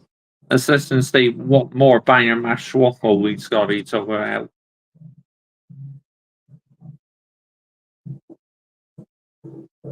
The microphone for questions, please. Christian Eriksen said it looked like Twente wanted it more than United. Is that what went wrong tonight? Yes, you thought, and was the game of their life. They fought for every yard, and we didn't.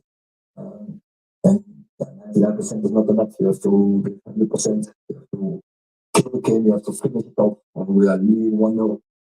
And then it's coming an episode on the team. We win the game till the end. But you have to go for the second goal and kill the game. We invested a lot of money in that story and for the sake that the potential is there, but is there a concern that there's still not enough goals? We have to work on it. It's clear. We create enough chances. But yeah, we have to score, but it's not only.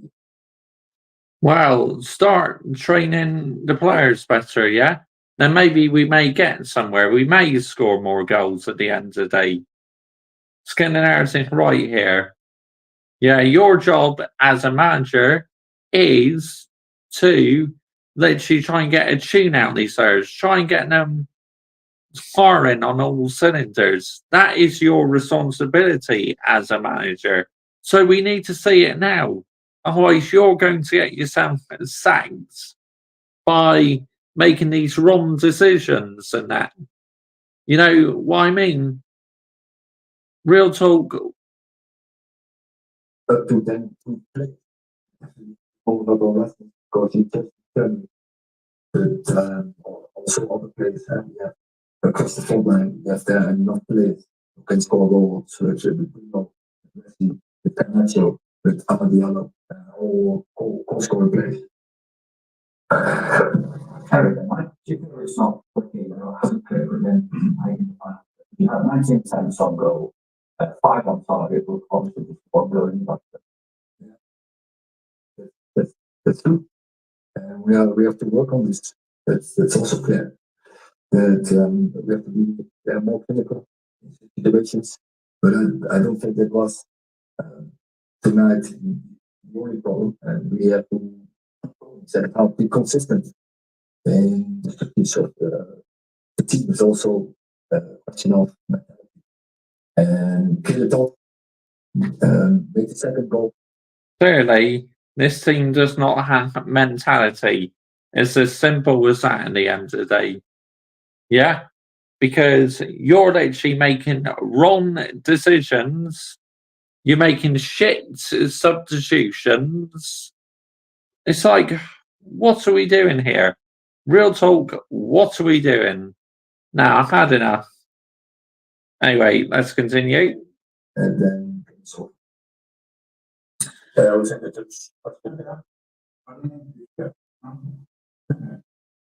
there's no problem for you. Thank you. Your club surprised you. The deputy thought there was very good spirit, fighting spirit in the team. You could see that. And when they draw, how they celebrate, what it meant for them. And so they were on the pitch. But we as a team have to be ready for it. And we can't allow them a situation like, but I said, that's one play that I came back from Twente. He's dribbling over the whole midfield without be stopped. One thing was no underestimation. That's possible. No, that's not a question about underestimating. It's more, and we are won the lock. Still the game. Yeah, 65. Continue then. Kill the game. You clearly didn't want it to kill the game off, did you? Because you're just happy for the players to sit back and defend their 1-goal lead. I mean, what are we doing here? What is your game plan? Explain to us what your game plan is, yeah? This is what I don't understand. Honestly, get this fucking manager out, man. I've absolutely had it up to here with this manager. Yeah, there's a lot of people. And when you want to game takes more than 90 minutes. And you have to fight till the end. For the second goal, then it's off. Thank you. Hi. Is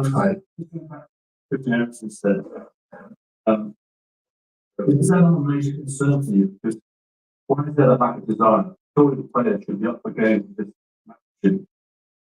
Definitely. Especially, we are very ambitious. And when you have that ambition, Of course, the players should be up for this game and its magnitude. I mean, FC Twente, Manchester United should be absolutely steamrolling them, but fair play to FC Twente. They wanted it more in the second half. We were too naive at the end of the day.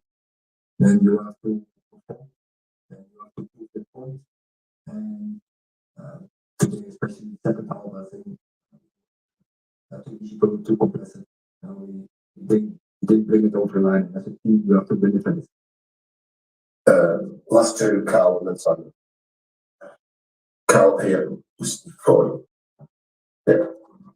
You know what? Okay, Simon in that case. Simon here.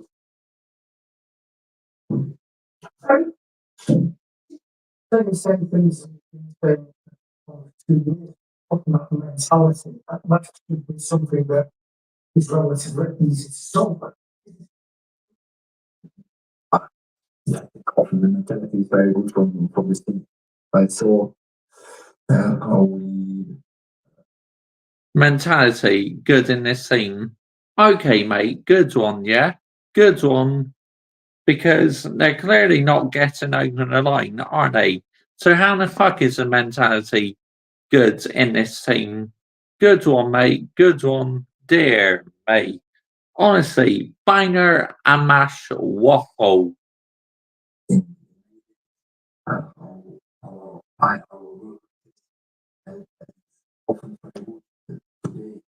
Work rate?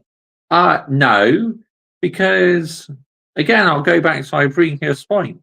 You clearly don't know what the system is, what our best system is, in that at the end of the day, do you? So again, more banger and mash waffle by this manager.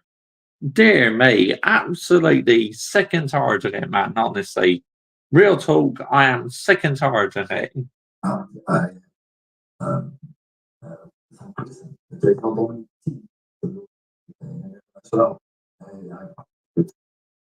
Yes, you do have to look in the mirror, mate, because you are part of the issue. Making us sit back and defend in the second half. I mean, oh dear me.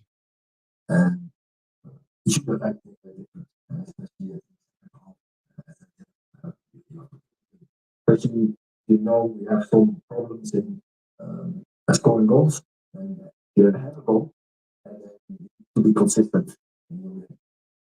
Okay, thank you. Thank you.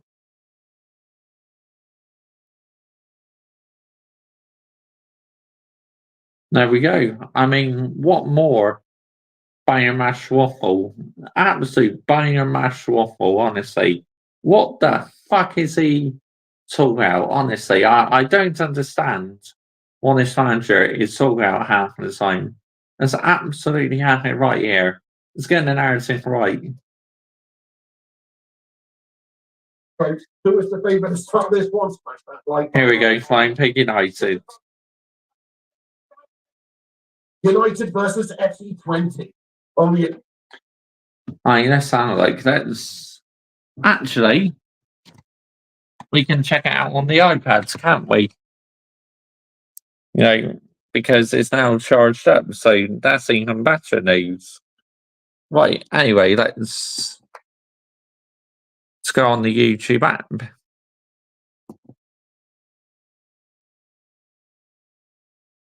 Let's literally history, Flying Pig United. Mayweather, right? Floyd Mayweather, no doubt one of the greatest boxers of all time. And watching the skills that he has and the ability to, to manage distance and get out the way and absorb shots and everything, and his counter punching and all of that. It's amazing, isn't it? It's amazing. But I never really enjoyed watching him fight. I never really looked forward to seeing Floyd Mayweather fight, even though he was obviously undoubtedly ridiculously skilled. I want to see somebody go out there who's trying to knock some. I mean, just looking at the video title, Ball Trolled is cooked. Facts. Absolute facts. I agree with you, mate.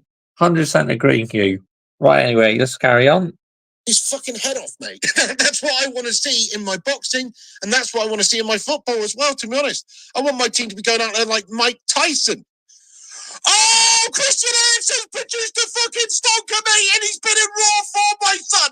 Get in there, it's an absolute climber banger to the top right pins. Get in there, Christian Eriksen, you dude. Come on. And out of nowhere, it's an absolute stonker from distance by Christian Eriksen right in the top right-hand corner, my son. Oh, yes, let him cook. Let him cook, this man. Let him sizzle that Dame Pack bacon out there, my friends. It's a lovely stonking screamer by Christian Eriksen. Dame Pack. Oh, good one, mate. Absolutely fantastic. Honestly, Flying Pig United is an absolute legend. I absolutely love him, man. Honestly, absolutely love him. Right, let's carry on. Get the guitar, pig. We haven't got to that stage just yet, mate, okay? Oh, crikey. Dangerous running behind Eriksen's there to mop it up. He's lost out. Big mistake by Christian Eriksen. FC Twente chances. They fucking scored me. Fucking bastard. Eriksen. Oh, Dutch French bastard. They fucking scored me. Christian Eriksen's literally shut the bed. He's had a fucking great game so far. He's been in great form, but he's just had his pants pulled truly down there. And I mean, we're going to have to get onto that, aren't we? Listening to what Christian Eriksen said, after the game. No, it's good he's taking accountability for it, though, isn't it? Because you know what they say, accountability is the best ability.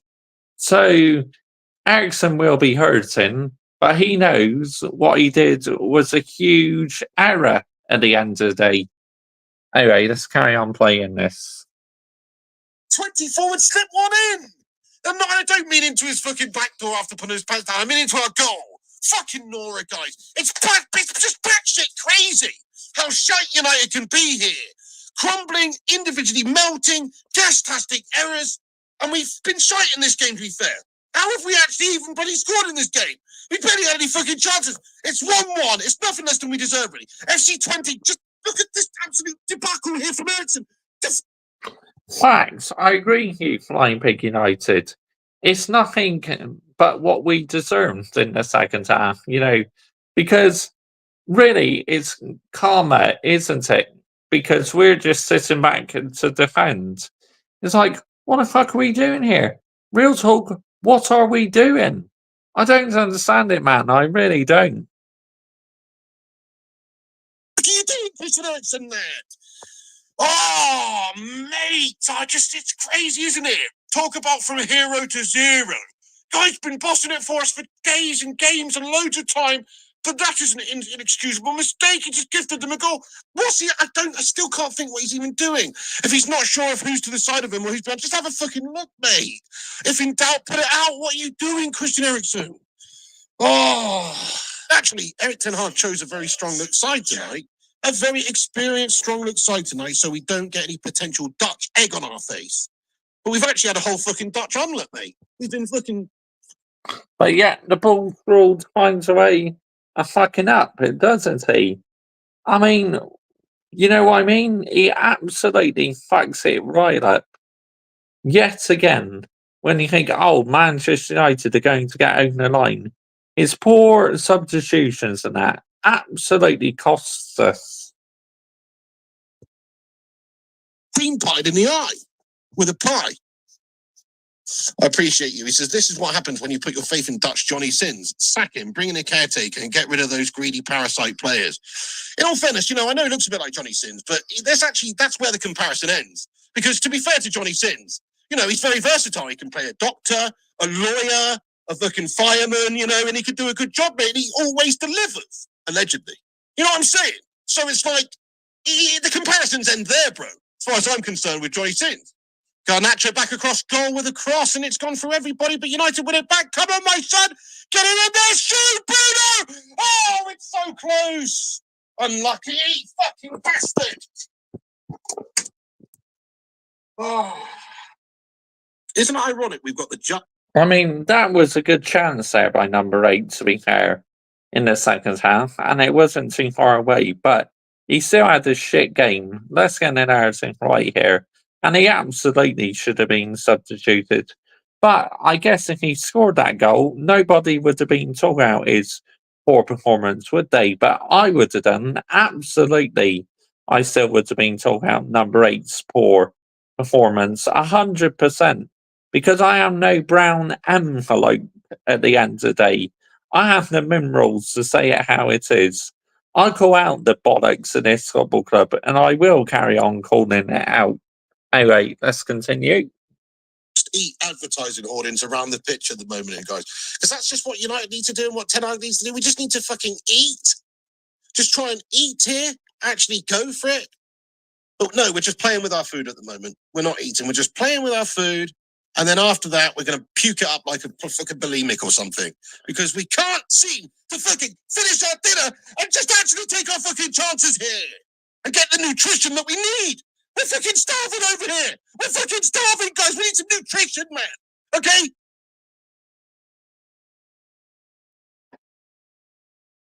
Can you hear this outside my gaff? Who the fuck's got fireworks on now? You're taking a piss. Fucking hell. It's bloody September 25th, mate. What's people celebrating today? You know what I mean? What day is it today, guys? Bloody FC Twente fan outside going mad. We've got 4 minutes to save our embarrassment here once again against a much lesser opposition who we should be dispatching easily. But because we've got a freaking Dutch conehead, Dutch Kojak, freaking Dan Aykroyd wannabe in this team, we are really struggling. Oh, he's brilliant. Honestly, absolutely fantastic. He's a legend, Flying Pig United. Make sure you are subscribing to Flying Pig United. And in the description to this video, I now put my football channel and F1 channel in the description to this video. Make sure you are subscribing to this channel if you enjoy Manchester United's content, football shirt reviews, and me talking out loads of different other things. Make sure you are subscribing to my MrJoshiej football channel and F1 channel. The link is in the description to this video. But anyway, let's carry on watching. Mate, do you know what I mean? We are really struggling because he's just not really the man for the job, is he? Come on now, everybody can see this. Look at us play as a team and stylistically speaking, man. Guys, that's absolutely rubbish. Oh, but we're just going to stick with him, are we? Are we going to keep sticking with him, are we? I can't be bothered to keep sticking with him, guys. It's too boring and just no progress whatsoever. I would love it if Man United just made the change now so we can start actually going in a new direction. Ruud van Nistelrooy is there. Give him a try. He can't be any fucking worse, can he? At least he understands the history of Manchester United. Might actually be able to get us playing a bit more of an attacking bollocks way. Oh, I'm sick of seeing this figure of this man in the dugout, though. Oh, clear off the line. We've almost scored. We're so unlucky there. Damn it. Mason Mount, I'll go finish him! Oh, FC Twente clear it away! What another chance goes big in, oh my God! Come on, they're going to counter us here! They've done us on the counter! No! Just come on, just back to me! Goodness me, we fell apart there as well! Shitting out, I've seen enough! There's no fucking organisation here, though! You know, we need to get rid, mate! I've seen enough now! Not only is the fucking the light from the floodlights glimmering off of the top of Eric Ten Hag's head, it's blinding me whenever it comes over to him. I'm just sick of seeing the figure of this boat in the fucking dugout anymore, managing this team like shite, man! We need to get rid of this fucking Dutch Johnny Sins, fucking Kojak, Freddie, Dwayne Johnson, fucking Jason Statham, Patrick Stewart, Vin Diesel, fucking wannabe Mel, out of this fucking team already now!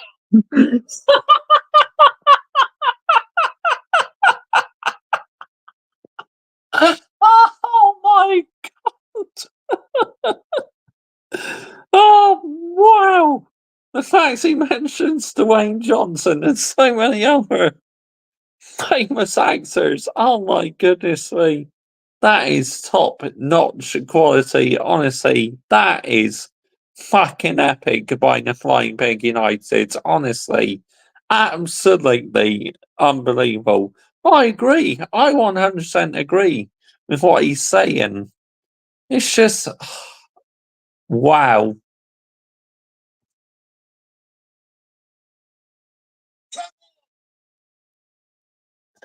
Bloody unbelievable, isn't it? It's bloody unbelievable. We're shite, guys. We're absolute shite. Guys, there's the final whistle. There's the final whistle. Yeah. There it is. There it is. There it is. There it is. There it is. There it is. There's the final whistle, guys. And it's right fucking there. And we've lost our 2 points to this fucking dastastic, bloody random fourth place, arrogant, busy fucking mouth team. And it's time that we did some fucking changes with Eric Ten Hag at this fucking football club, mate. It's got to change, bro. It has to change. There goes his guitar. He's hit his guitar again, but he's always fucking smashing up his studio or out in the garage wherever the fucking heck he is. He's just, he's hilarious, man. I absolutely love Flying Pig United because he's another one who has standards like what I got. You know, he doesn't accept mediocrity. He's not afraid to call it out, Flying Pig United. Like, I am either. I'm not afraid to call it out. Now, we've seen enough. It's time and time again, every week. What are we expecting? Oh, the definition of insanity. Doing the same thing over and over again, expecting different results, mate. We have to make a change. This is actually a strong team he's played tonight against a bloody average team, and we've still not been able to do the business. Eric Ten Hag, Eric Two Hag, Eric One Hag, Eric None Hag, Eric Zero Hag. I want zero Hag at United. How much Hag do I want? Zero. That's how much I want. 10, 20, 20, double 10. Go be 20's manager than Eric Ten Hag, please. It makes more sense. It's about the right level, about the right fucking cup for you, my son. And there's no disrespect to FC Twente. I'm not disrespecting FC Twente. There might be some random Dutch friends in here. I'm not trying to disrespect your team, FC Twente. Decent side. But obviously think about the actual magnitude of Manchester United as a football club. I mean, Bruno Fernandes, Rashford, these guys are 100. I mean, we should be absolutely putting these teams to the sword. But we're not, because we're not consistent enough. Thousands of pounds per week. If you can't get players like this to perform and beat a team like Twente, there's something seriously wrong. There's something seriously wrong. He didn't put 7 kids out in the team tonight. This isn't a struggling performance because of a lack of experience in the team. We've got loads of experience, loads of quality players in the team. We've actually just got a lack of bollocks in our dugout. That's what it is. We've got a lack of fucking bollocks in our dugout. A man who's not prepared to truly go for it, or if he is prepared to go for it, he doesn't know how to. He actually doesn't seem to know how to get this Manchester United side actually to perform to a good attacking standard. We just play the same old shit dross every single week. So I think we've seen enough, guys, as a fan base. Personally, look, okay, I'm sure he'll get more time from the owners and the board, and everyone will give him more time, because I don't think they really want to get rid of Eric Ten Hag. Surely they would have made it. More time. What's that going to achieve? Literally, what is that going to achieve? Oh yeah, fuck all. You know, if we give him more time, then we're finished. We're snookered. Absolutely finished at the highest level. 20 problems. Yep. So many problems at this football club, Minerals FC. Honestly, it's a joke and a disgrace. I feel absolutely embarrassed. Right, anyway, let's continue. Perhaps in the summer or sooner or whatever the case may be, if they really wanted to. They clearly just want to keep investing shitloads of cash in this mill and hope that this Dutch Kojak comes good at some point. But the facts are the facts. We are not good. We haven't been good for a long time. We don't pick up the results. It's another couple of points dropped there, you know, in a game that we should be absolutely winning. So it's a poor start to the Premier League campaign so far, poor start to the Europa League campaign. I mean, we can't keep going on like this, guys. Knocked out the Champions League group stage. Thank you. Thank you. Poor start to our Premier League campaign. Josh, mate, Ollie or Bulldog? Ollie, 100%, because I thought our football was a lot more exciting. Even though we didn't win the trophy, I thought our football was much more better to watch than what it is now. You know, it is literally a joke and a disgrace to watch right now, honestly. Last season, finished 8th in the Premier League with -1 goal difference. These are just the facts I'm stating here. Never mind the actual, what you think about the way we're playing or the style. Thank you. Thank you. Exactly my point. 8th place and a -goal difference, not sustainable for Man United football club's standards. Let's get everything right here. Let's absolutely have it right. I think just the facts alone are very damning indeed. So I'm just, look, I'm Ten Hag out. You guys know I've been Ten Hag out for a while, and I just want everybody to please realise that he's fucking. Because you have standards, mate. That's why you're in the balls ruled out. Because you have standards, like what I do. He's not the man to lead Manchester United forward. I want to realise this now. And everybody has to realise that if Man United are going to progress, you do have to make a change. No one wants to sack your manager. No one wants to just keep chopping and changing every couple of years and spending 600 mil and then having to go down a new trajectory or new avenue. Nobody wants to do that. But you kind of have to do it sometimes. You've got to cut your losses at some point and just say, this guy's an absolute fucking dry lunch of a man and we have to do something different. Eddie Howe would be the answer. Unai Emery would be the answer. Carlo Ancelotti would be the answer. Ruben Nistelrooy would be the answer. Your granny fucking Charlene will be the answer, mate. Doris the tea lady would be the answer, mate. Fucking Roy Hodgson's bloody left big toe would be. Doris the tea lady.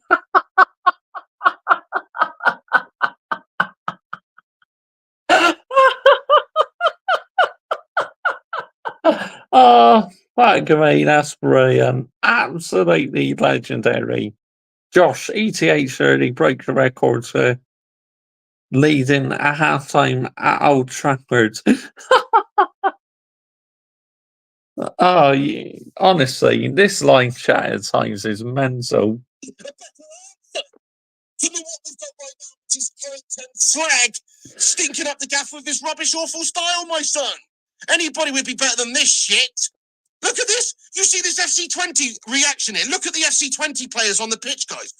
They're applauding their fans. They are literally reacting right now, guys, in a Europa League fixture evening that they've just won the World Cup. Because that's what it's like to these guys.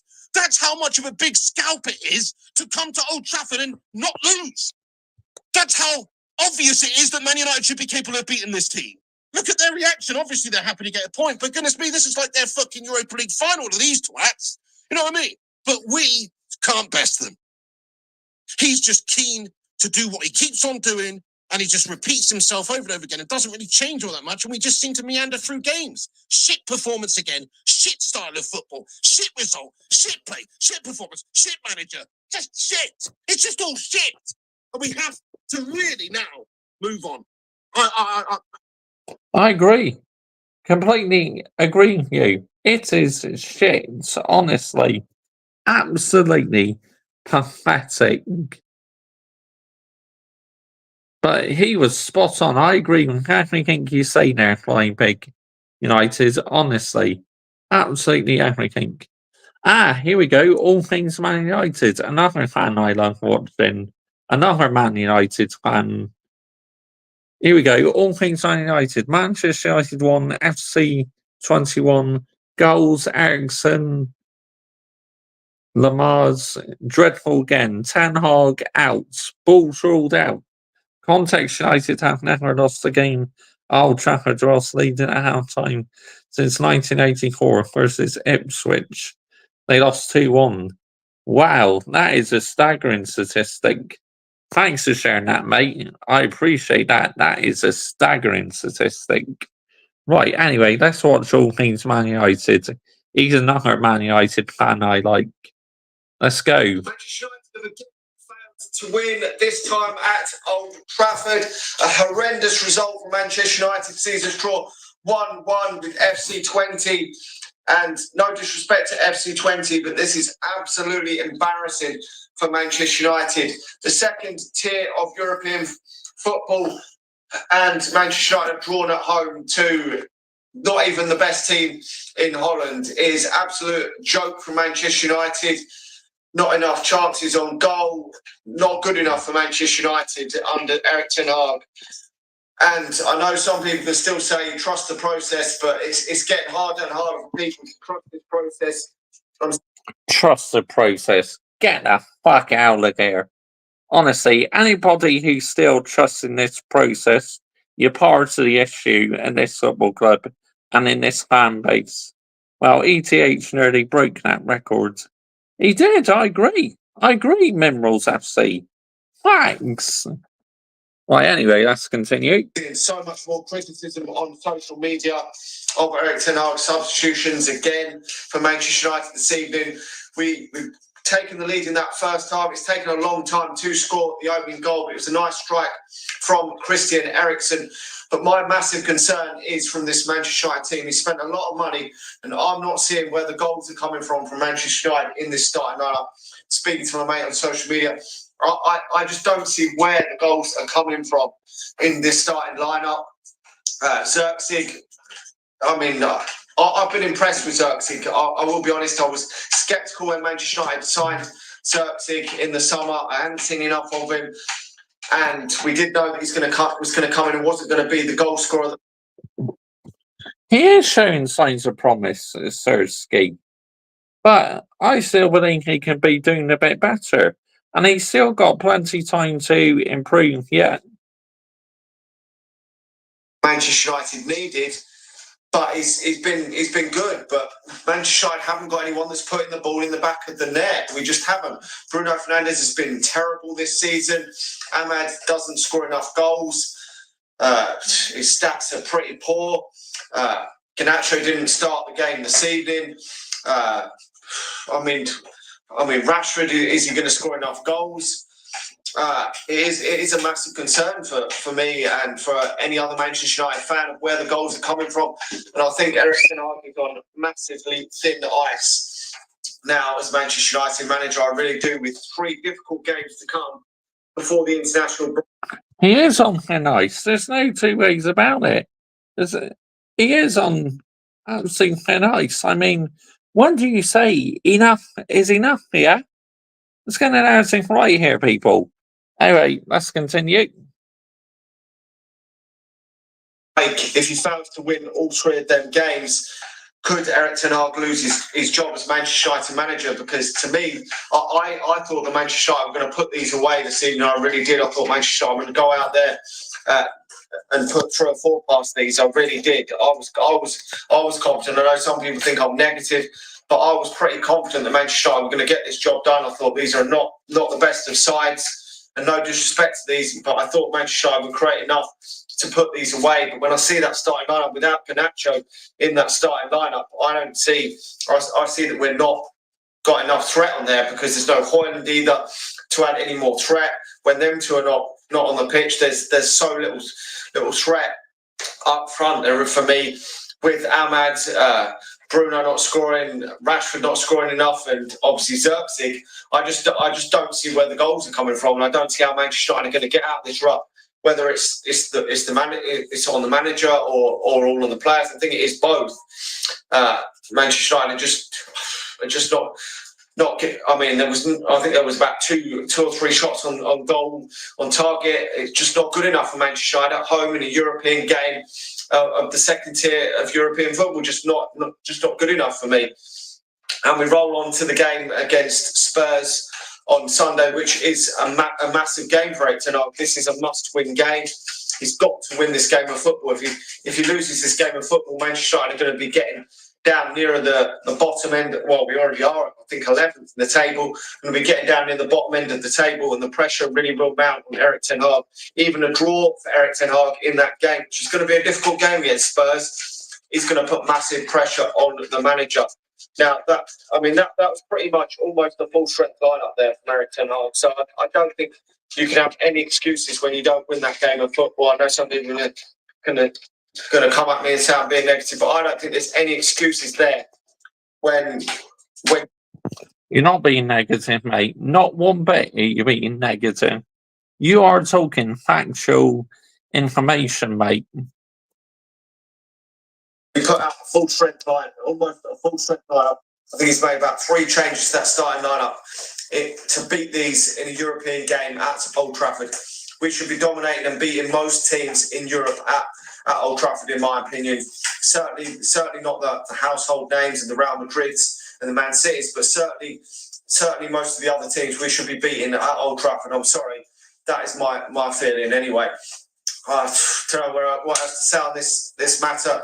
Everyone knows my opinion on the manager anyway. There's no point rambling on and on. I think he just, in my opinion, it seems like he's lost out there, and I just think it's only going to end one way. Anyway, let me know your thoughts in the comment section below. Smash a like on the video, subscribe to the channel if you're new, and share this video on Facebook. It really does help me out, and I'll talk to you all again soon. See you. Thank you. Facts. Absolute facts. Completely raising the point what I've been raising. This manager is simply not good enough. See, there are a few fans who do have standards on this platform, yeah? Not many.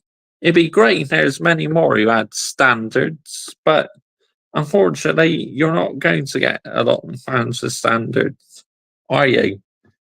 Right, let's have a look. Who should we watch next? Let's have a look.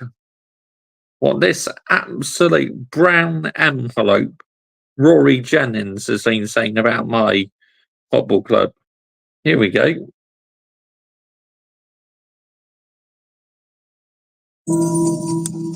Rory Jennings. Are 11th in the league. This season may just be, but Manchester United already to endure another long, disappointing season. I mean, look at the teams that they have managed to beat. Manchester United.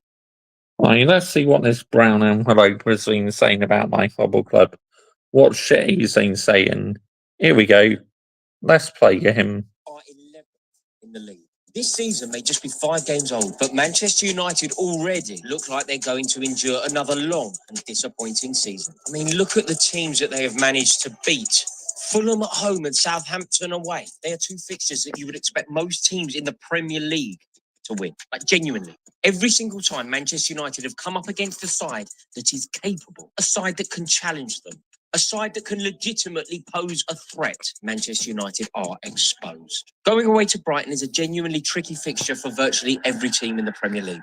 Manchester United get beat. Welcoming Liverpool. Obviously a huge game full of jeopardy and risk. It's tough, they're rivals, and it matters. And what happens? Manchester United do not turn up and get well and truly done, travelling to Crystal Palace. Now, Selhurst Park is never an easy place to go, but for Manchester United, it is especially difficult. To those of you who know your history, you will know that Crystal Palace versus Manchester United is a game full of spite. There is a rivalry that dates back to the FA Cup semi-final of 1995, and for that reason, Manchester United will always have a tough game when they go to Crystal Palace. And yet again, what happens? Erik ten Hag's side drop points. So if you look at Manchester United's first 5 games of the season, you would have deduced that there are 3 tricky games, 3 games where you could envisage Manchester United legitimately dropping points. United have dropped points in every single one of those tricky fixtures. And it feels as if they are back to square one. Less than 4 months after that FA Cup final victory against their bitter rivals Man City, some really poor performances have reignited the speculation about Erik ten Hag's future. I tell you what, there is going to be so much increased scrutiny on Erik ten Hag now because his next fixture is against Tottenham Hotspur. September the 29th at Old Trafford. To put it simply, I think Manchester United simply have to beat Tottenham because in truth, Manchester United have looked a world away from the side that deservedly claimed the famous old trophy at Wembley. In fact, it's a lot easier to find parallels with the team that underwhelmed in the opening few months of last season. To a degree, it does feel like history is repeating itself. United looked shaky and were lucky to edge past Fulham on the opening day of the season. That performance was totally reminiscent of unconvincing home victories that took place at the same stage last season. At the beginning of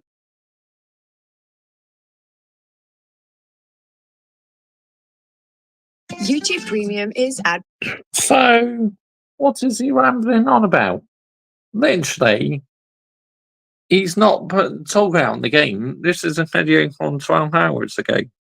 But he's literally put Manchester United had just been held to a draw at home by FC Twente when he uploaded that 12 hours ago. What the fuck is he doing? What a fucking typical brown envelope, honestly. Absolute running. Get in the bin, yeah? Why don't you focus on talk out the Gunners or something? Arsenal. Absolutely ridiculous. But anyway, I am going to be wrapping this up now, people. I've been going nearly now for 5 hours. Way! Broken my longest solo streaming record again, honestly. Absolutely unreal work rate from me this week. Honestly, I have been on fire. But these people need cooking because they're brown envelopes, you know. We must not let the brown envelopes win. We must carry on landing the minerals for our football club. So, and I will carry on landing the minerals because I won't go quiet, okay? You know, I would literally carry on calling it out. But just want to say big up to Daniel Knight 14, big up to Lewis, big up to Michael Chelsea FC, big up to Hayden Cox, big up to Adam Partridge, big up to Zane, and big up to Minerals FC as well, and big up to Kai. Absolutely landed the Minerals tonight. We are going to redirect to Lee Gunner. He is currently lying still, so make sure when you get over to his stream, make sure you say MrJoshiej Raid. Thank you all so much for watching. Have a blessed rest of your day, night, afternoon, wherever you are in the world. Thank you for watching. Goodbye.